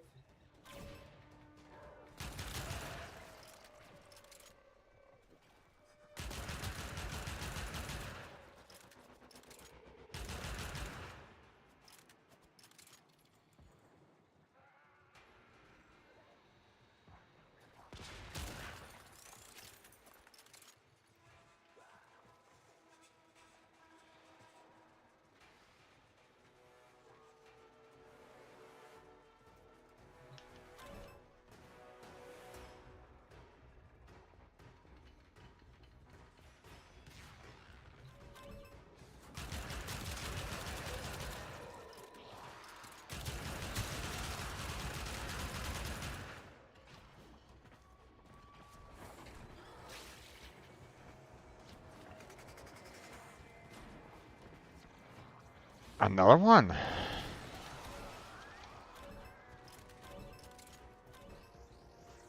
Been done.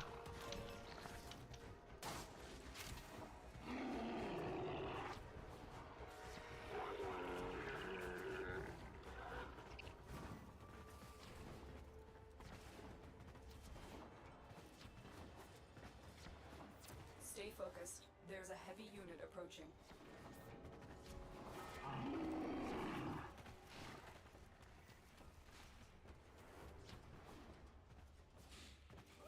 Listen for its screams. This will mean you are getting close.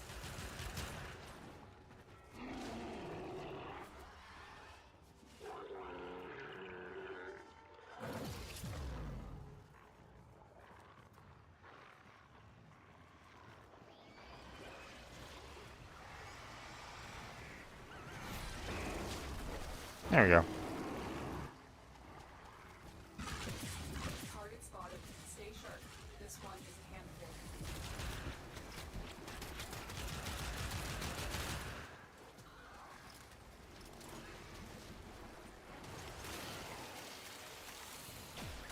They won't be bothering us anymore. Let's get out of here.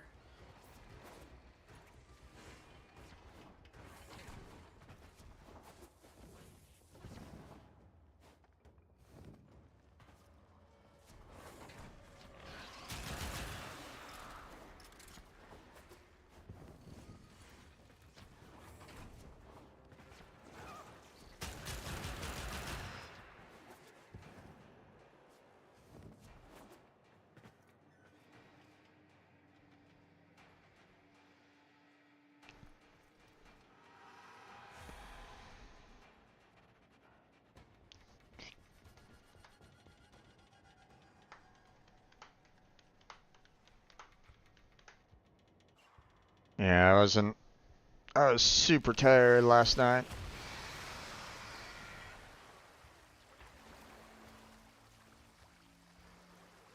Was just not Target down. I was not in any kind of, you know, in any kind of condition that would allow for streaming yesterday. So I figured, you know, let's, you know, I'm sorry that I missed out on, you know, yesterday's Warframe with Blackheart and the like, but you know, when you only got like maybe an hour or two worth of sleep, it's like, you know.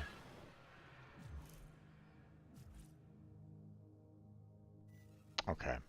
Somehow it's not registering, so let's try this again. There we go.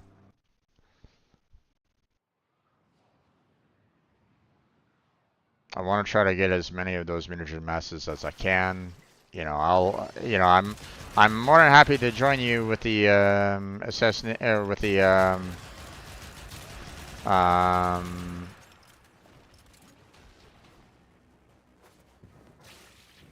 The creature is incredibly agile for a deformed quadruped. Keep moving to avoid being crushed. oh boy, everybody's already ahead of me.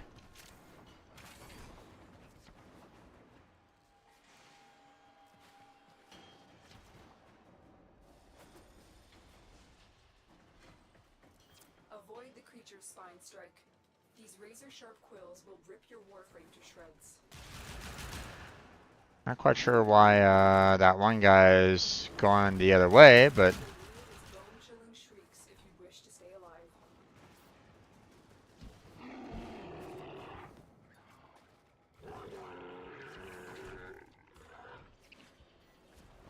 Target spotted. Stay sharp. This one is a handful.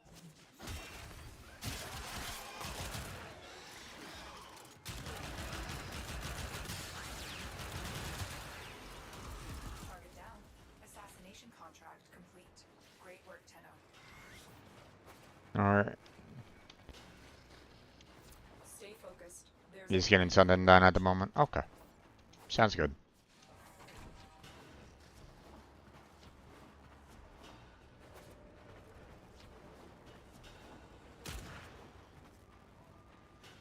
Right. Oh, damn it. I really wish they would put the position of the waypoints at the exit. Oh, okay. Well, that was interesting. target down. Assassination contract complete. Great. Okay, one more time, and I should be pretty much ready to go. You let me know when he's ready, and we'll head out from there. Oh, TTV Dark Wing, huh? Interesting.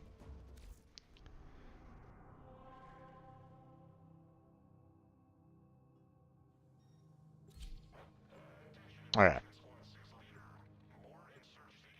Last invasion.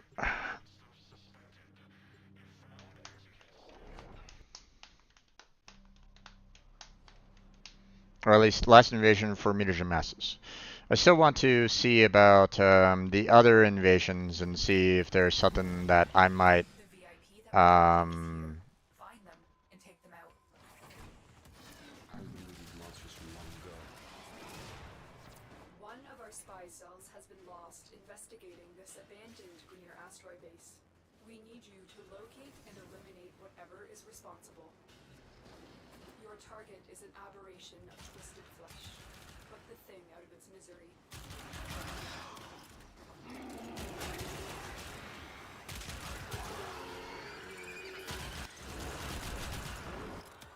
The creature is incredibly agile for a deformed quadruped. Keep moving to avoid being crushed.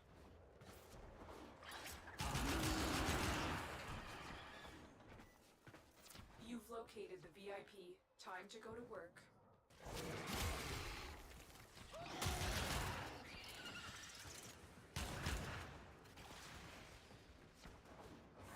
Nice work taking down the VIP. Now get to extraction.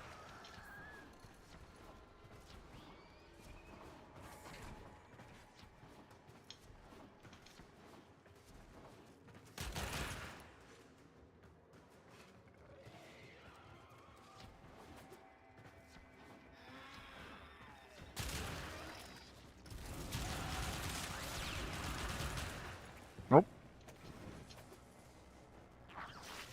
Nope. Ah ha ha.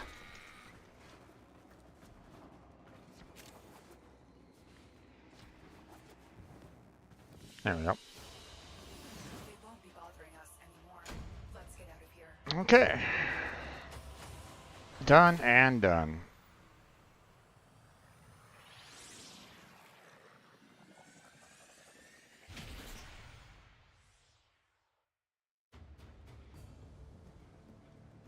I wonder if Darkwing is actually streaming right at the moment. Alright, leaving the squad. Okay, let's see. Let's see what other. Yeah, got the immediate messes. Don't need any more field runs, so we're good there. Let's see. Twin Vipers already have. Daravendel already have. I don't know about the Sheaf Hilt. So I might need to go and try to grab that. Okay, going to send invites. Okay. Sounds good. I think I also need the Strun Wraith. I don't think I've gotten that one either.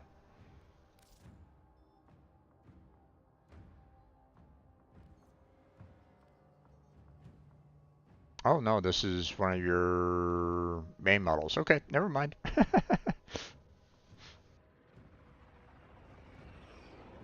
I thought I heard that you switched over to, or you also got a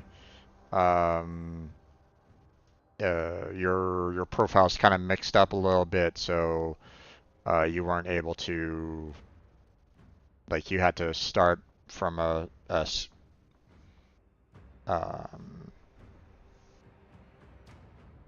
from a scratch profile. So that's why I was kind of curious. So.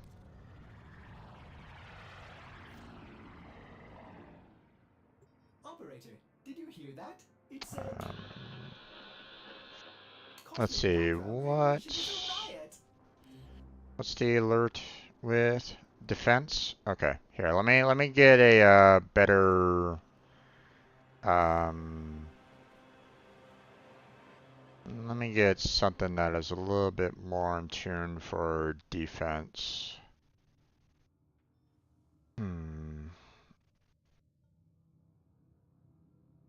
Let's see. All right, let's go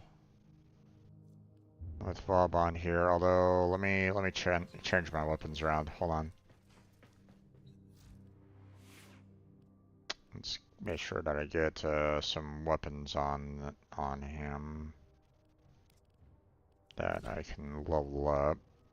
I don't think I have anything else at this moment in time. So yeah, we should be good.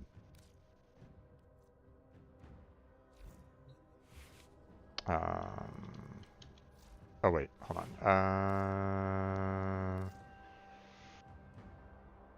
Let's see.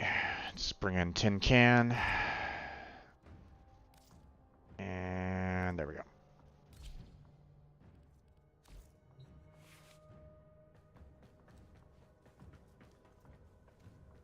Ready to go.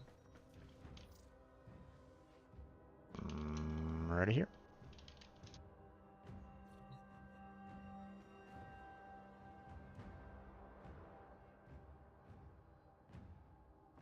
Member of your clan, real life friend, or just someone that you met, and are helping out with Warframe?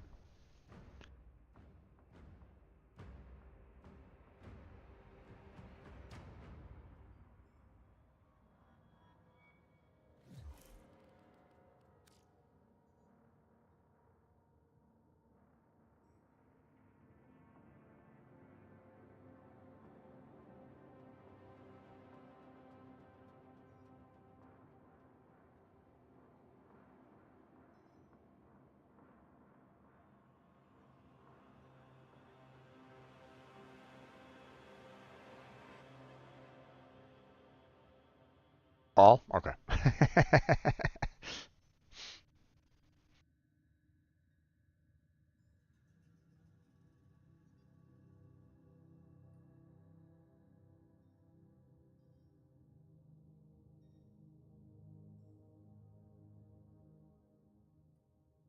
Well, I mean, the person that you met randomly online that you're helping out, I'm like going, well, that doesn't necessarily fit with the other two per se, but it's whatever. It's all good.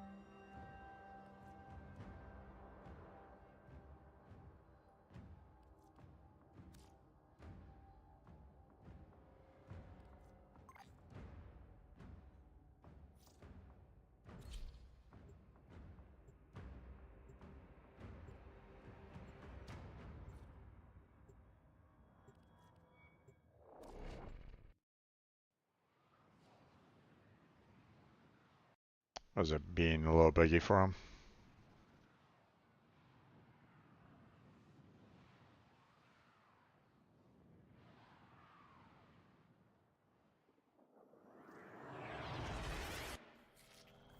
Our position has been compromised.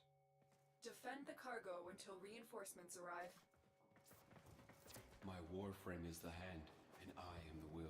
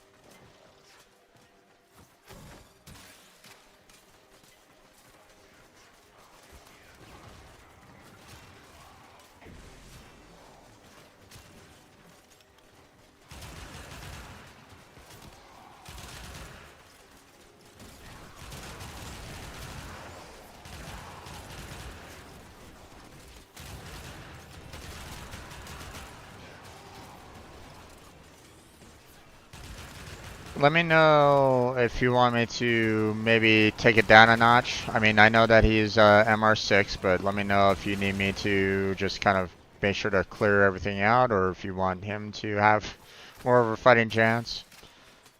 You know.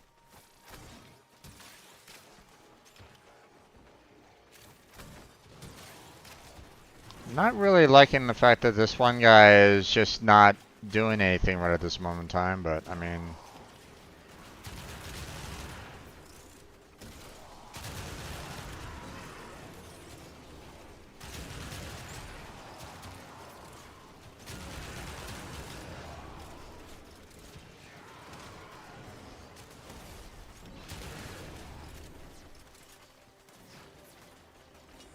Okay, there he is.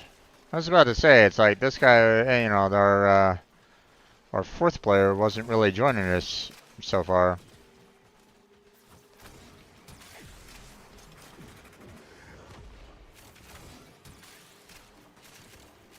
You know, I don't want to necessarily overwhelm the guy, so. Ooh, argon crystal. Let's see. There it is.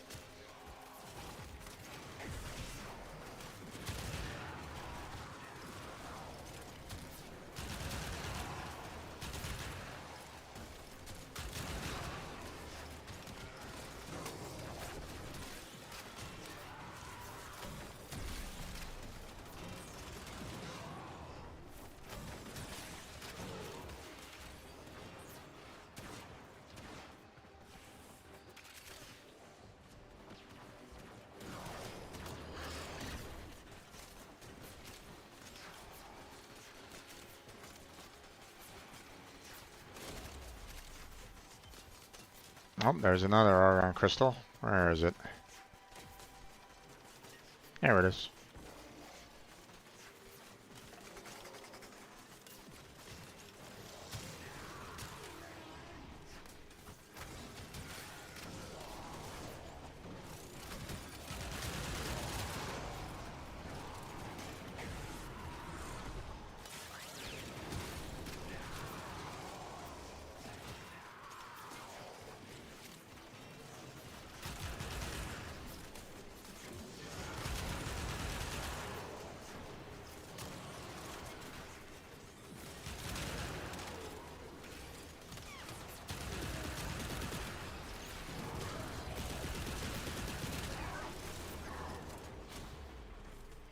Okay.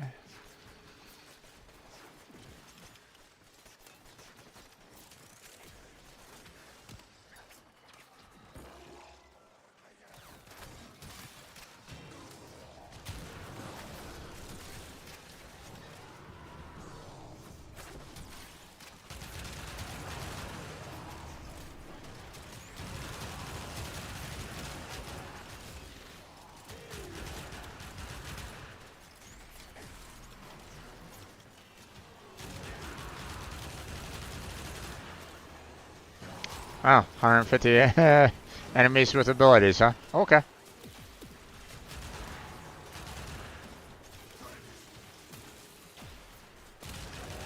Go away, guy.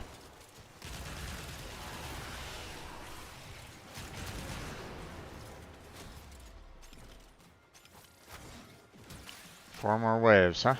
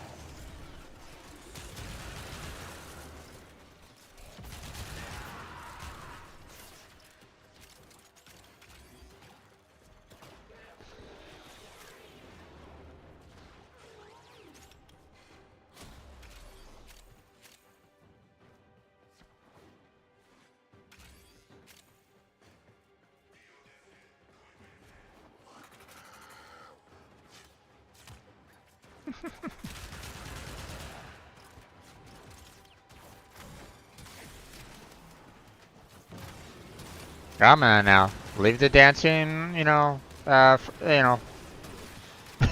for later.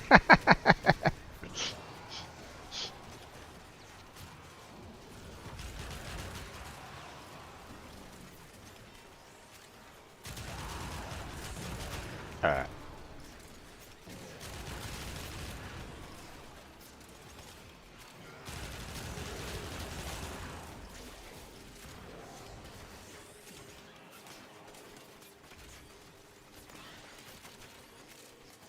Okay.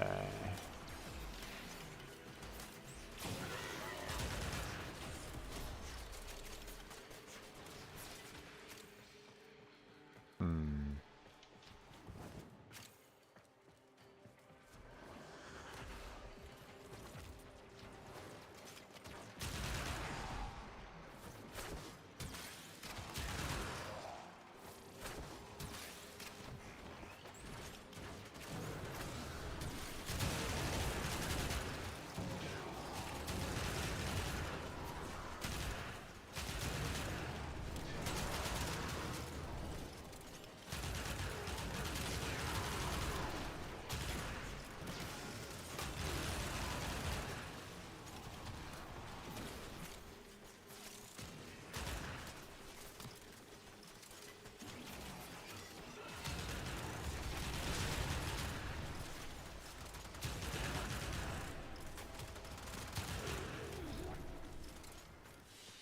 Okay. Very impressive, There we go. Gino. You held them all back. Time to get out of here. Nice. Baby.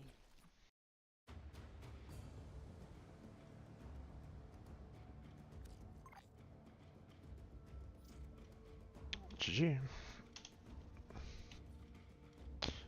Let me know, Vinny, if you want some additional backup with helping Kiwi out. Okay.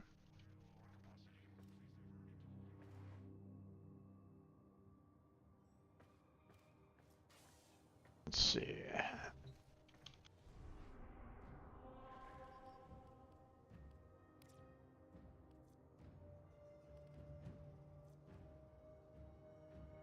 Hmm. Interesting. Let's see. In the meantime, let's see. We have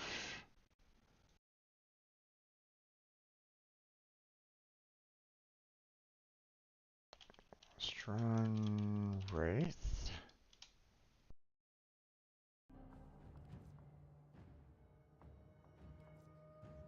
And I believe the Sheaf Hilt.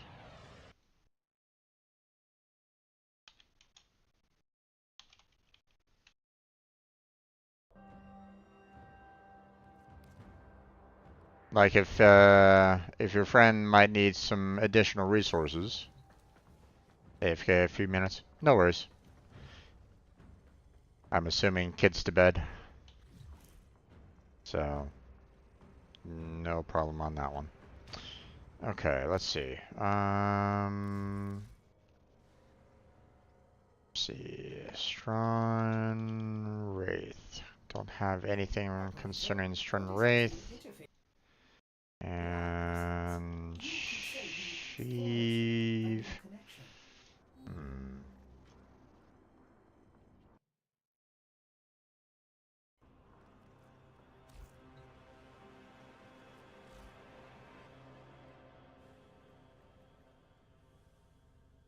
Don't have Sheave there either.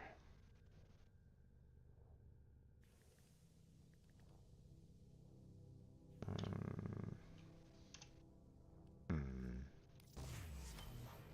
Okay, let's go ahead and build ourselves another forma there. Let's go ahead and claim that weapon there. There we go. Okay. Let's see.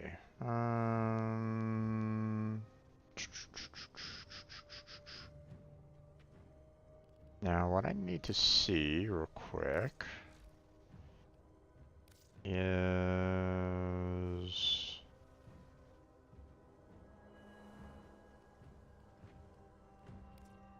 I mean, she sounds awfully familiar. It's as though I swear I've built it and used it before, but yeah. So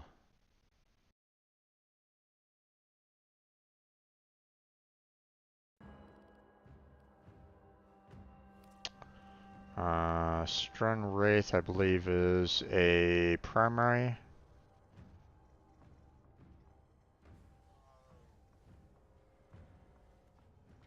Interesting. It's not being shown in the primary list at all.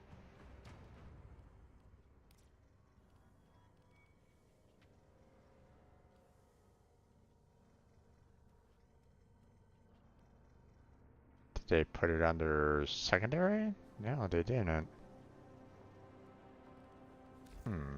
That's weird.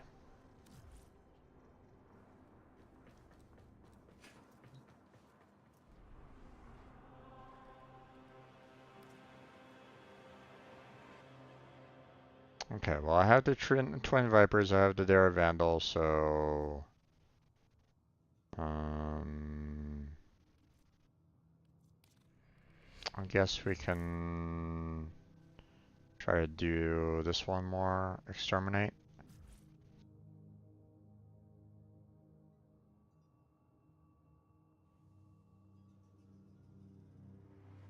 Uh-oh. Okay, there it goes. It's like, wait, what?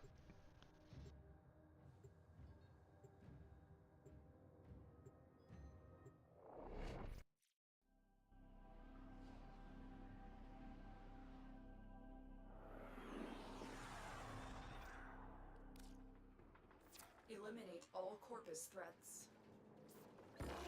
Watch for security systems.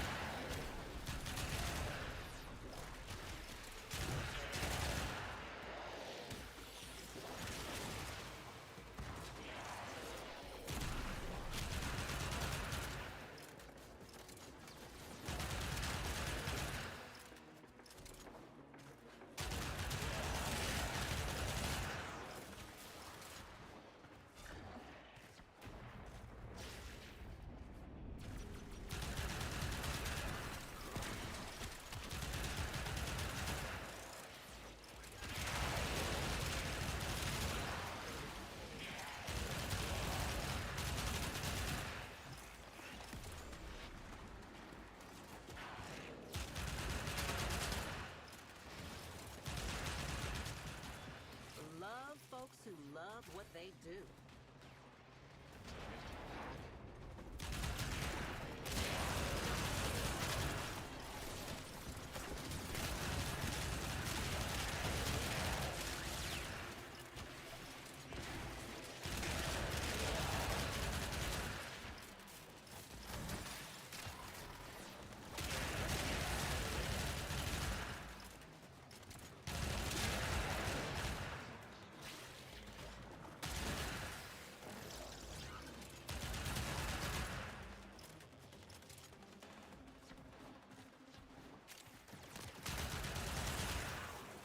Stay focused. There's a heavy unit approaching.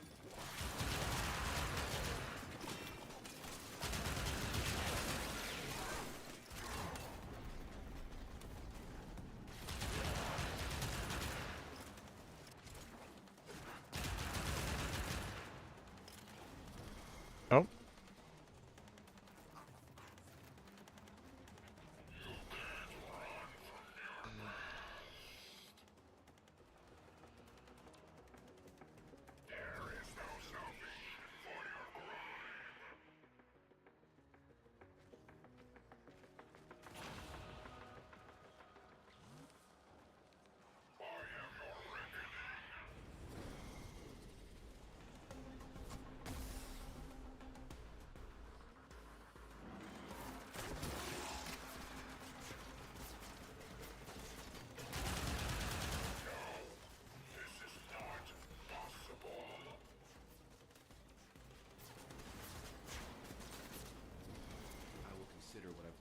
skirmish.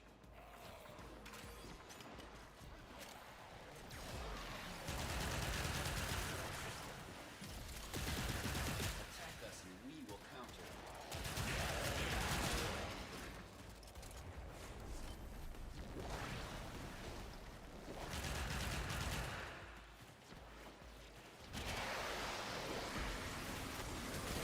The enemy is broken.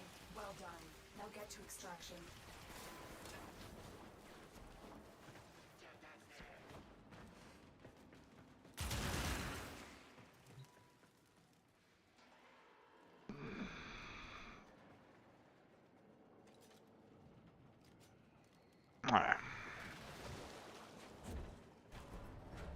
Oh, you're a bastard.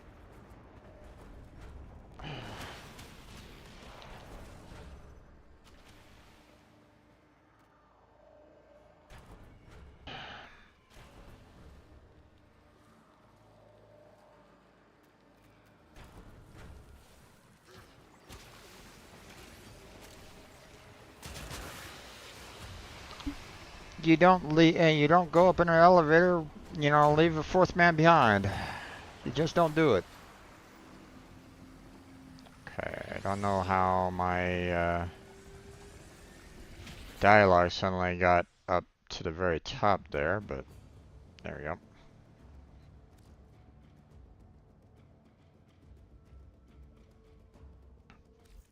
Okay.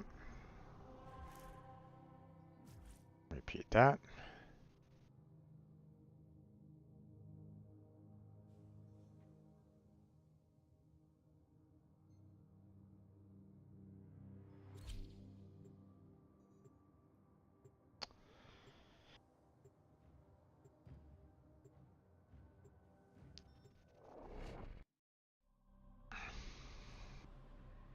We have someone that is very impatient.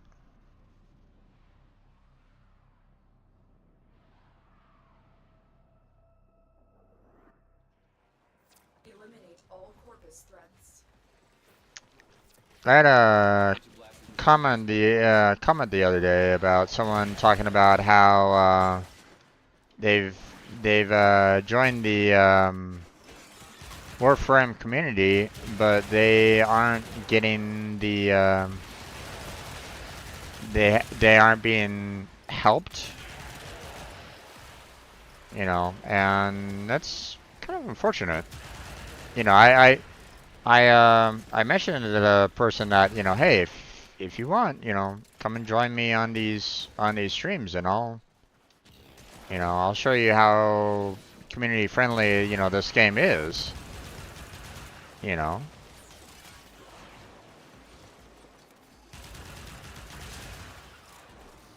You know, like for example, I didn't have to help out Vinny and her friend at all. So, you know, I could have said, no, I don't care about that. I'm more interested in my stuff, you know, blah blah blah, right? I mean, I could have done that, but no. You know, now granted, it was a, you know, we were helping each other out, you know, so, you know, oh, okay.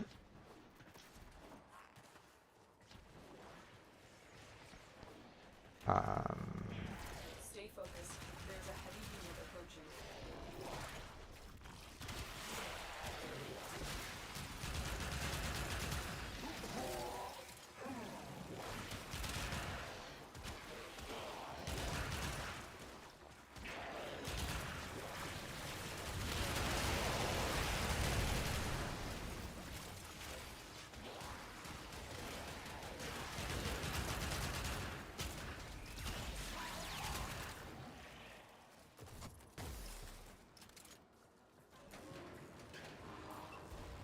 Better. The enemy is broken. Well done.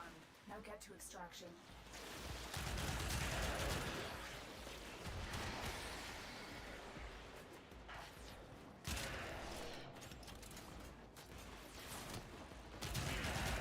Oh, wrong way.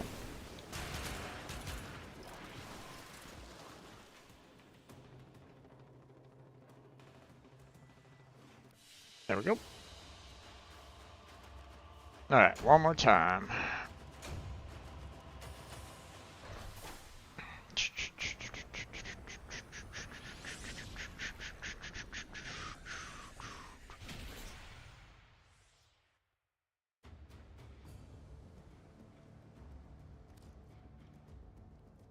Okay, and repeat mission one last time.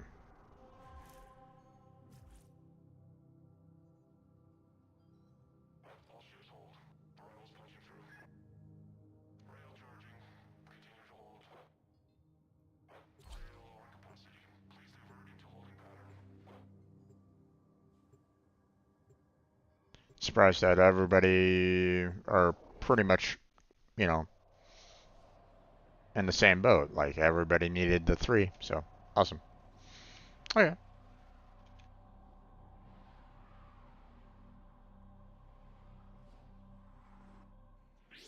Eliminate all corpus threats. You know. Another thing that, you know, some people need to realize is like, you know, like community. Go to one of the relays and, you know, someone may gift you a booster of some kind, like affinity booster or, you know, something along those lines. So,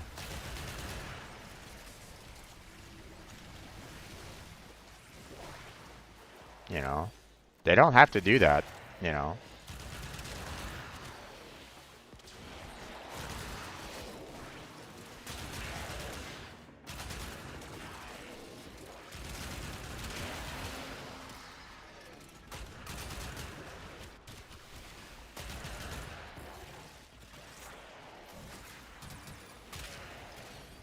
Stay focused.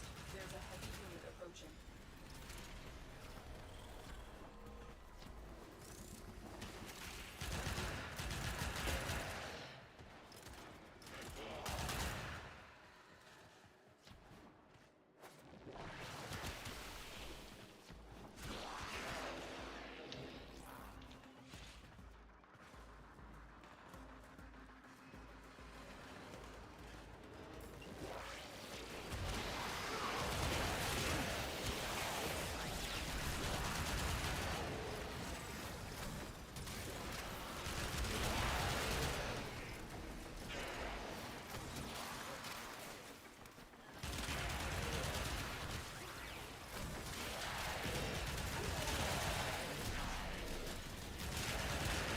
You've broken their ranks and they are on the run. Another successful mission. Find extraction.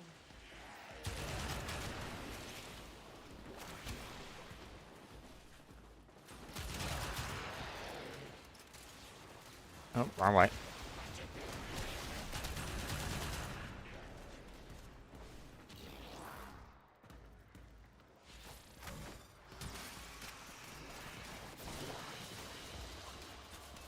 Okay, all done.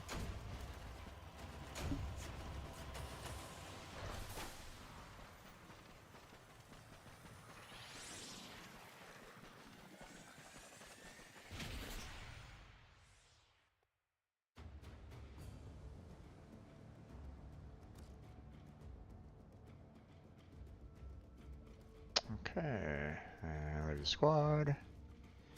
Exit.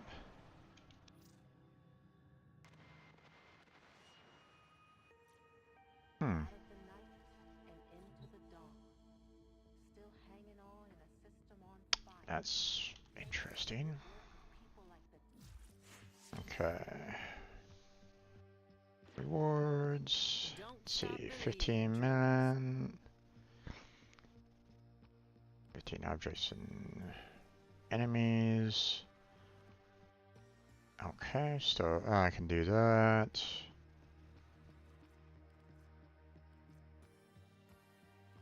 Okay.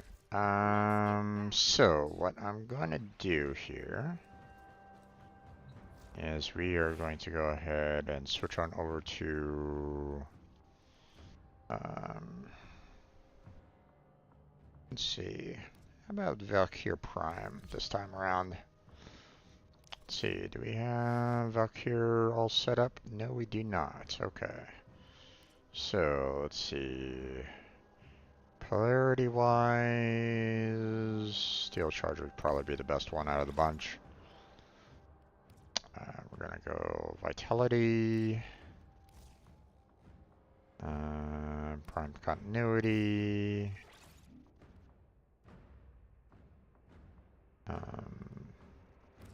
Intensify.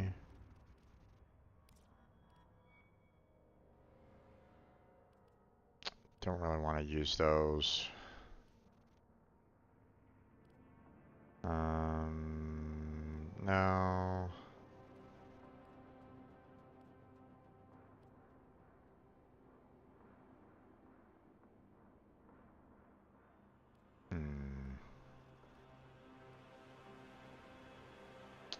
Yikes, I don't really have any that much in Ordis is angry. I may require maintenance after all. this particular polarity at all. Hmm.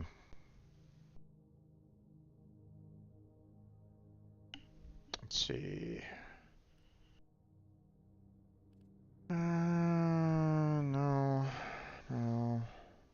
No.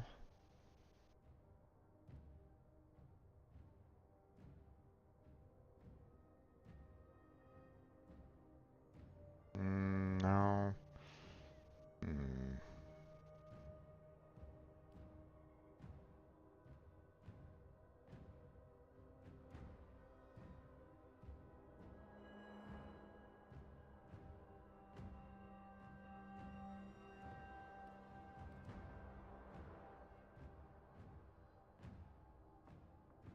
I mean, I guess that might be fine.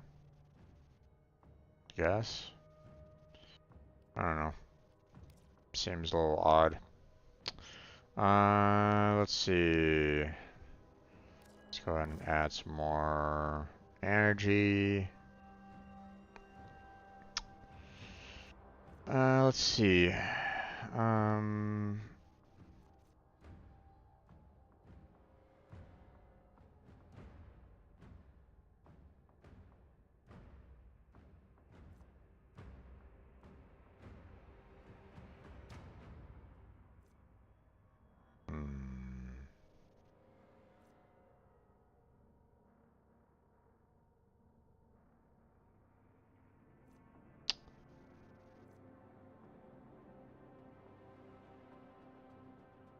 Okay, definitely seems like I'd probably need a little bit more. I pretty much need all my abilities kind of boosted up in some way or another.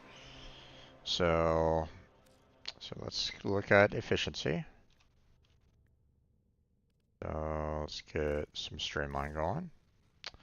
And then let's look at range. And we'll get stretch. And auto reach going. Let's see, now we'll put on some Arcane Grace. And let's see.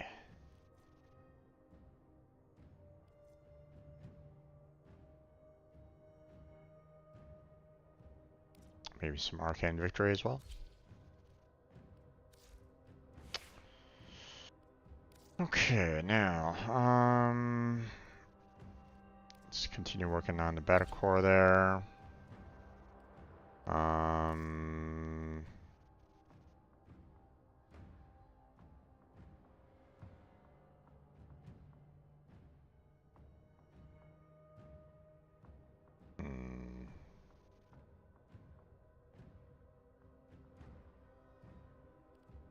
guess we'll just bring along Shimmer there.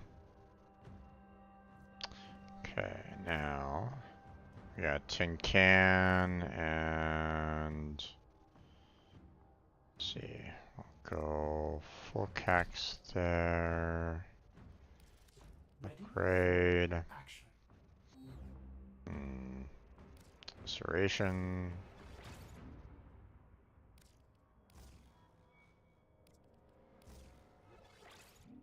It's about the same, okay. Actually, hold on. Heat is the main damage there, so let's hold off on that. Let's grab heat, and we'll do wildfire and thermite rounds. There we go.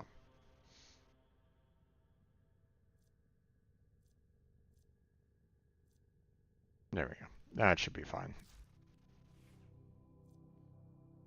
But what we're gonna do right at this moment in time, because I need to do some scanning, I'm going to grab the Oculus there, and we're just gonna go to, you know, like Mars, Earth, or something like that. Just do a random mission and have it scan a whole lot for us.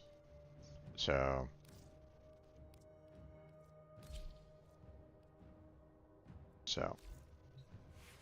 There we go.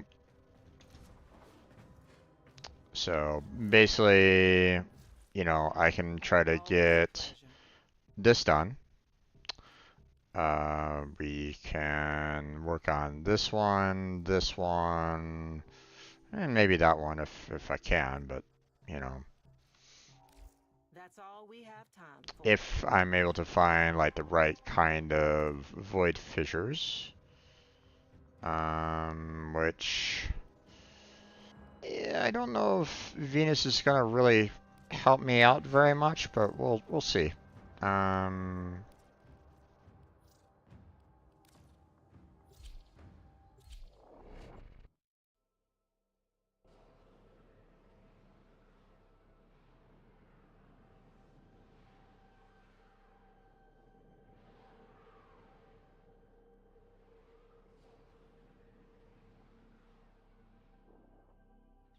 I need you to sabotage this ship's reactor. The reactor is a I complex don't system know designed by reactor if cells. Void fissures. You need them to open a relic, but are you confident? not quite sure if I'm gonna be seeing too many scannable objects here, But I am unable to pinpoint so I might need to switch on over to to shoulder the added risk. Helios there. Fissure. The enemies are dropping reactant. The reactant is working on your relic. Find more.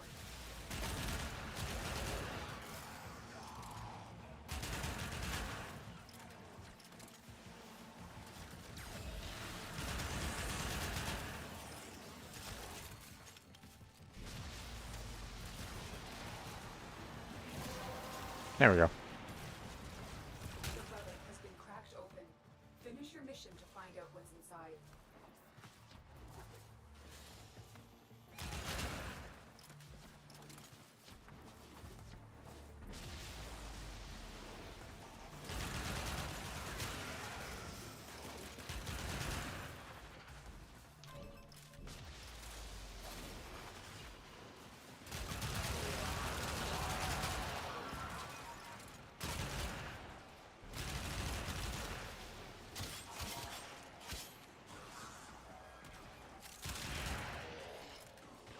The reactor is going into stasis.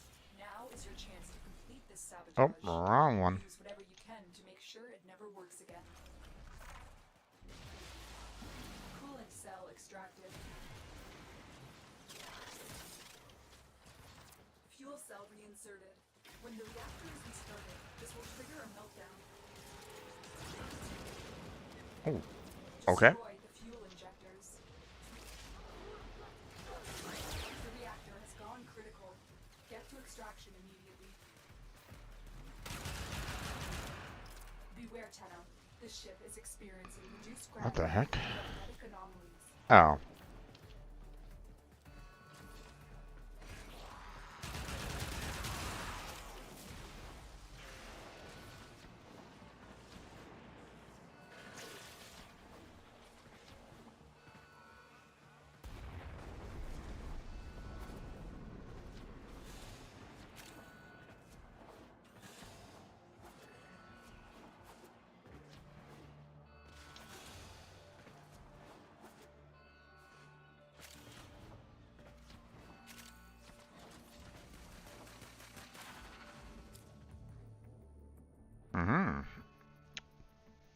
Nice. I'll take that.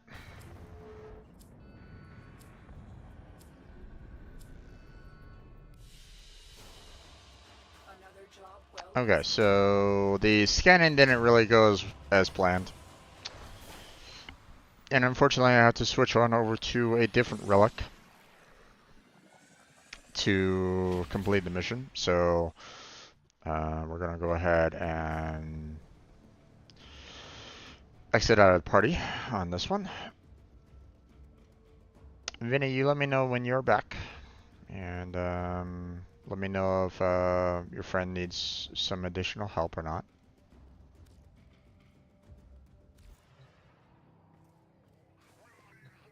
Let's see. Let's go ahead and grab, you know, obviously Oculus didn't pan out very well, so we're going to go to Helios Prime here. I don't think I've changed its mods in a long time, so it should be pretty much good to go for the most part. But at the same time, I probably could, you know, update its mods a little bit better. So.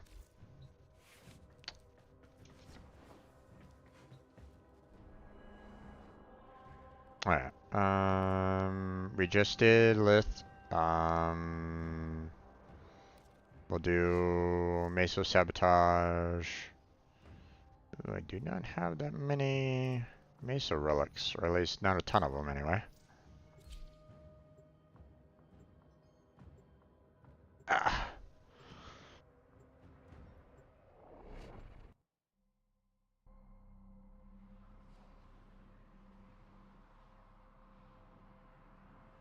Now I kind of doubt that, I'm gonna see if Helios will be able to scan in things, but I kind of doubt it. Helios hasn't really been doing that much in terms of scanning for a long time, so. Watch out. I'm detecting void fissures nearby. Do you have a matching relic? My intel suggests there are rich enemy supply caches in the area. Just started about it. I think he's doing his own thing. No worries. Search them out if you are willing to shoulder the added risk. A fissure. Defend yourself and use reactant to open relics. Use that reactant to open. Let me know Reactant is working on your relic. if you or him needs a hand with anything. Wait a second. All right. There we go.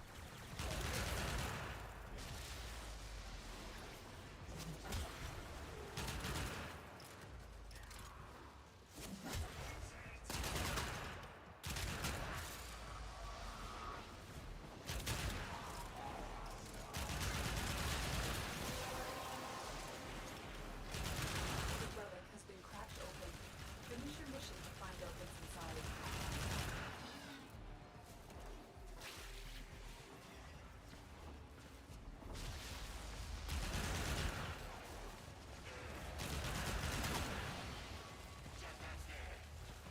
Nope. Wrong spot. The reactor is going into stasis. Now is your chance to complete this sabotage. Use whatever you can to make sure it never works again. Coolant cell extracted. A coolant cell has been placed in the fuel port. Hack the console to restart the reactor.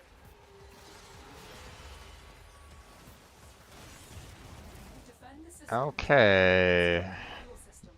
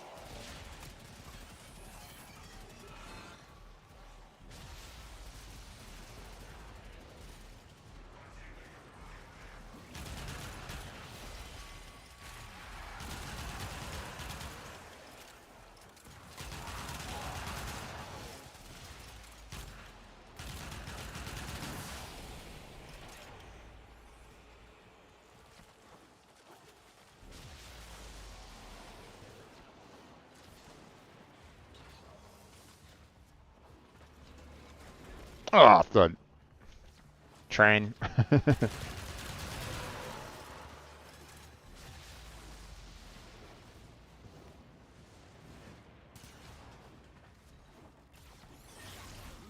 cunning founder, with my life I protect your sacred crowns.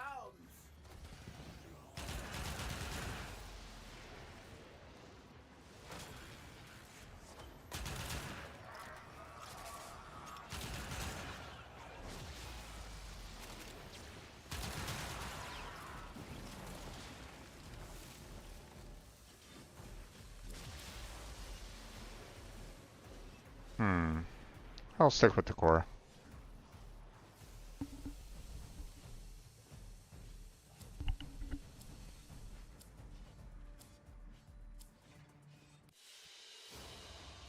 Another job well executed.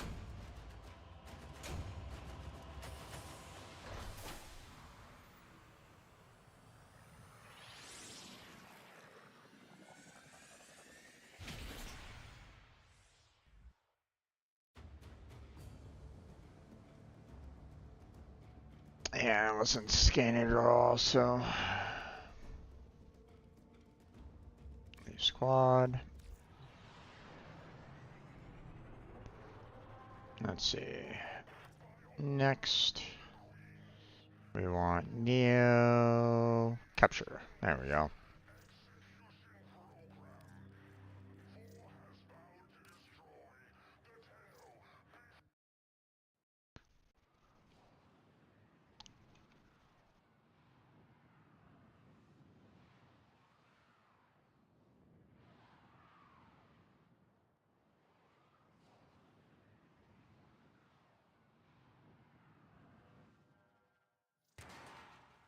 You are here on a capture mission. You must find, capture, and extract our target. Void Fishers. You need them to open a relic, but are you confident you can withstand their fury?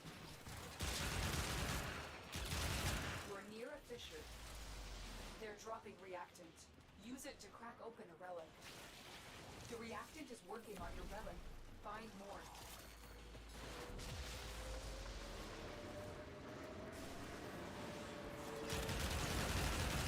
Stay focused. There's a heavy unit approaching. The capture target has vital information that we will need to extract. We need our subject brought back alive.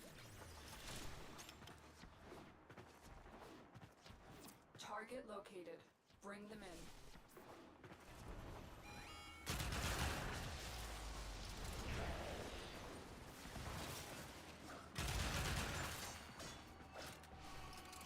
Alright. Excellent work. We'll interrogate the captive back at base. Your part is done here,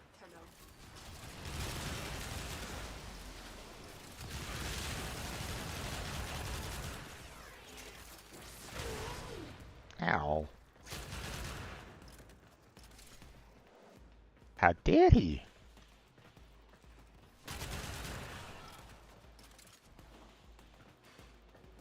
Alright. We're almost at 10. I'm almost at 10, so this is gonna be fairly easy to get the remaining, especially here. Oh, there's the that guy just needed 3 more, so he was pretty much done. So if he doesn't get his 10 here pretty soon, it's like, what are you doing there, bud?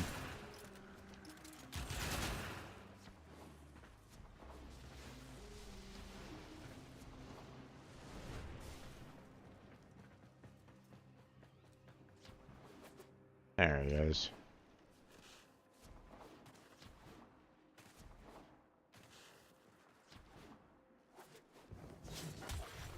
Looks like heavy activity ahead.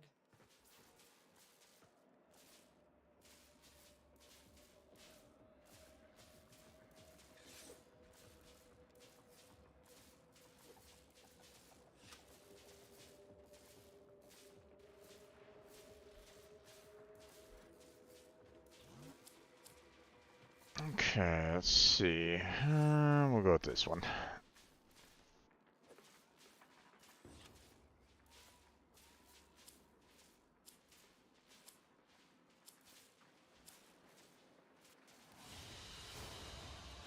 Mission complete. The captive has been escorted to the extraction point. Well done. Okay. And last but not least is the Axie to do, so.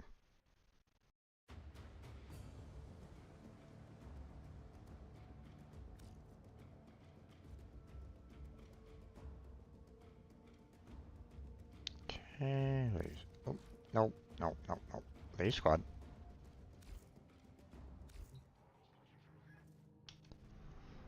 And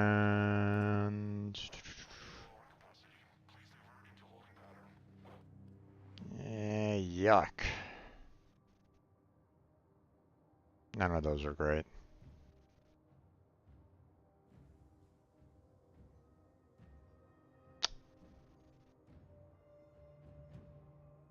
Guess we'll do this one.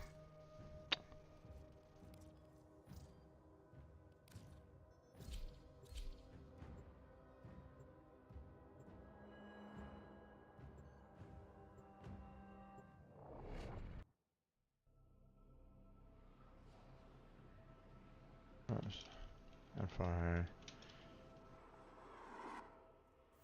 The enemy is join at our this doorstep. for the night We must wave, defend our equipment until reinforcements arrive. so only The Grineer used to be round builders. for Now all they make is war. 1 round. There are void fissures in the area.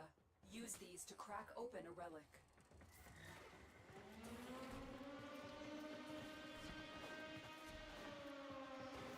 Attack us and we will counter. You're near a fissure.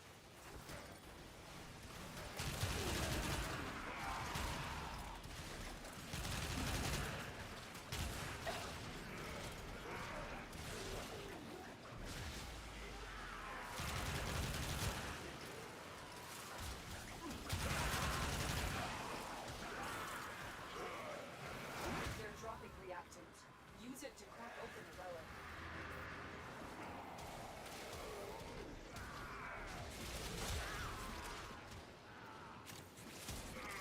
You are going to need more reactant. Want to open that relic.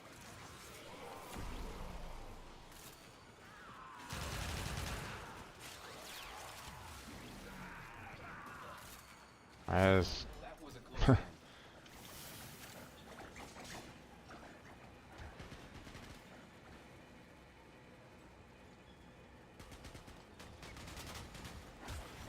not sure why this guy's putting waypoints all over the place, but whatever.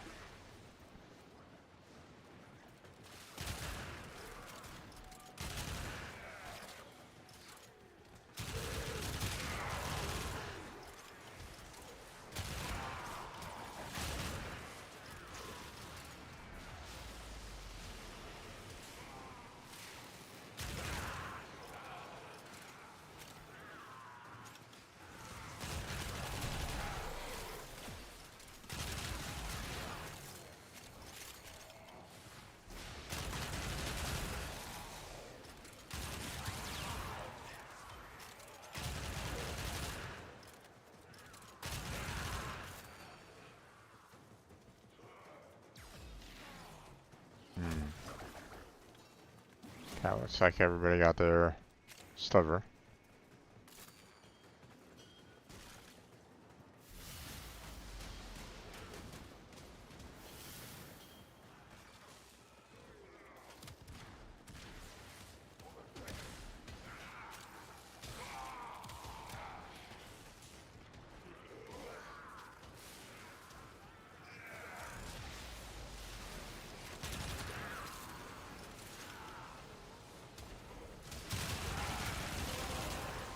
There we go. The relic has been cracked open.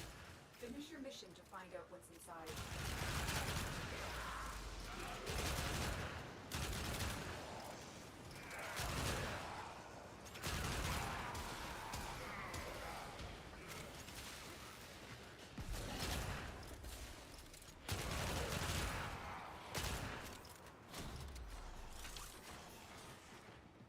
Okay.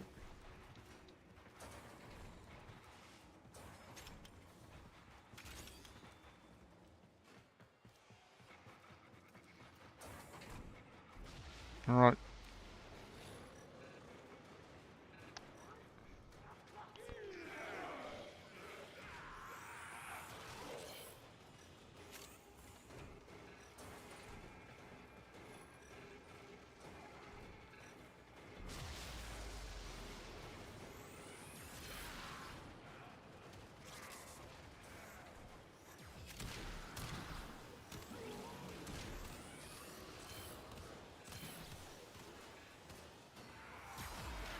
Come on, damn it.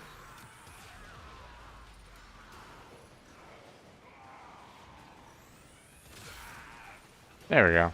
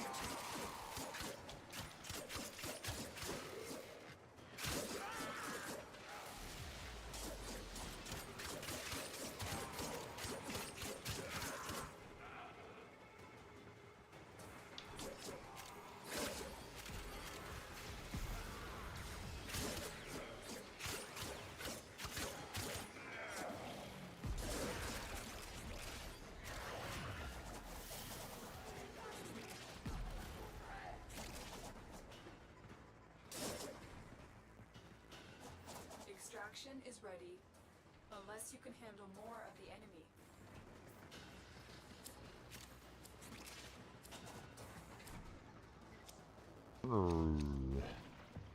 Dreamers, dreamers, dreamers!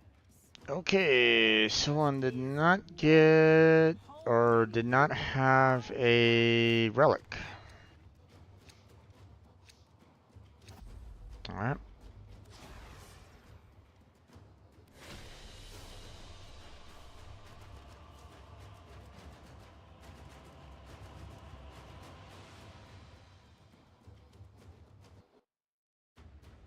They didn't get the Radiant, which doesn't make any sense. You know, they should have had plenty of time to get it, or they didn't bring along a Relic 2 breaks, which is not exactly wise, but whatever.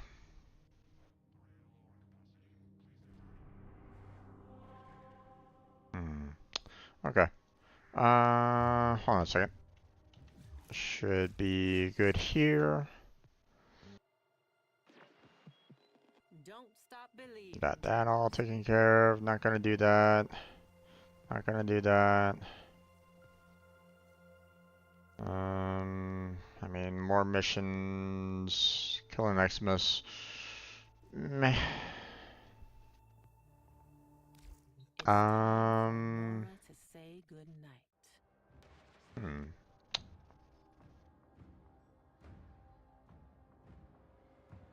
Not sure if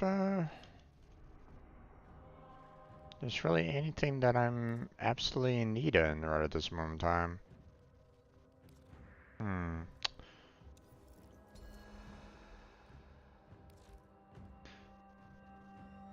Saw yesterday that Blackheart went on the circuit, but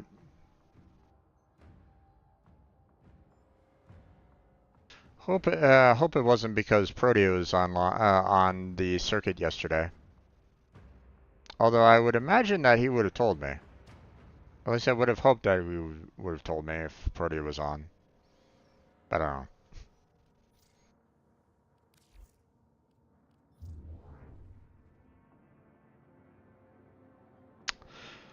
Let's see.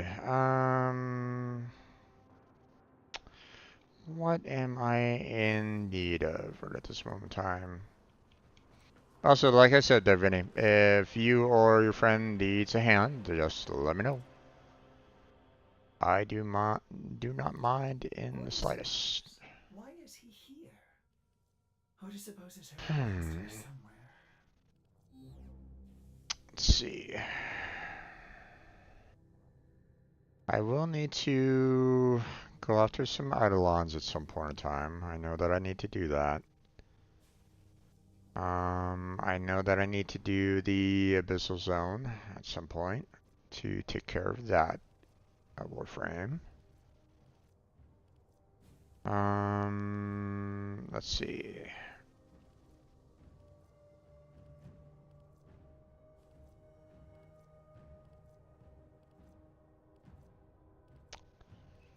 Hmm. Haven't gotten Clearville at all, which, you know, I haven't really done much in the very at all anyway, so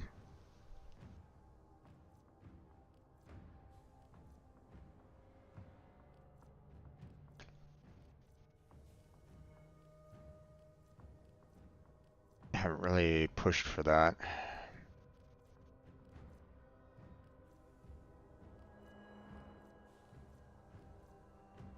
Maybe someday.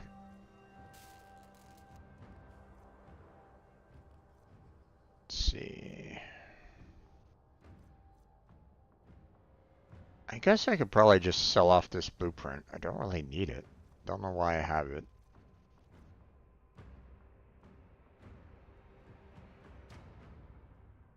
Oh, I think I remember why I had it.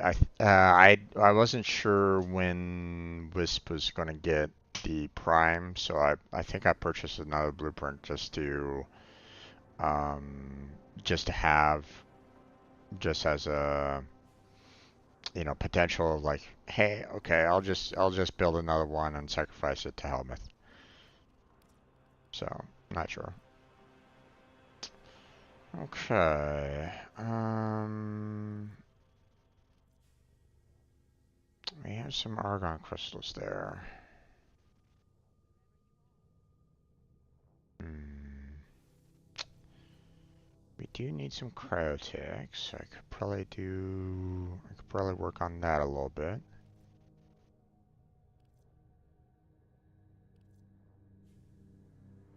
Still need those organ cells, so I could probably do that too.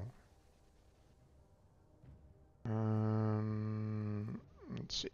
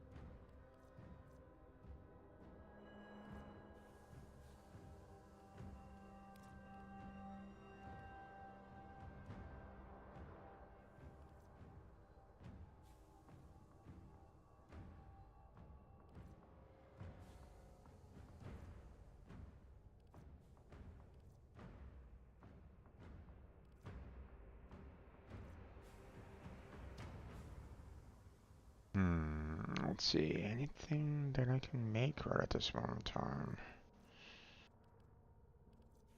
Hmm.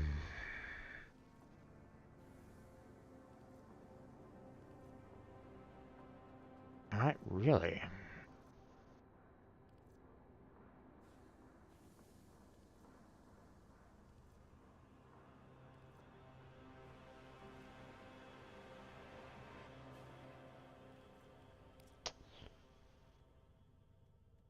Hmm. Okay.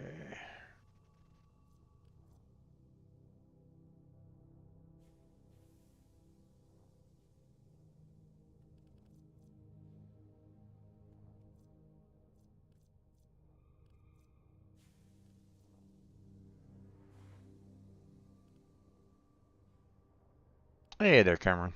How you doing? And don't worry about being late. It's all good.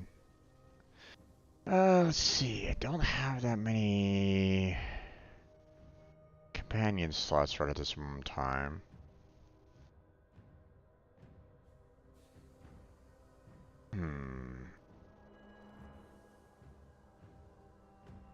I could see about selling off one of my other companions and putting Shade Prime in. Is eating at a Chinese restaurant called Shanghai. Oh, okay.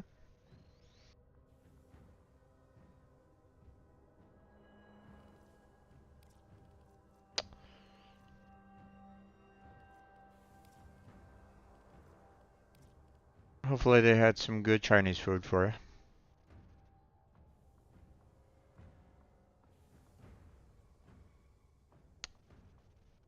Let's see.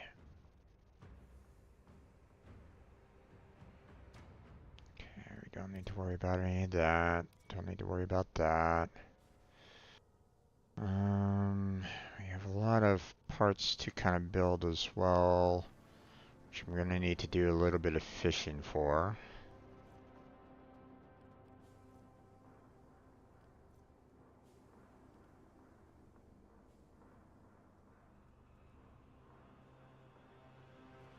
Can go ahead and build that.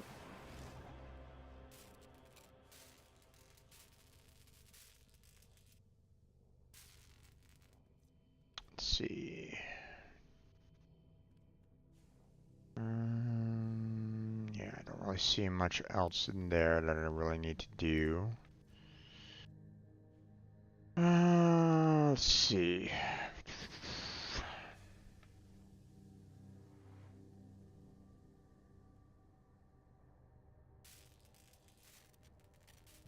Some more Abyssal Zone ingredients that I'm gonna need to do.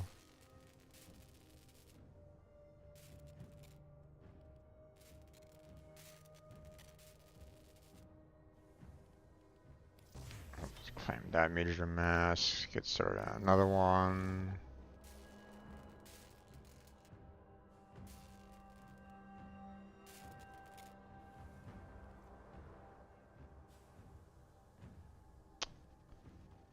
Okay. Yeah, that's about it in terms of blueprints overall. Huh.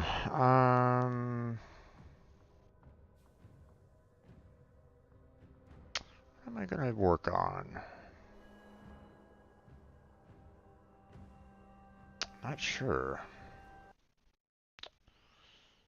Okay, well, we don't really need to worry too much about the Strun Wrath right at this moment in time. We worked on getting one of its parts done. Let's see, maybe...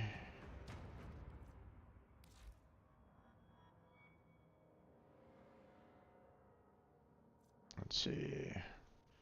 Hide owned, hide mastered, and... Okay.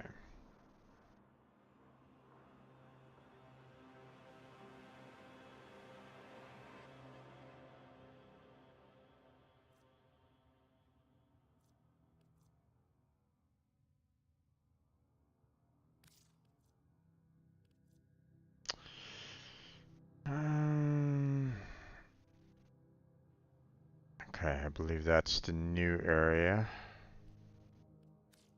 I haven't reached yet.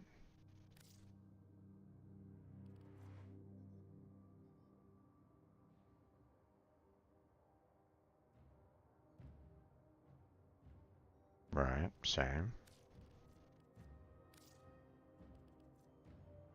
Let's see. Saruman bounties. Okay, so we're gonna need to do a little bit more there. Here, you know what? Let me see.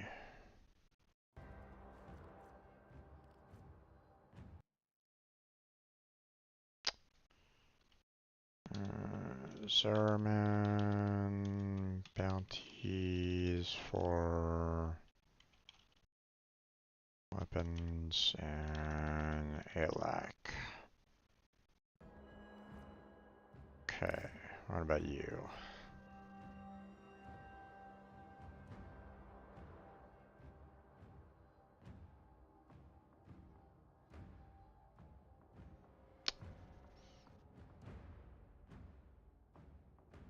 I don't have the blueprint for this yet.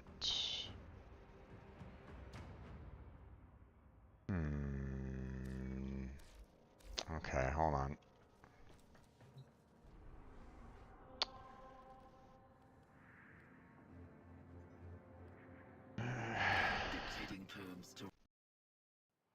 Let's go see Chipper and see if I need to get myself some more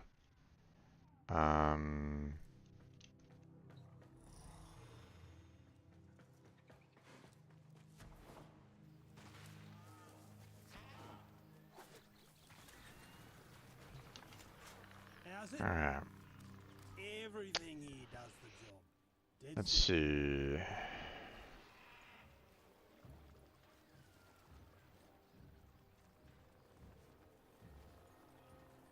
Right, already mastered that. Okay, have not picked up this one yet. Okay. I don't do special orders, Princess. What you see is what you get. And we've already mastered that one too. Okay, so in other words, I'm gonna have to do these missions for another time. I have, you know, a little bit more so I can get 15 more stock so I can purchase this. Oh gosh, this is gonna be irritating. Well, la-dee-da. All right, Carl, let's do this. Tenno camp is best camp. I just need 15 stock, so just going and defeating Sprague is enough, I guess. Or Blue girls say we got veils to break.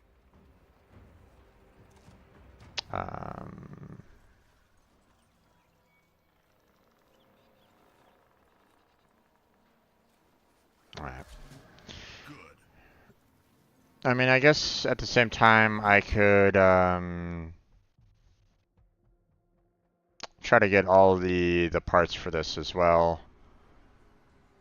Nobody around but Rex and a few Veilheads.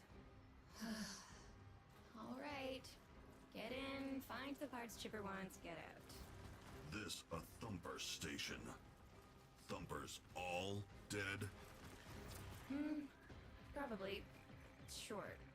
Some of your Grenier friends are locked up here, if you want to say hello. Okay.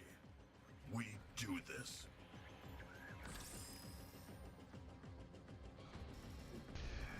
Okay.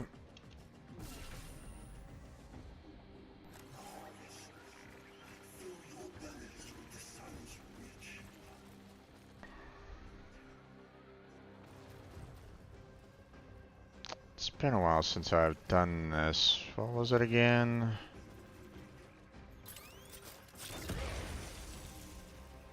Right.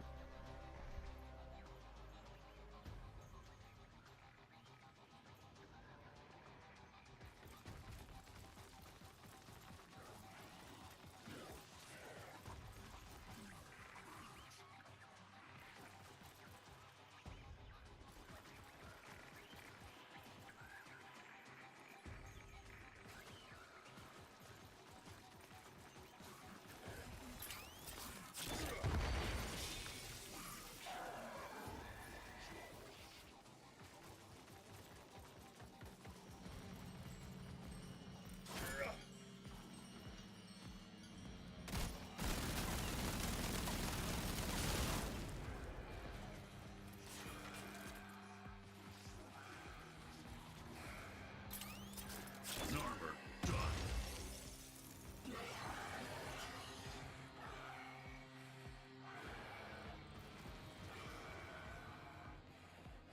It's not happy.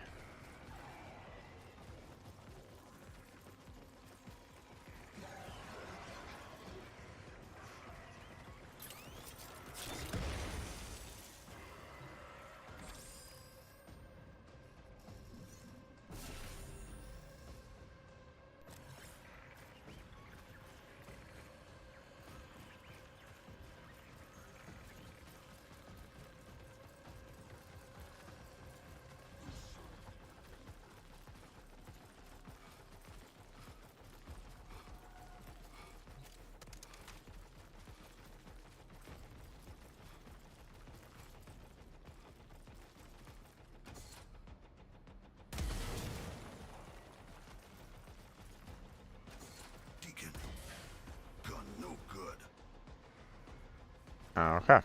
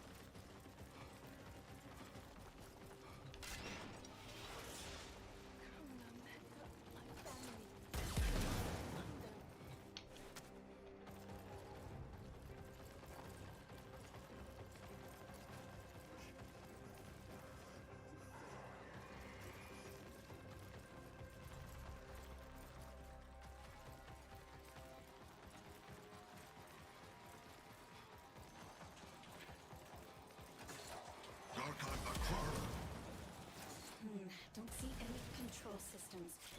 But there is a shock mine. It might have enough juice to disable the gate. Maybe one of your brothers can arm it? Brother, wake up. Killing time.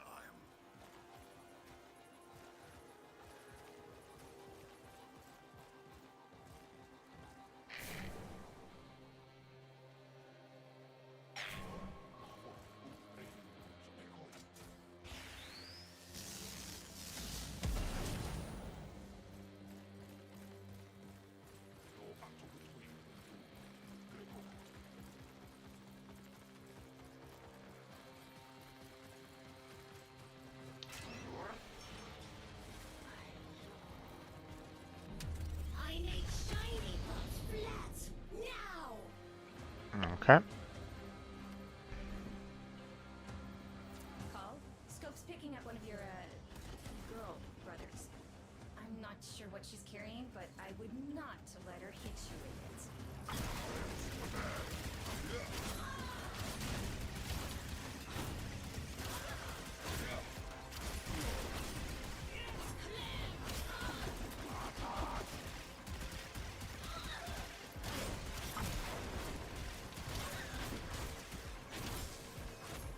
Paul, she's completely shielded by her cloaked drones. Those shock mines might reveal them. You'd have to use yourself as bait. But you wouldn't catch me doing that.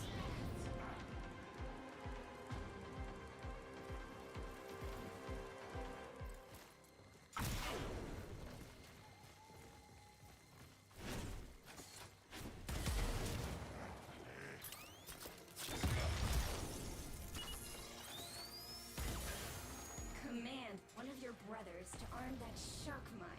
Not take this forever. Ugh. You move now.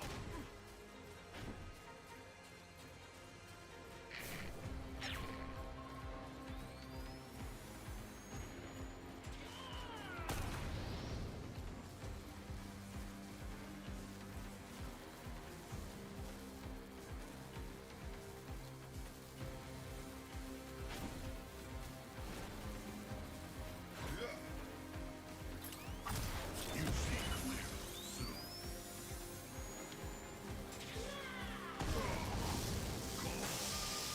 See your drones?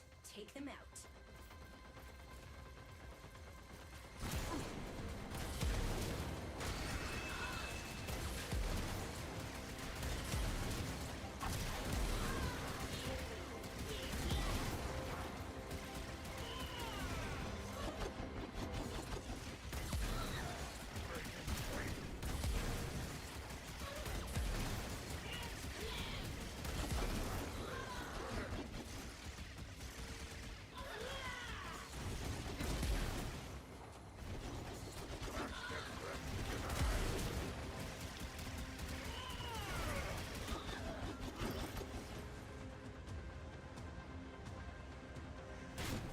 Ow.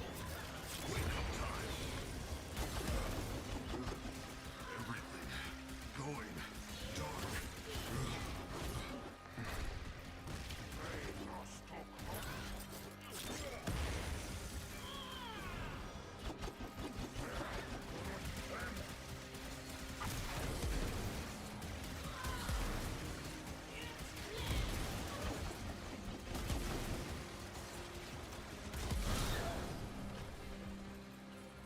Okay.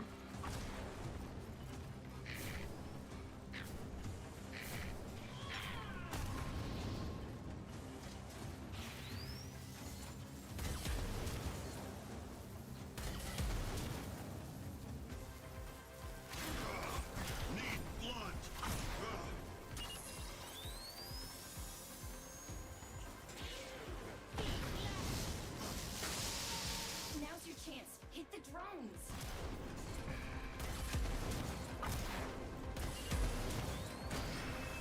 Now's your chance, Call. Use your veil smasher thingy.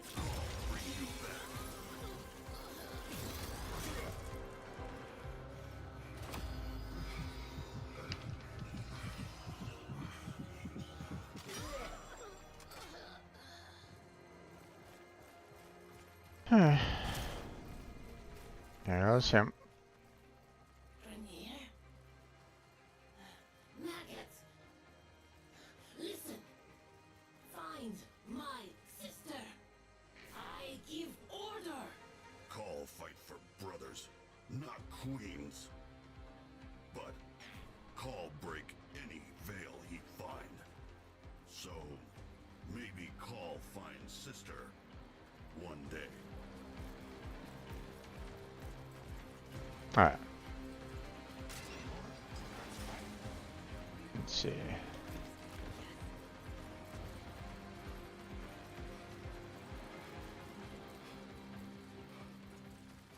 Anything else in here at all?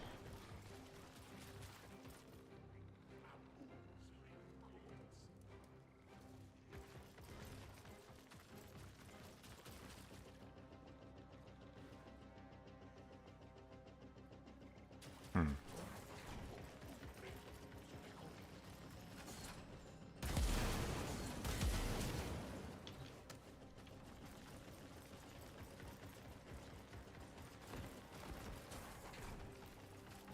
Okay.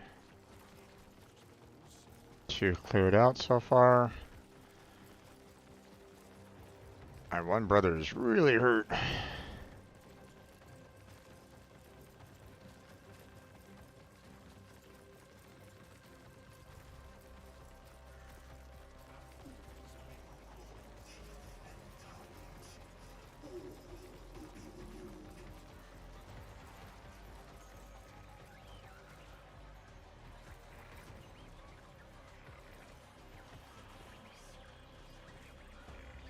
All right.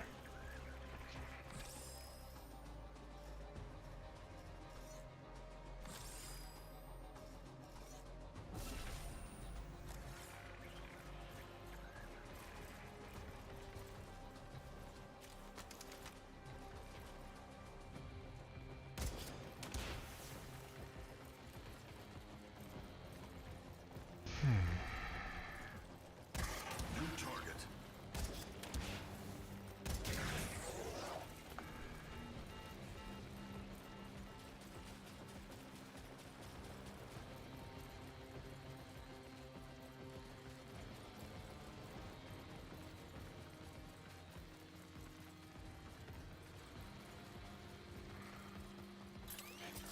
This not hurt. Oh, come on.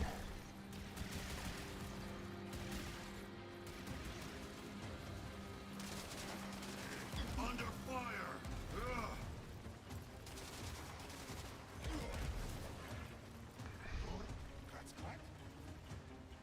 Come on, you.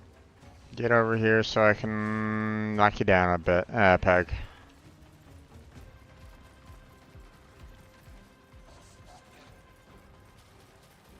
Garcot spot.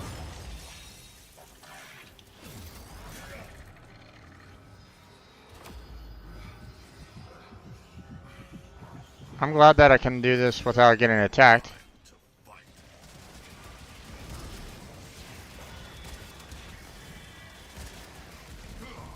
Flesh wound. Soon.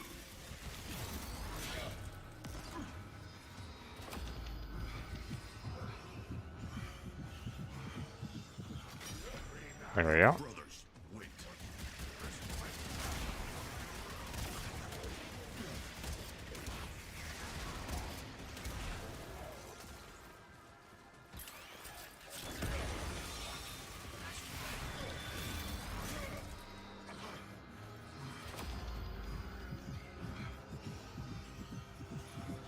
Get all the brothers out. Go now.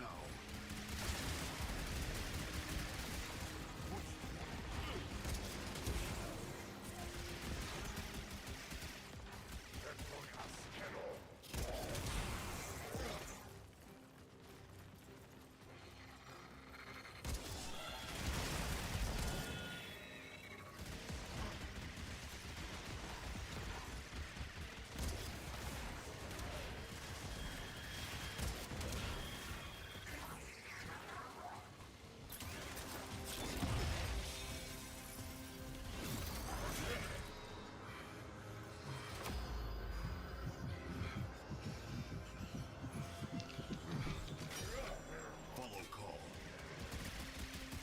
Okay.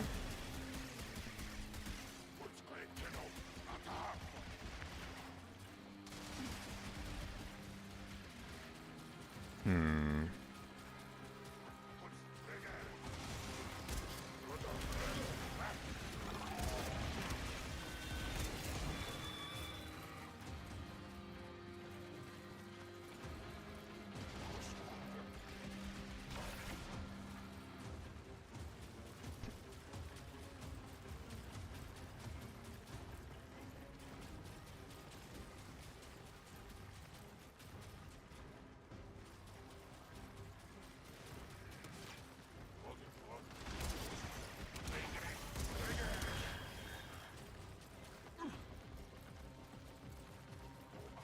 I guess we'll head over this way.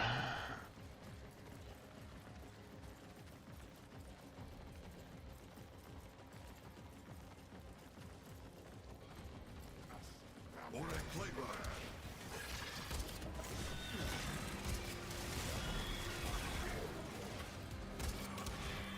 Night, night.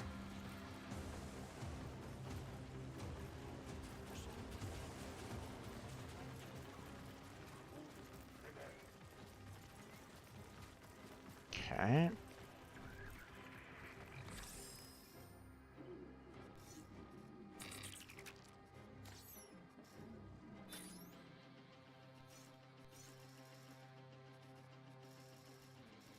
Okay.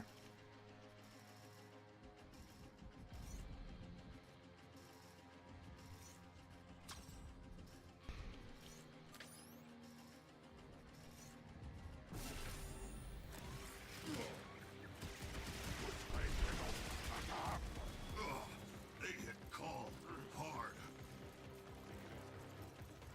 Did they really? Call, looks like there's some bigger firepower for you ahead. Can you carry the... Huh. Call can carry. This make big boom. Cross that rope bridge.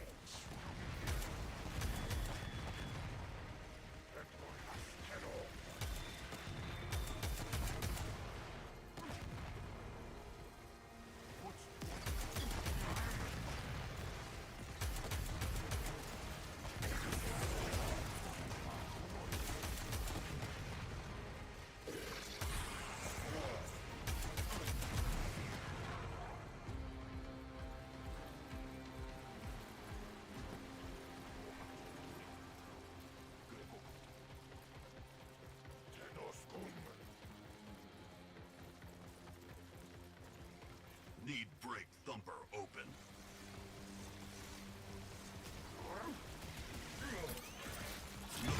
Lose one today. Come here, brother.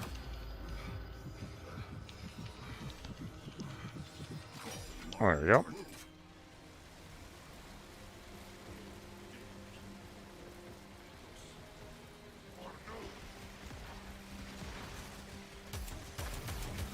Scrape you off, boot.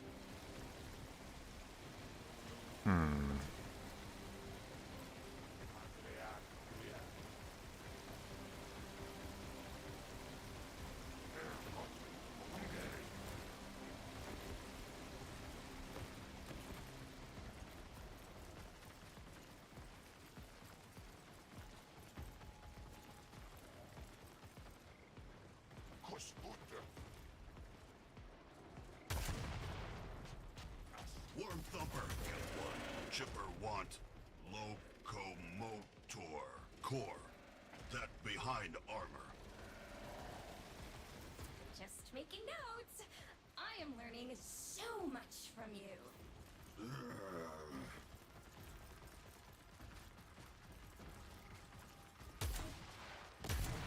Ha! Easy kill.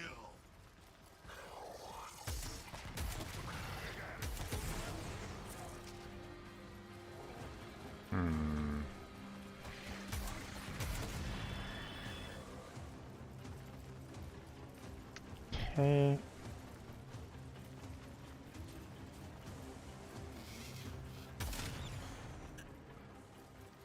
All right, this one.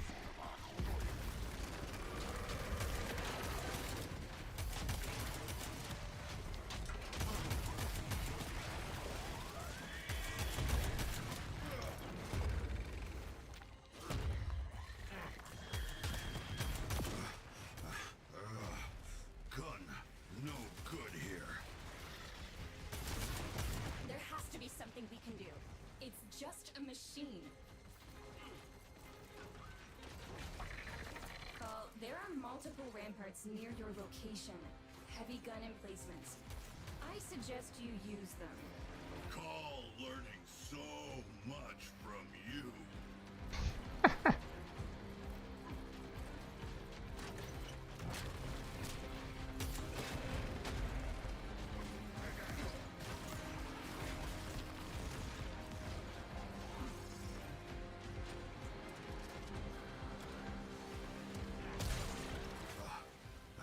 Call hurt it bad. Now, call finish job.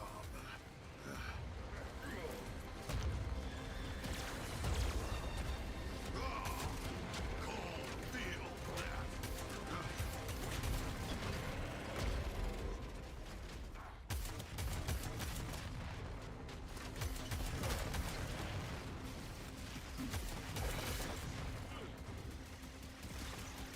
Come on, guys, protect me a little bit here.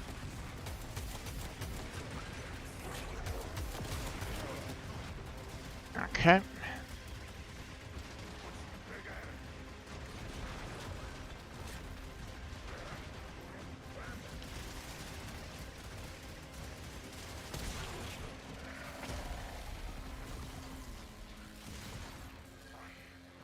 Okay, apparently I did not hit it.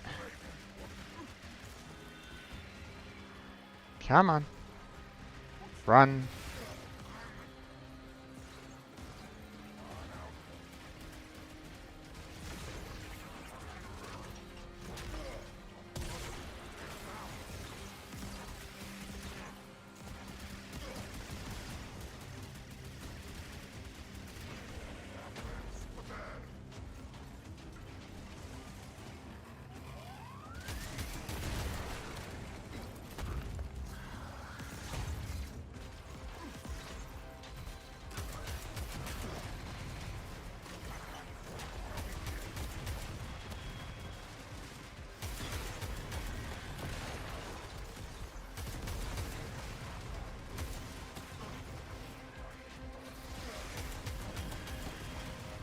Come on now.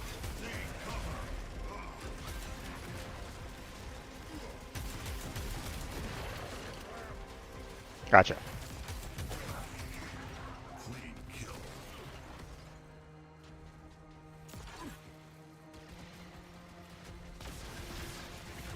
Okay.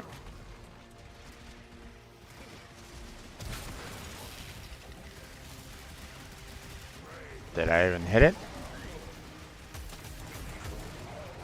I don't know if I hit it or not.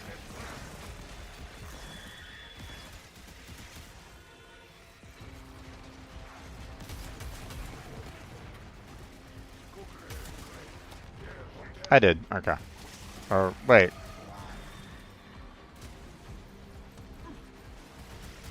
Why is it still...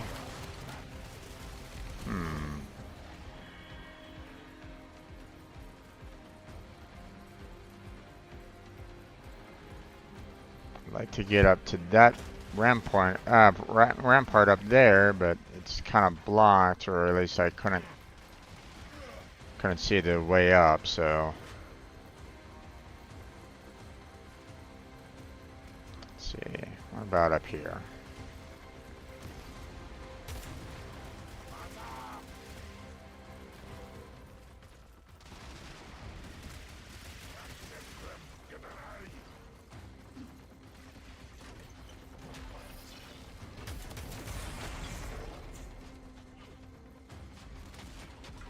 Hmm.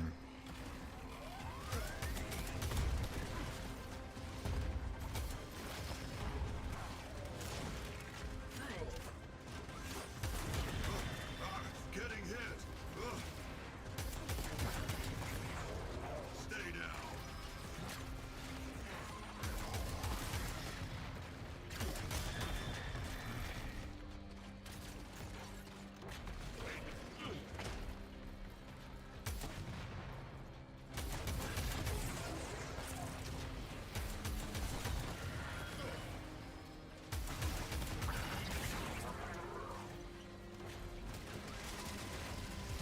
Hmm.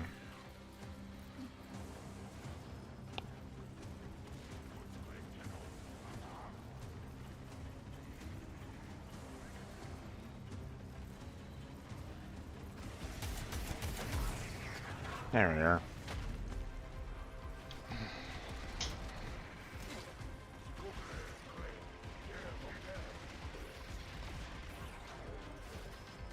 Stay put.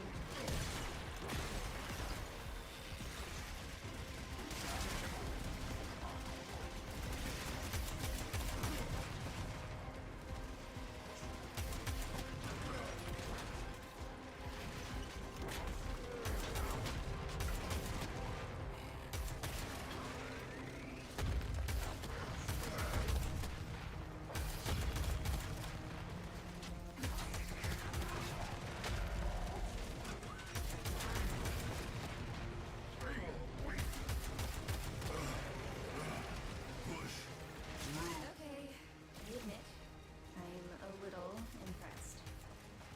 Go on then, tell me. How did you do that? Shoot in right place. And not die. I mean, brilliant strategy.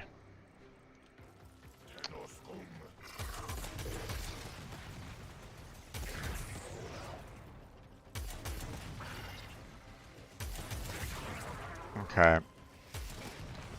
What I need to do is I need to,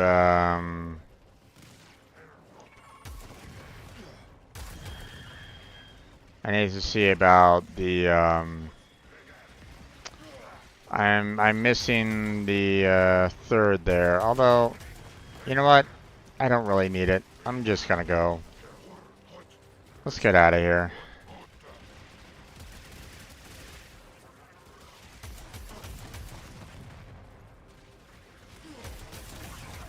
I just need the 15 to purchase that one blueprint, and that's it. So, let's get out of here. These missions hurt my eyes. You all done? Although it would be nice if, like, the third... Yeah, if there was, like, multiple of those little pillars that I have to destroy were, like, all the way, all over the place. So that I could just kind of, like, oh, hey, here's one over here. I'll destroy it right now. Nope.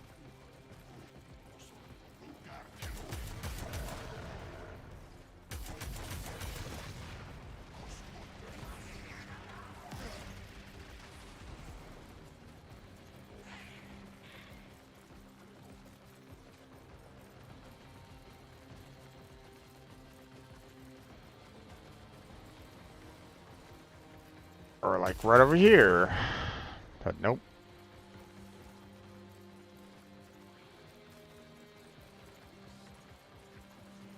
Oh well. Let's get out of here. We did enough.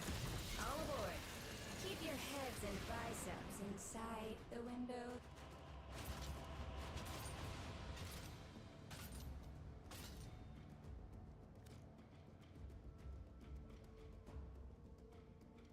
Alright.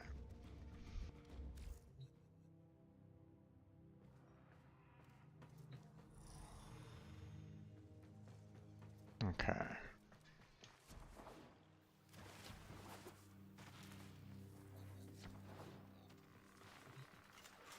Baffling that I make a living doing this. Stolen? Perish the thought. Okay, and there we go. Now get to work.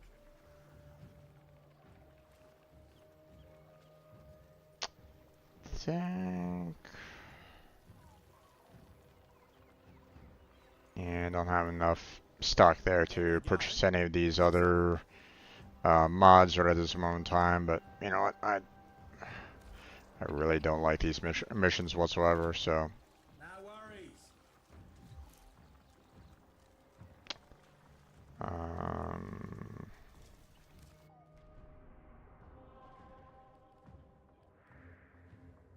We are going back to the orbiter.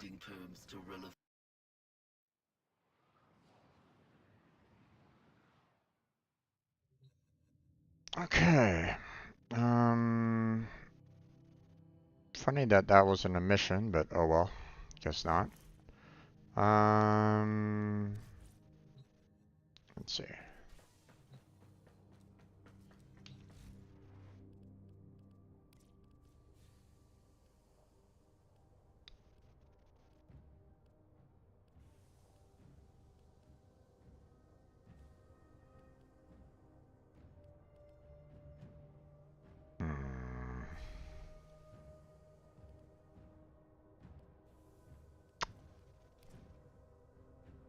Wait, it wasn't a melee weapon?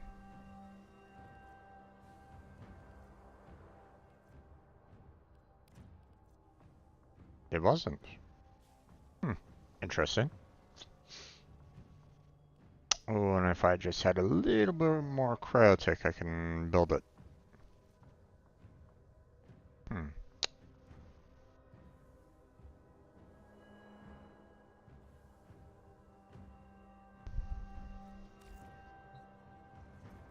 I guess what I can do is just go in, you know, set one up real quick, and then pretty much leave for the most part. Let's see. Excavation. There we go.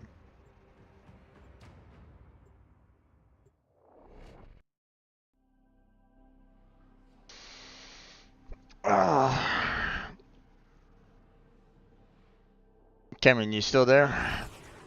What did you have for your Chinese food?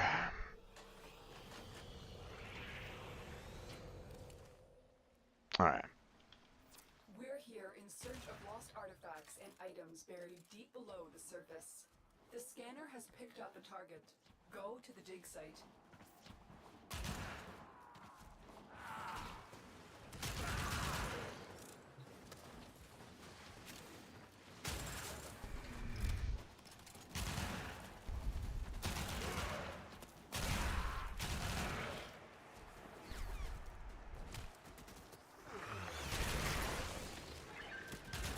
Excavator is ready to go. Keep it powered and protect it from enemy fire.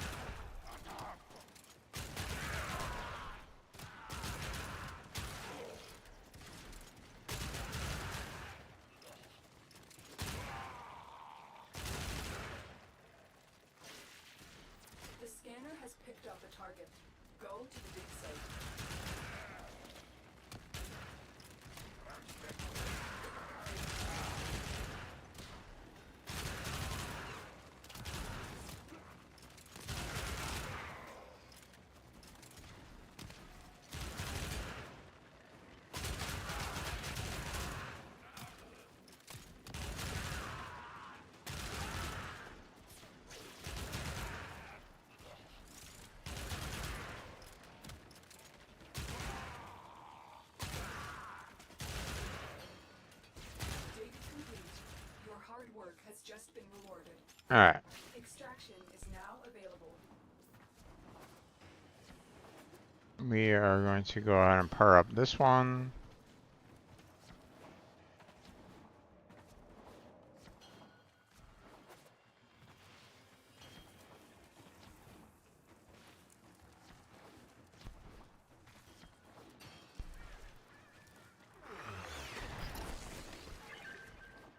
Excavator deployed. Protect the unit while it extracts the artifact. An artifact has been located. Proceed to the dig site.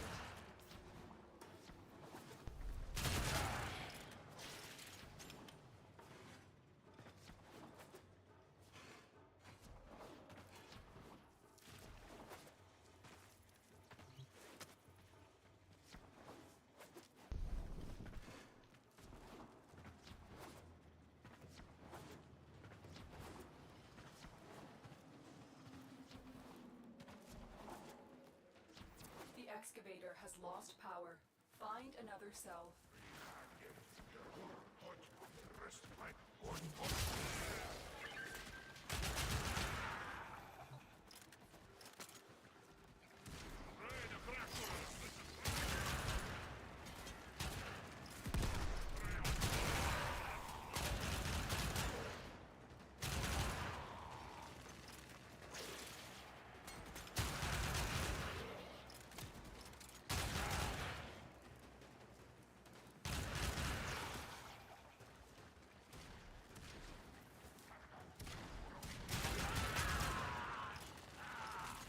Come on, where's the, There we are. The excavator has run out of power. Find a cell. There we go. Now I'll leave I'll leave this one alone because it's pretty much done.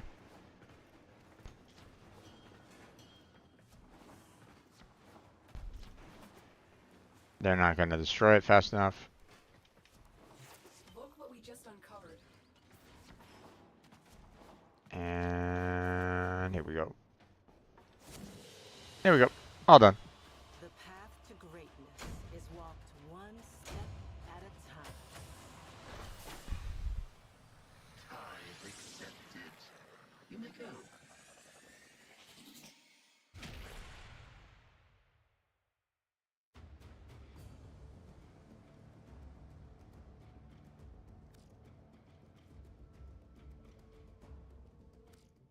All right.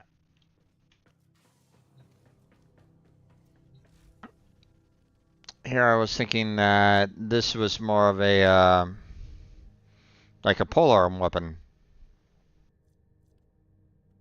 But no, apparently it's a, primary gun? Okay. Looks more like a polearm to me, but... Alright, let's see.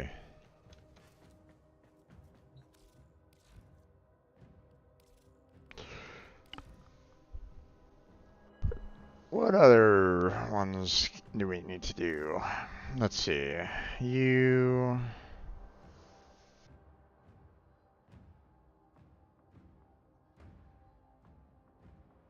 Printer galleons and disruption missions.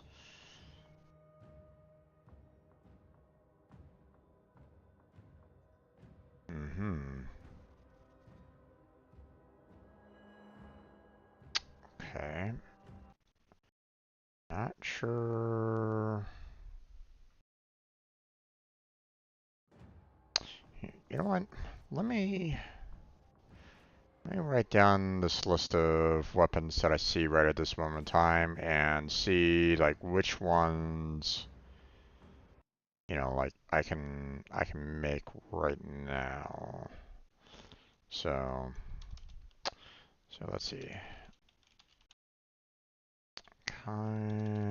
Mondano. Alec. Don't really need Adventus anymore. I have that and I'm building it, so I'm good on that. Chris. Equinox. Investor.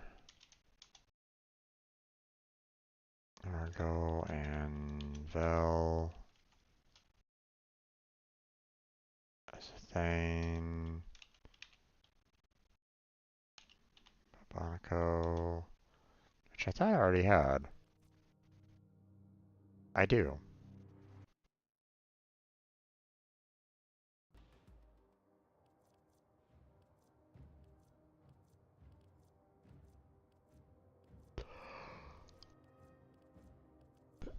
Okay. Blueprint owned. Blueprint owned. Cinta.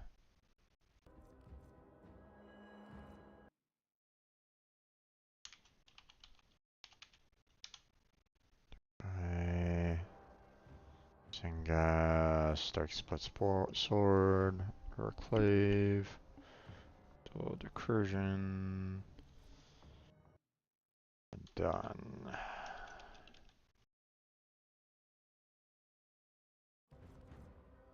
That's owned, that's owned, that's owned.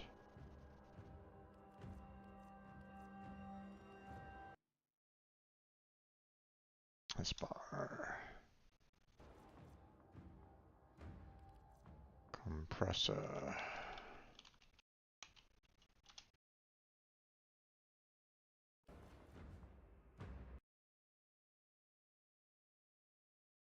Crudo.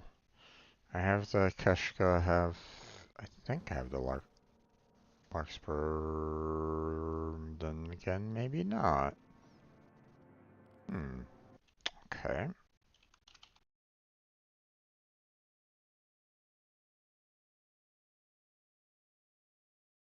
I have the lens.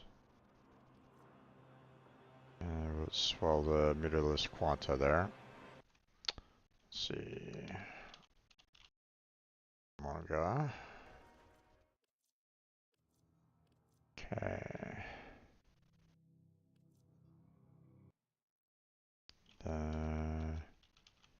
Perry.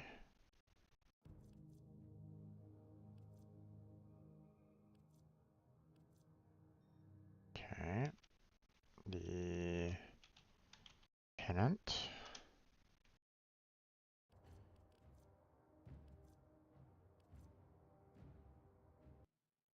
Okay, the Quilor and the Rota.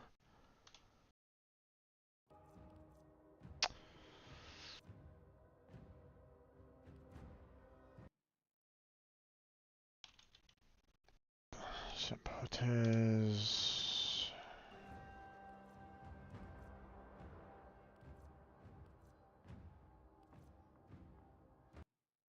The Stella, the Siam.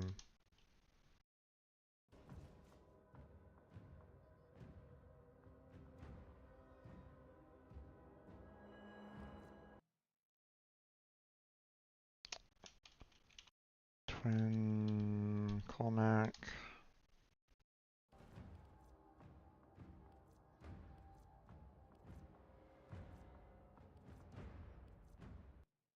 The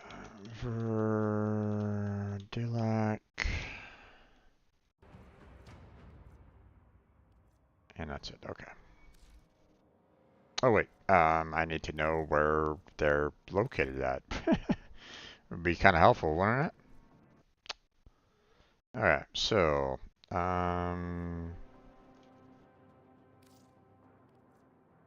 so,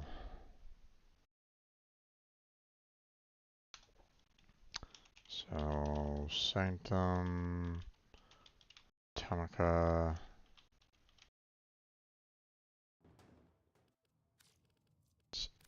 that one, another Sanctum.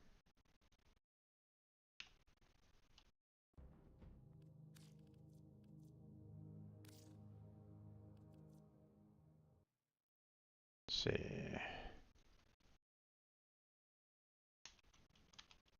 Zaraman bounties.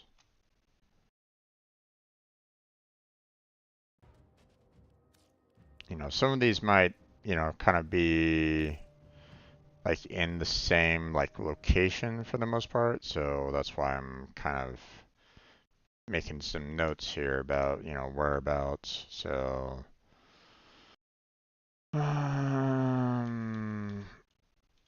Demolisher infestation near galleons.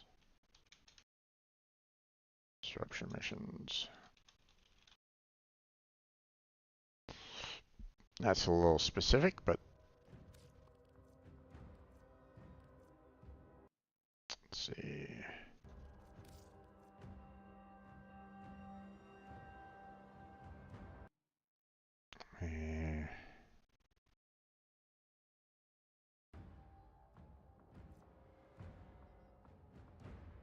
Zaraman bounties, okay.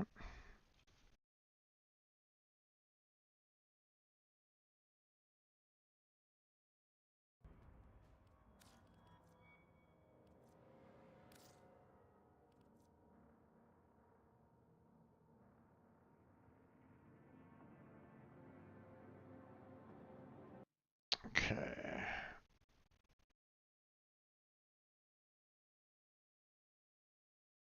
Corpus. Proxima. Survival missions.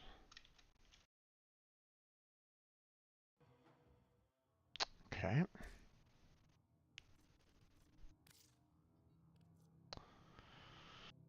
Let's see.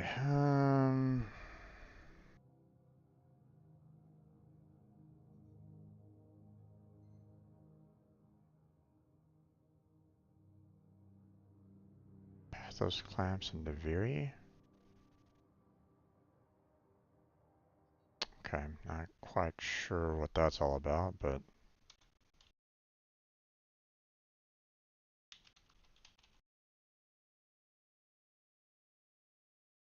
again, you know, I haven't really done much in Deviri at all anyway, so.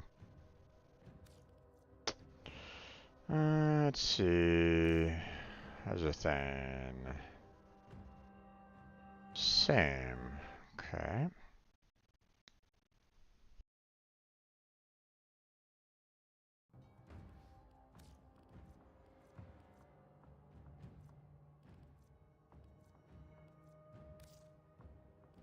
Let's see, what about you? Deviri Enigmas.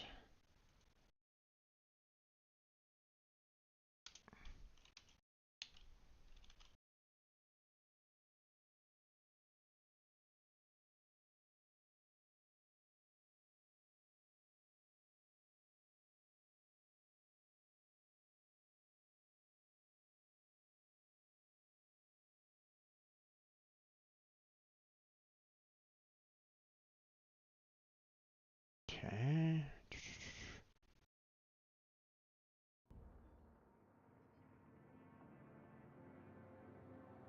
Got mostly chicken. Different types? Gotcha.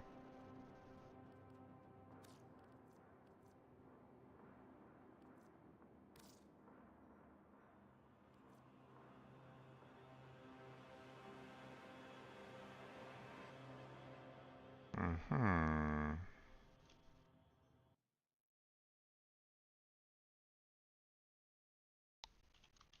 Lloyd. Necrolisk. And that one's a little bit rough because the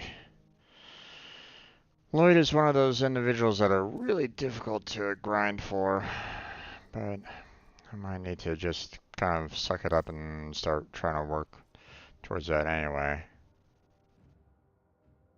Okay, some more Pathos clamps.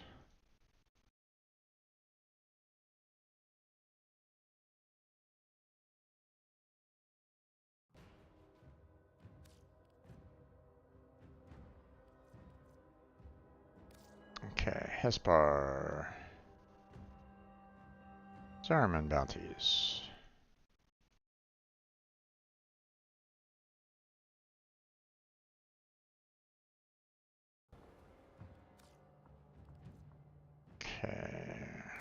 press uh-huh.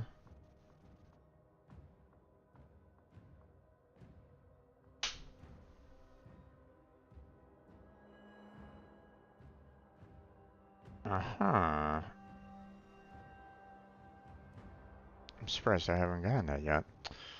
Okay, so Event Kids on Fortuna.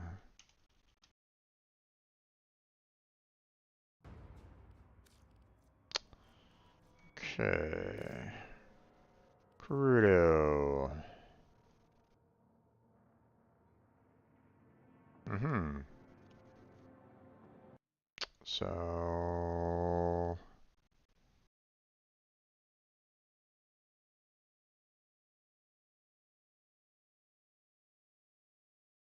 let's see. Tusk. Thumper. Ball. Or Doma. For that one.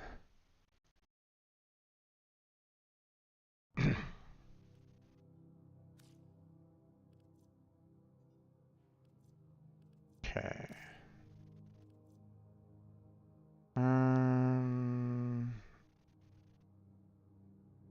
Oh, right. That's the one with the Charisma Toroid that I need. Right.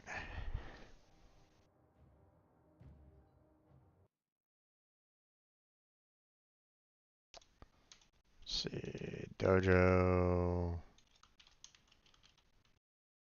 Charisma Toroid.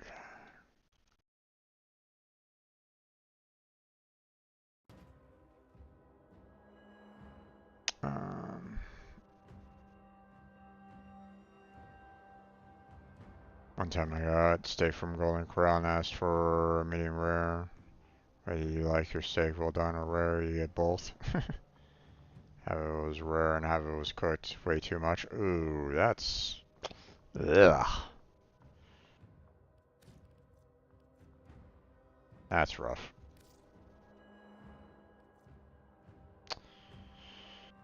Another Lloyd one. Okay.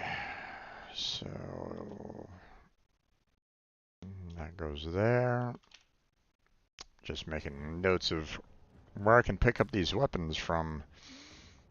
So... got 9 more to look through here. Oops.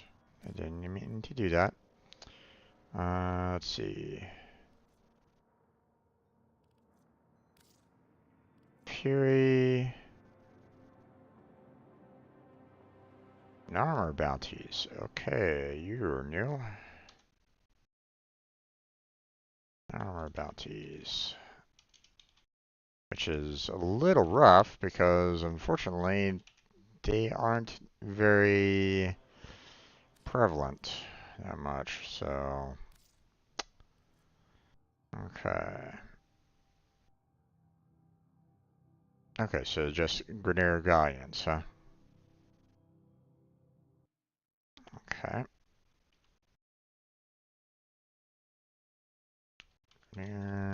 Galleons.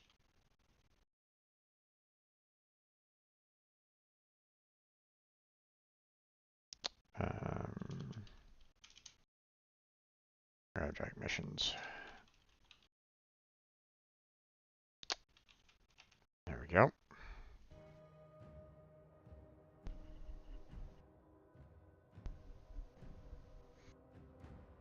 Yeah. For me, I'm one that, you know, I tend to prefer more of a, you know, um, I tend to like my steaks more closer to well done to rare. So more of a, I guess you might say medium for me.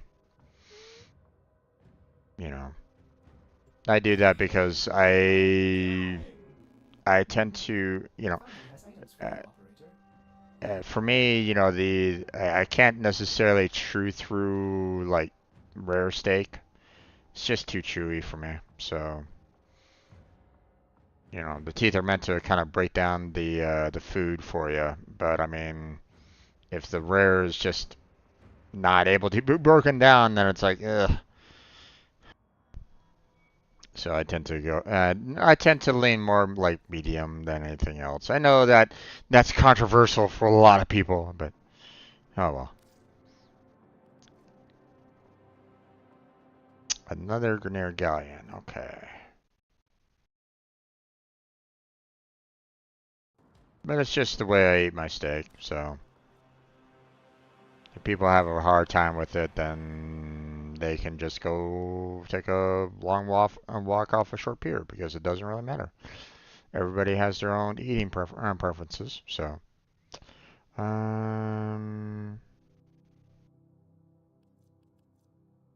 okay, you know, for example, while I personally don't want pineapple on pizza, it's not something that I particularly enjoy. I don't care if someone wants to have pineapple on their pizza. You know, doesn't matter, and doesn't matter with me. You know, you want pineapple on your pizza, go right ahead and have pineapple on your pizza. You know, I'm probably not gonna grab a slice. I may grab one if I'm like absolutely desperate for a slice of pizza, but to be honest, not for me. But it's okay if you want you know, your own pineapple pizza. I'm okay with that. You know, everybody has their own unique tastes, you know, and stuff like that. So if they want some pineapple pizza, they can have some pineapple pizza. It doesn't matter with me. So.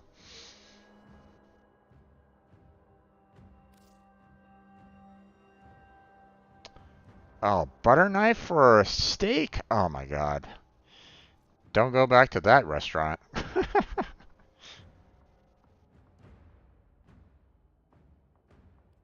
Okay, this one is Pathos clamps.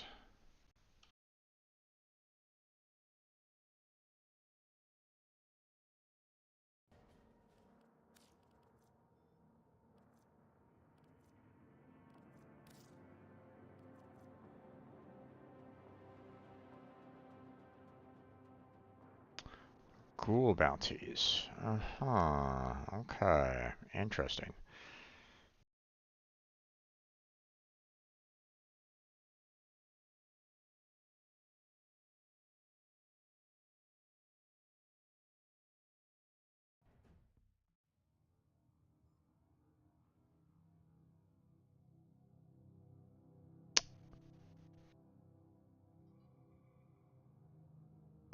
Be careful with the lyrics, my friend. Don't make me have to remove you.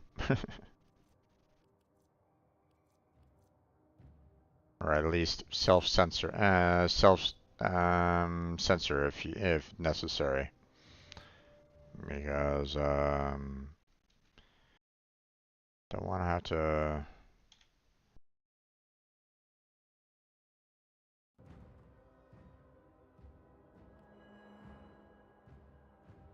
Don't want you causing problems for yourself.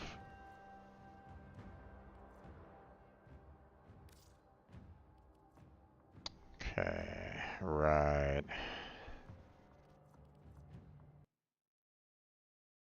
Assassination.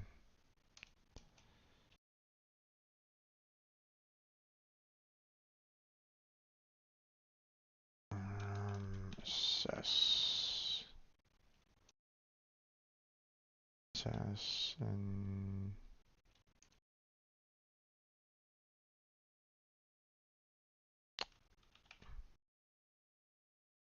I'm misspelling assassination wrong, but doesn't matter. No worries there, Cameron. I know, like, okay. Obviously, there's various types of reps that are out there, okay, and it's perfectly fine, you know. Now my personality, I don't really care too much about the. I mean, obviously, there's different types of reps, different like genres of reps, I guess people might say. And while I've listened to a fair amount, you know, from time to time, I don't really, you know, the the ones that are like, you know, that try to go for more of the gangster rap, not for me personally, obviously. Um, you know, in some ways, you know, hey, some of the rappers might have actually been in gangs and, you know, came up with these lyrics because of their own personal experiences. Some people might have gone the whole, you know, gangster lyrics because they feel like they are a part of that particular world, even though they've never been in a gang themselves. Um, the problem is that the wording can be quite um, not safe for TOS in some cases. Um, so I have to be careful when someone says, you know, hey, you know, yeah, I have a rap song. It's like, ooh, be careful, you know. If it gets along the lines of like, hey, you know, um, if you're needing to like bleep out words, then probably not the best for chat. You know, don't get me wrong. I typically don't really consider myself um a channel for young kids or teenagers per se. Um, you know, I don't really you know, angle my videos for children. Um, but at the same time, I don't really want to push that envelope even more and make my channel like full on adult either. So, I've actually gotten a couple videos completely flagged for adult content because, well, Party Hard is not exactly a game that is family friendly. So, I just, you know, I have to be a little cautious. That's all. No, you know, nothing wrong with, you know, putting down your legs. It's just I have to be careful with that. That's all. I hope you understand. Okay, and some more, and this one is some more Narmer bounties. Okay. So, I have a list of places that I need to kind of work on a little bit more. Apparently there's like 5 weapons concerning Pathos Clamps and Deviri. I have no idea what those are all about, but obviously I'm gonna have to maybe work on those a little bit more because I haven't really, and seeing that I haven't worked on them, I haven't really gotten the blueprints for them, so hmm. Um, let's see. You know what? Let me. Where do I need to go for the Chrismatoroid again?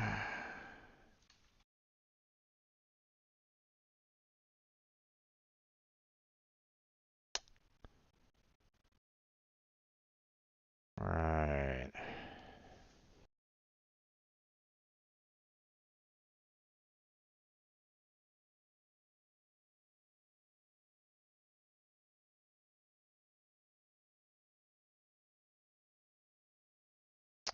Oh wow. Not only would I need 1 Chrismatoroid for the recipe on the dojo, I'll need 2 to build the weapon, and apparently I need 3 more for Voxelaris's rank 5 shadow. So I need a total of 6 Chrismatoroids.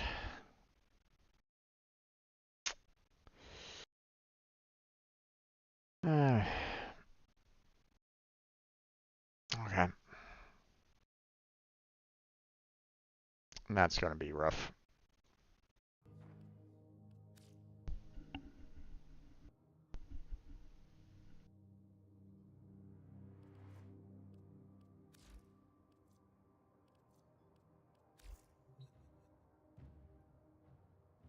Yeah, I just haven't really been doing much in the Diviria there, Vinny, so um, haven't really had a desire to do much there.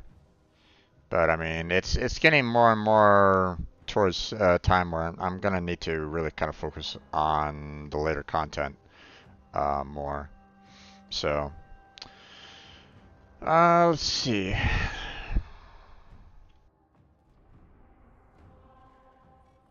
The sector is under control. Resistance crushed. Troops, begin optimizing the local workforce. To be honest, I don't think I'm gonna be able to.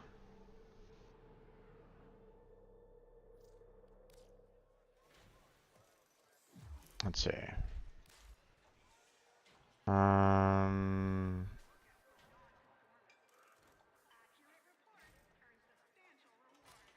Look, we need dosh, you need a plank. You ride, Event we get a check. kits.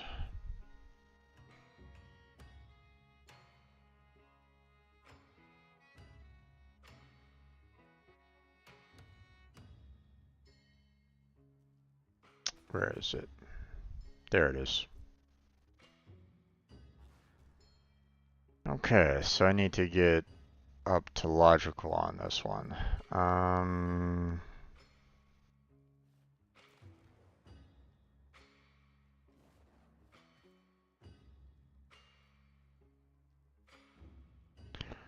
So in other words, I'm gonna need to really grind a lot of K-drive races to get the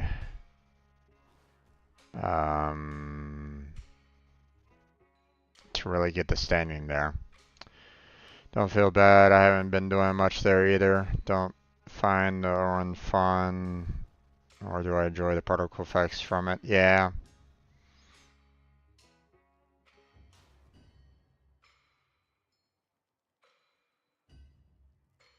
Yeah, I haven't really been wanting to do too much there. Um, I don't really have that much left in terms of time here. But maybe we can do some K-drive races just to try to work on getting some reputation up.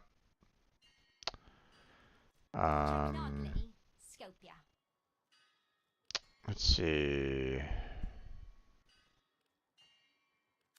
Boone's crew, the Cooperdons, got to hand off a bunch of live gear before they get. Okay. I think what we're gonna do is we're going to switch it over to friends only. And we are going to go and do some K-drive races.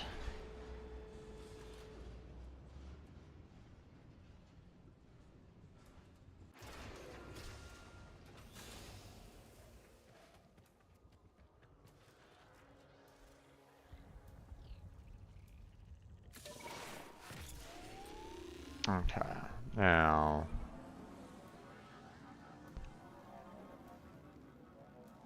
problem is that they don't really advertise the races anymore on the map, or at least they don't really show you where they might be. Oh, not wait, did they fix that?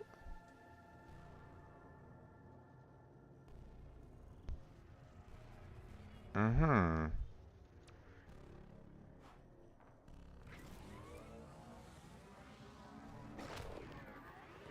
I have a funny feeling that they either that's spots that I've found before lately, and they've basically given me a chance to go back to those points, or they finally started displaying the these again. Because it used to be where you Alright, clock it! I say go, you floor it. Time keeps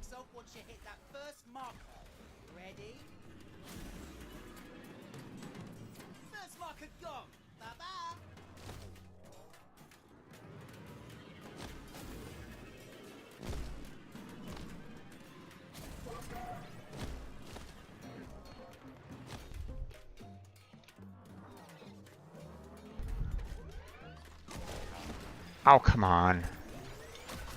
There we go.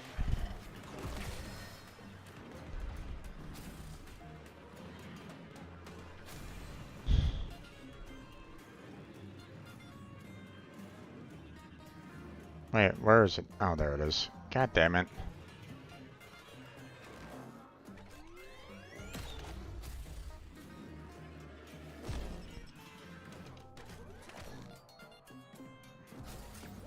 Whew. Nope. I'm gonna miss it. Clocked it. Fish looking no unit.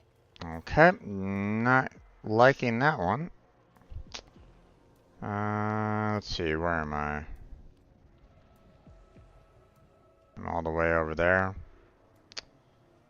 Don't like that race, so we're gonna go over to this one. Don't really like the ones where I have to, like, you know, be pinpoint accurate on my jumps and grinding along small narrow passageways, so that one was extremely annoying.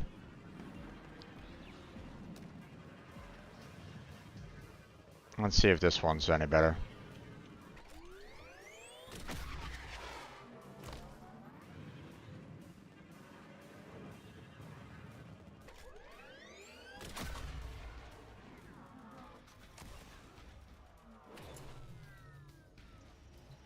Works like this. Hit the marker, the timer starts. Vapor trail, check. You bomb, and you're done. Ready? Oh, come on, damn it. Nice ball. Let's see you keep it. Get in there.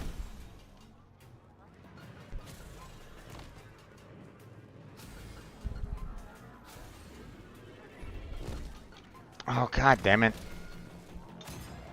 Oh, son of a... Where is it? Wait, where did it go?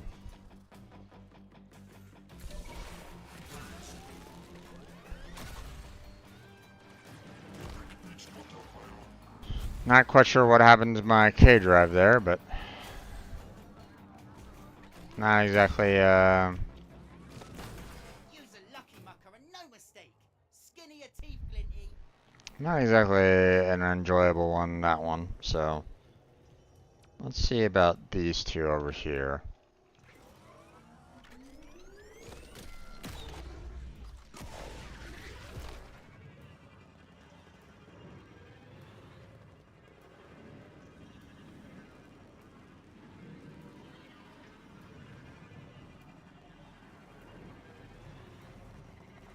Wow. Look at all these guys.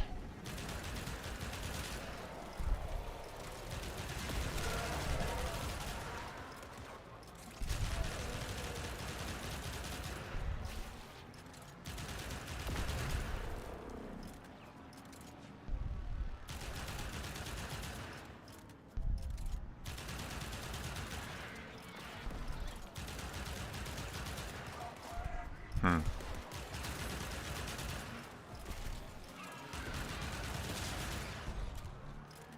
Alright.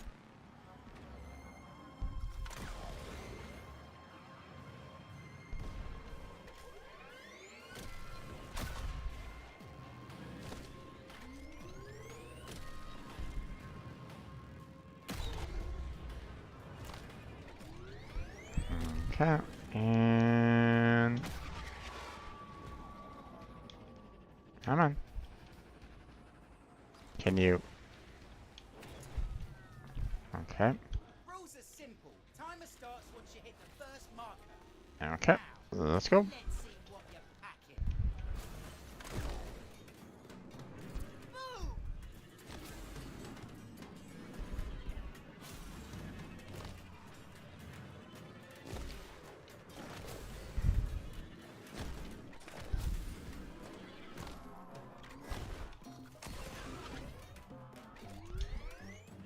Oh, come on, damn it. Oh, what the...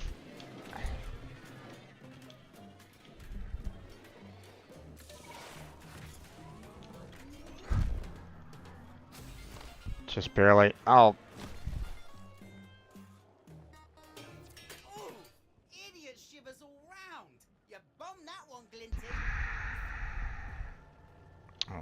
Not exactly my favorite there, but let's try it again, just in case. Had a little rough start there.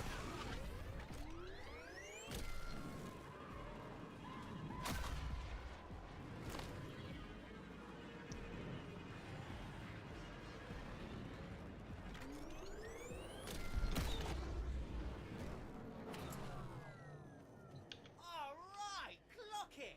I say go, you floor it. Time kicks off once you hit that first marker. Ready? First marker gone. Bye-bye.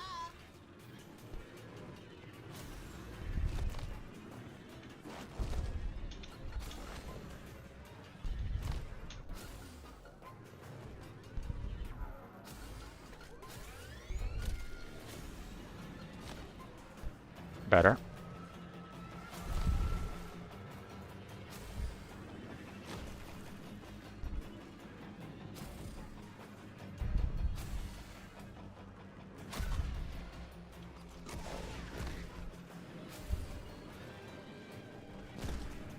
There we go. Nothing fancy, but got it done. You plank okay for a glinty mucker? Okay. Right near, right next to that one, but didn't really like that one all that much either. But, or was that one a rough one? I don't know. I can't really remember.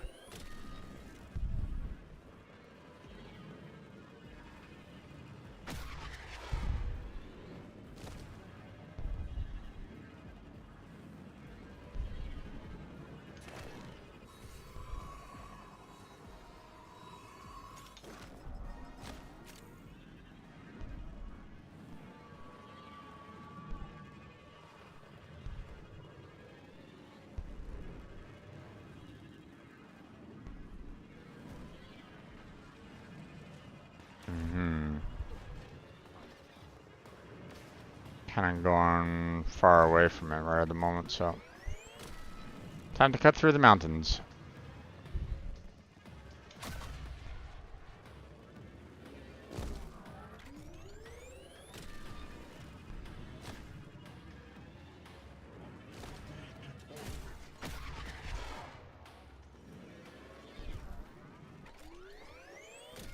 Hi guys, pardon me, come through.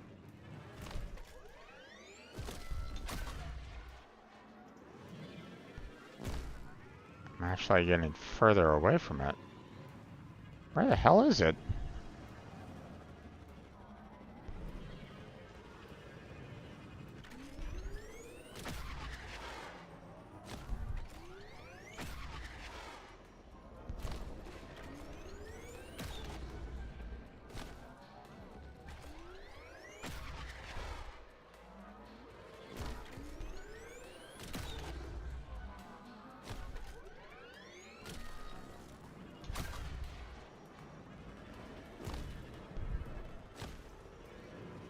Okay, you're a hard one to get to.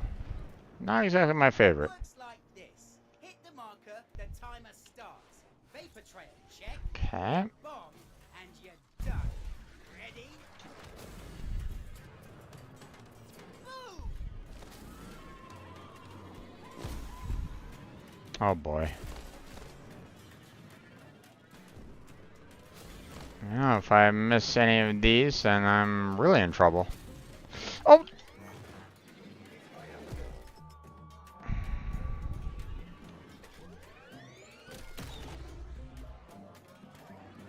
Okay. That's irritating.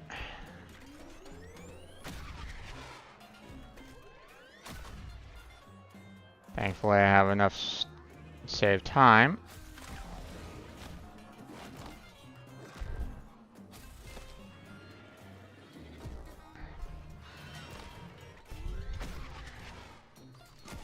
Oh, nope. Ah, fuck. Nope. Put in the hours, Glinty. Okay. Yeah. Not a fun one. Let's see. What about you?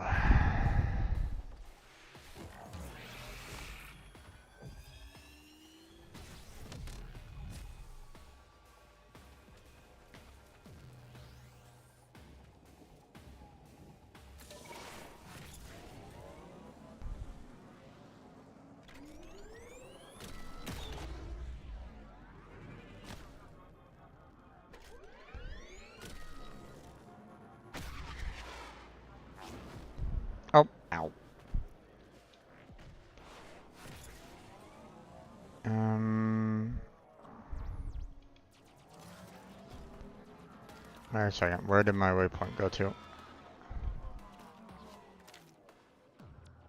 there.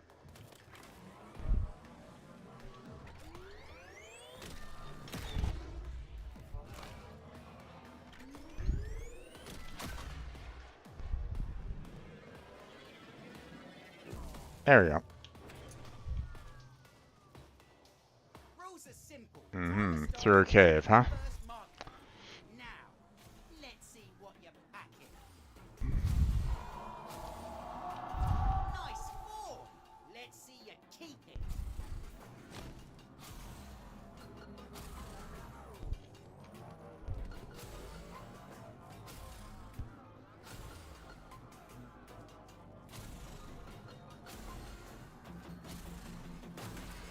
That one was really easy. Check no flare. You scored that one, but Now, question is, can I do that one again?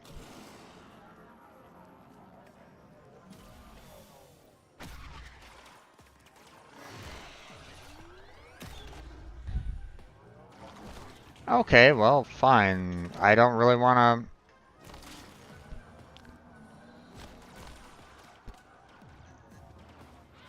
I didn't want to get on that ledge anyway. Let's see. Are you okay with me doing this multiple times? works like this. Hit the marker, the timer starts. Vapor trail, check. You bomb, and you're done. Ready? Boom!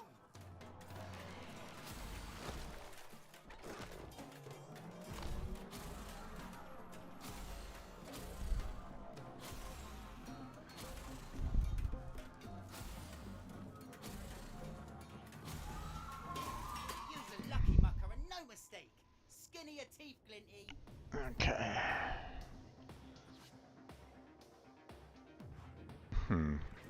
Wonder if it's just easier to travel over the mountain than through it.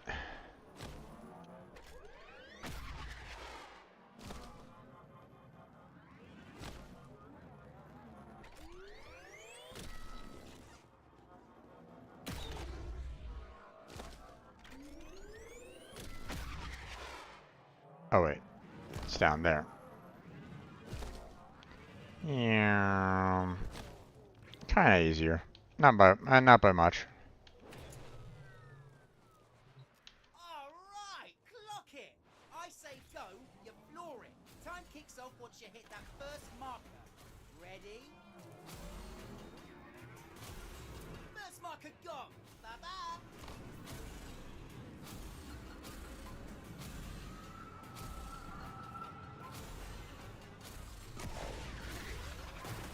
There we go. Don't get smart. You did fine, but check no flare.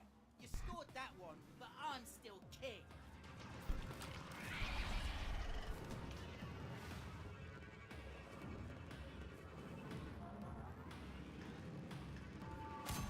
Oh, thud.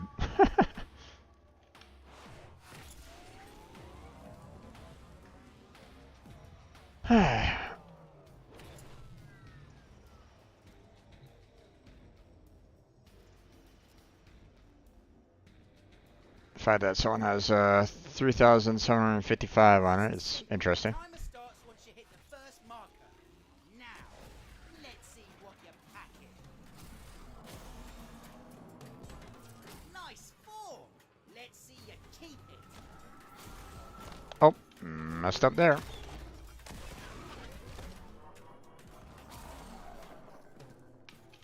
Okay, can I get off the wall, please?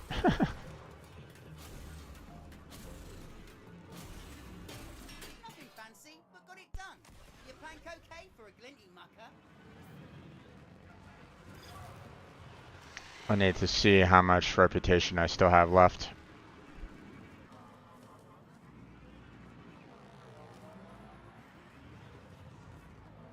Ah. Let's see.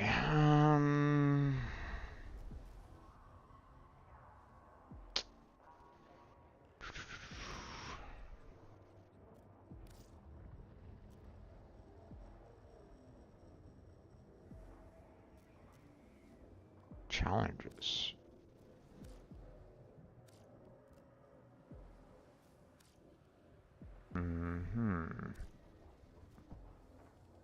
Alright. No idea what those are all about. Or it's been a while since I haven't seen them before, but then again, I haven't really looked at them before either, so. I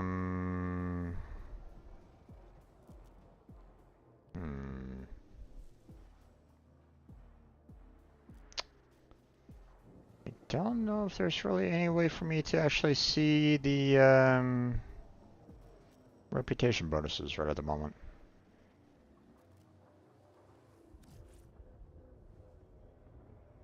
You know what, we'll do one more, and then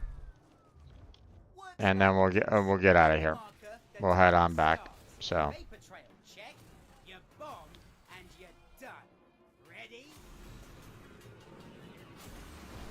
First marker gone. Bye-bye. I mean, I was well past the first marker there, dude. Nothing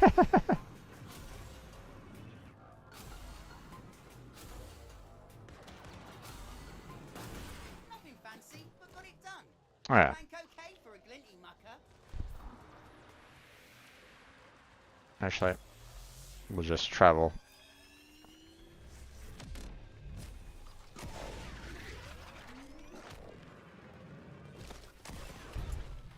There we go.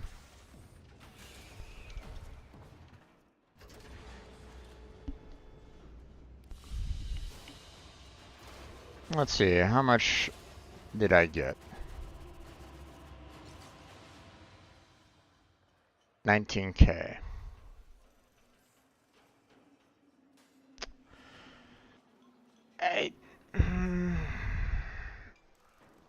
I guess. 20 minutes, 19K, about 1,000 per minute. That's gonna be a long grind fest then, if I'm gonna have to worry about, you know, the other levels.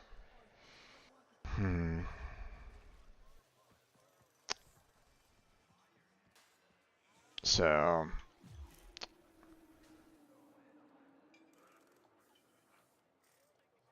alright. You know what? I think I'm gonna go ahead and call it at this point. I'll have to, you know, obviously, you know, there's still plenty for me to work on there. I mean, just the weapon list alone, you know, and I'm not even looking at the Kuvaliches and the sisters right at this moment in time, which you know, I also need to kind of work on some more as well. But I mean, you know, just the sheer amount of, you know, the unfortunate part about a lot of these is the fact that so many of them are very niche, meaning that you can't like double up any of these, which is really unfortunate. Now, Deviri, you know, could be potentially, you know, good for me to do. Because, I mean, you know, Pathos Clamps and Deviri Enigmas, you know, and Akrathis and Deviri. So, I mean, there is that I could probably do. But I mean, a lot of these are very niche, like, you know, ghoul bounties on Cetus. It's like, I don't really do ghoul bounties on Cetus, so it's like,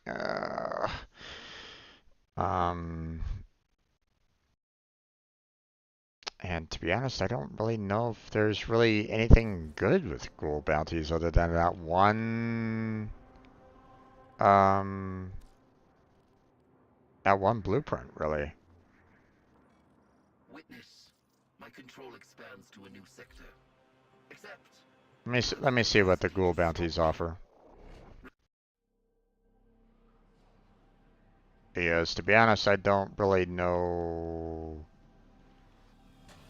of, you know, I haven't really seen, Our most esteemed Surah. I haven't really seen them all that much. I haven't really looked at them all that much.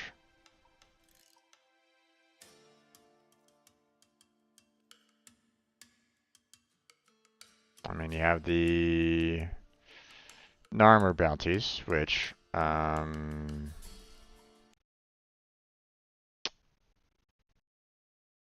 know, we're kind of looking for the Neferi and Vertilac, right?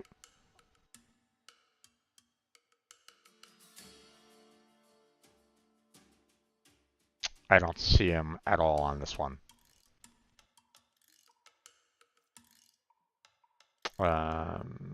And if I'm not mistaken, ghoul missions are more daytime, if I remember correctly, right? So,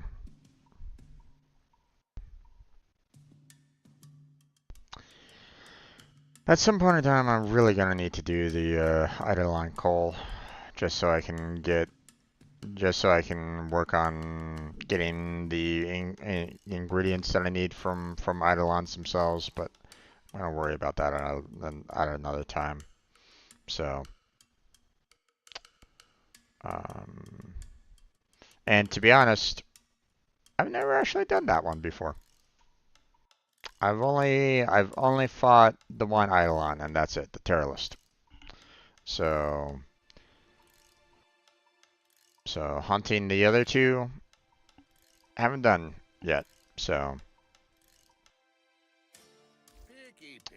maybe at some point. But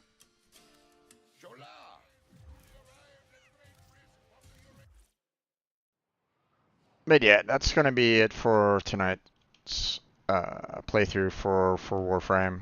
We're gonna go ahead and end it there. Let's see.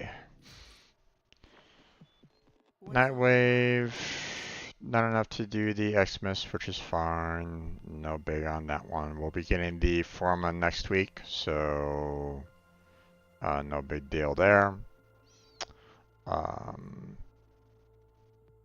It used to be that they had a lot more missions available, which is interesting. You would think that they would you know, I'm not quite sure why they're back to their old standard again, but yeah, whatever. So, but that's gonna be it for tonight. We got some. Tomorrow we're gonna continue with our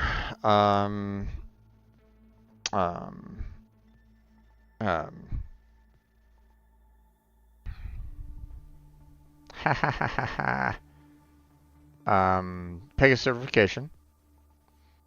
Got that to continue. We have the Unreal Engine study session that we got.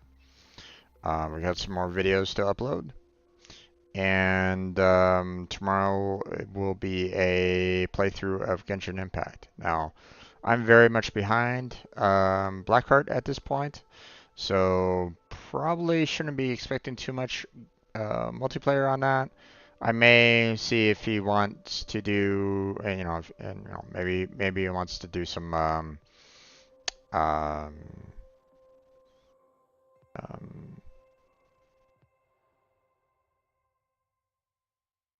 those side missions or the commissions, but for the most part, probably not going to be doing too much with him tomorrow. I gotta catch up with him on all the missions that he's advanced on. So, um, so, um, so we'll do what we can on that one. But that's going to be it for tonight. Want to thank Cameron and Vinny for stopping on by and chatting with me. I appreciate it. I also want to thank anybody else that was just kind of lurking in the background. Hopefully you enjoyed it. You know, if you're watching these videos later on YouTube, I hope that you can give me a like and subscribe. It would really help out with the YouTube algorithm. Slowly but surely, we're working our way to 1,000. So, you know, if you can help out with that, that would be fantastic. So, but that's it. That's where we're going to go ahead and end it. So thank you very much for watching. I appreciate it. Hopefully I catch you next time. But until then, take care. Have a good night. Stay healthy. Stay safe. And I'll catch you strangers next time.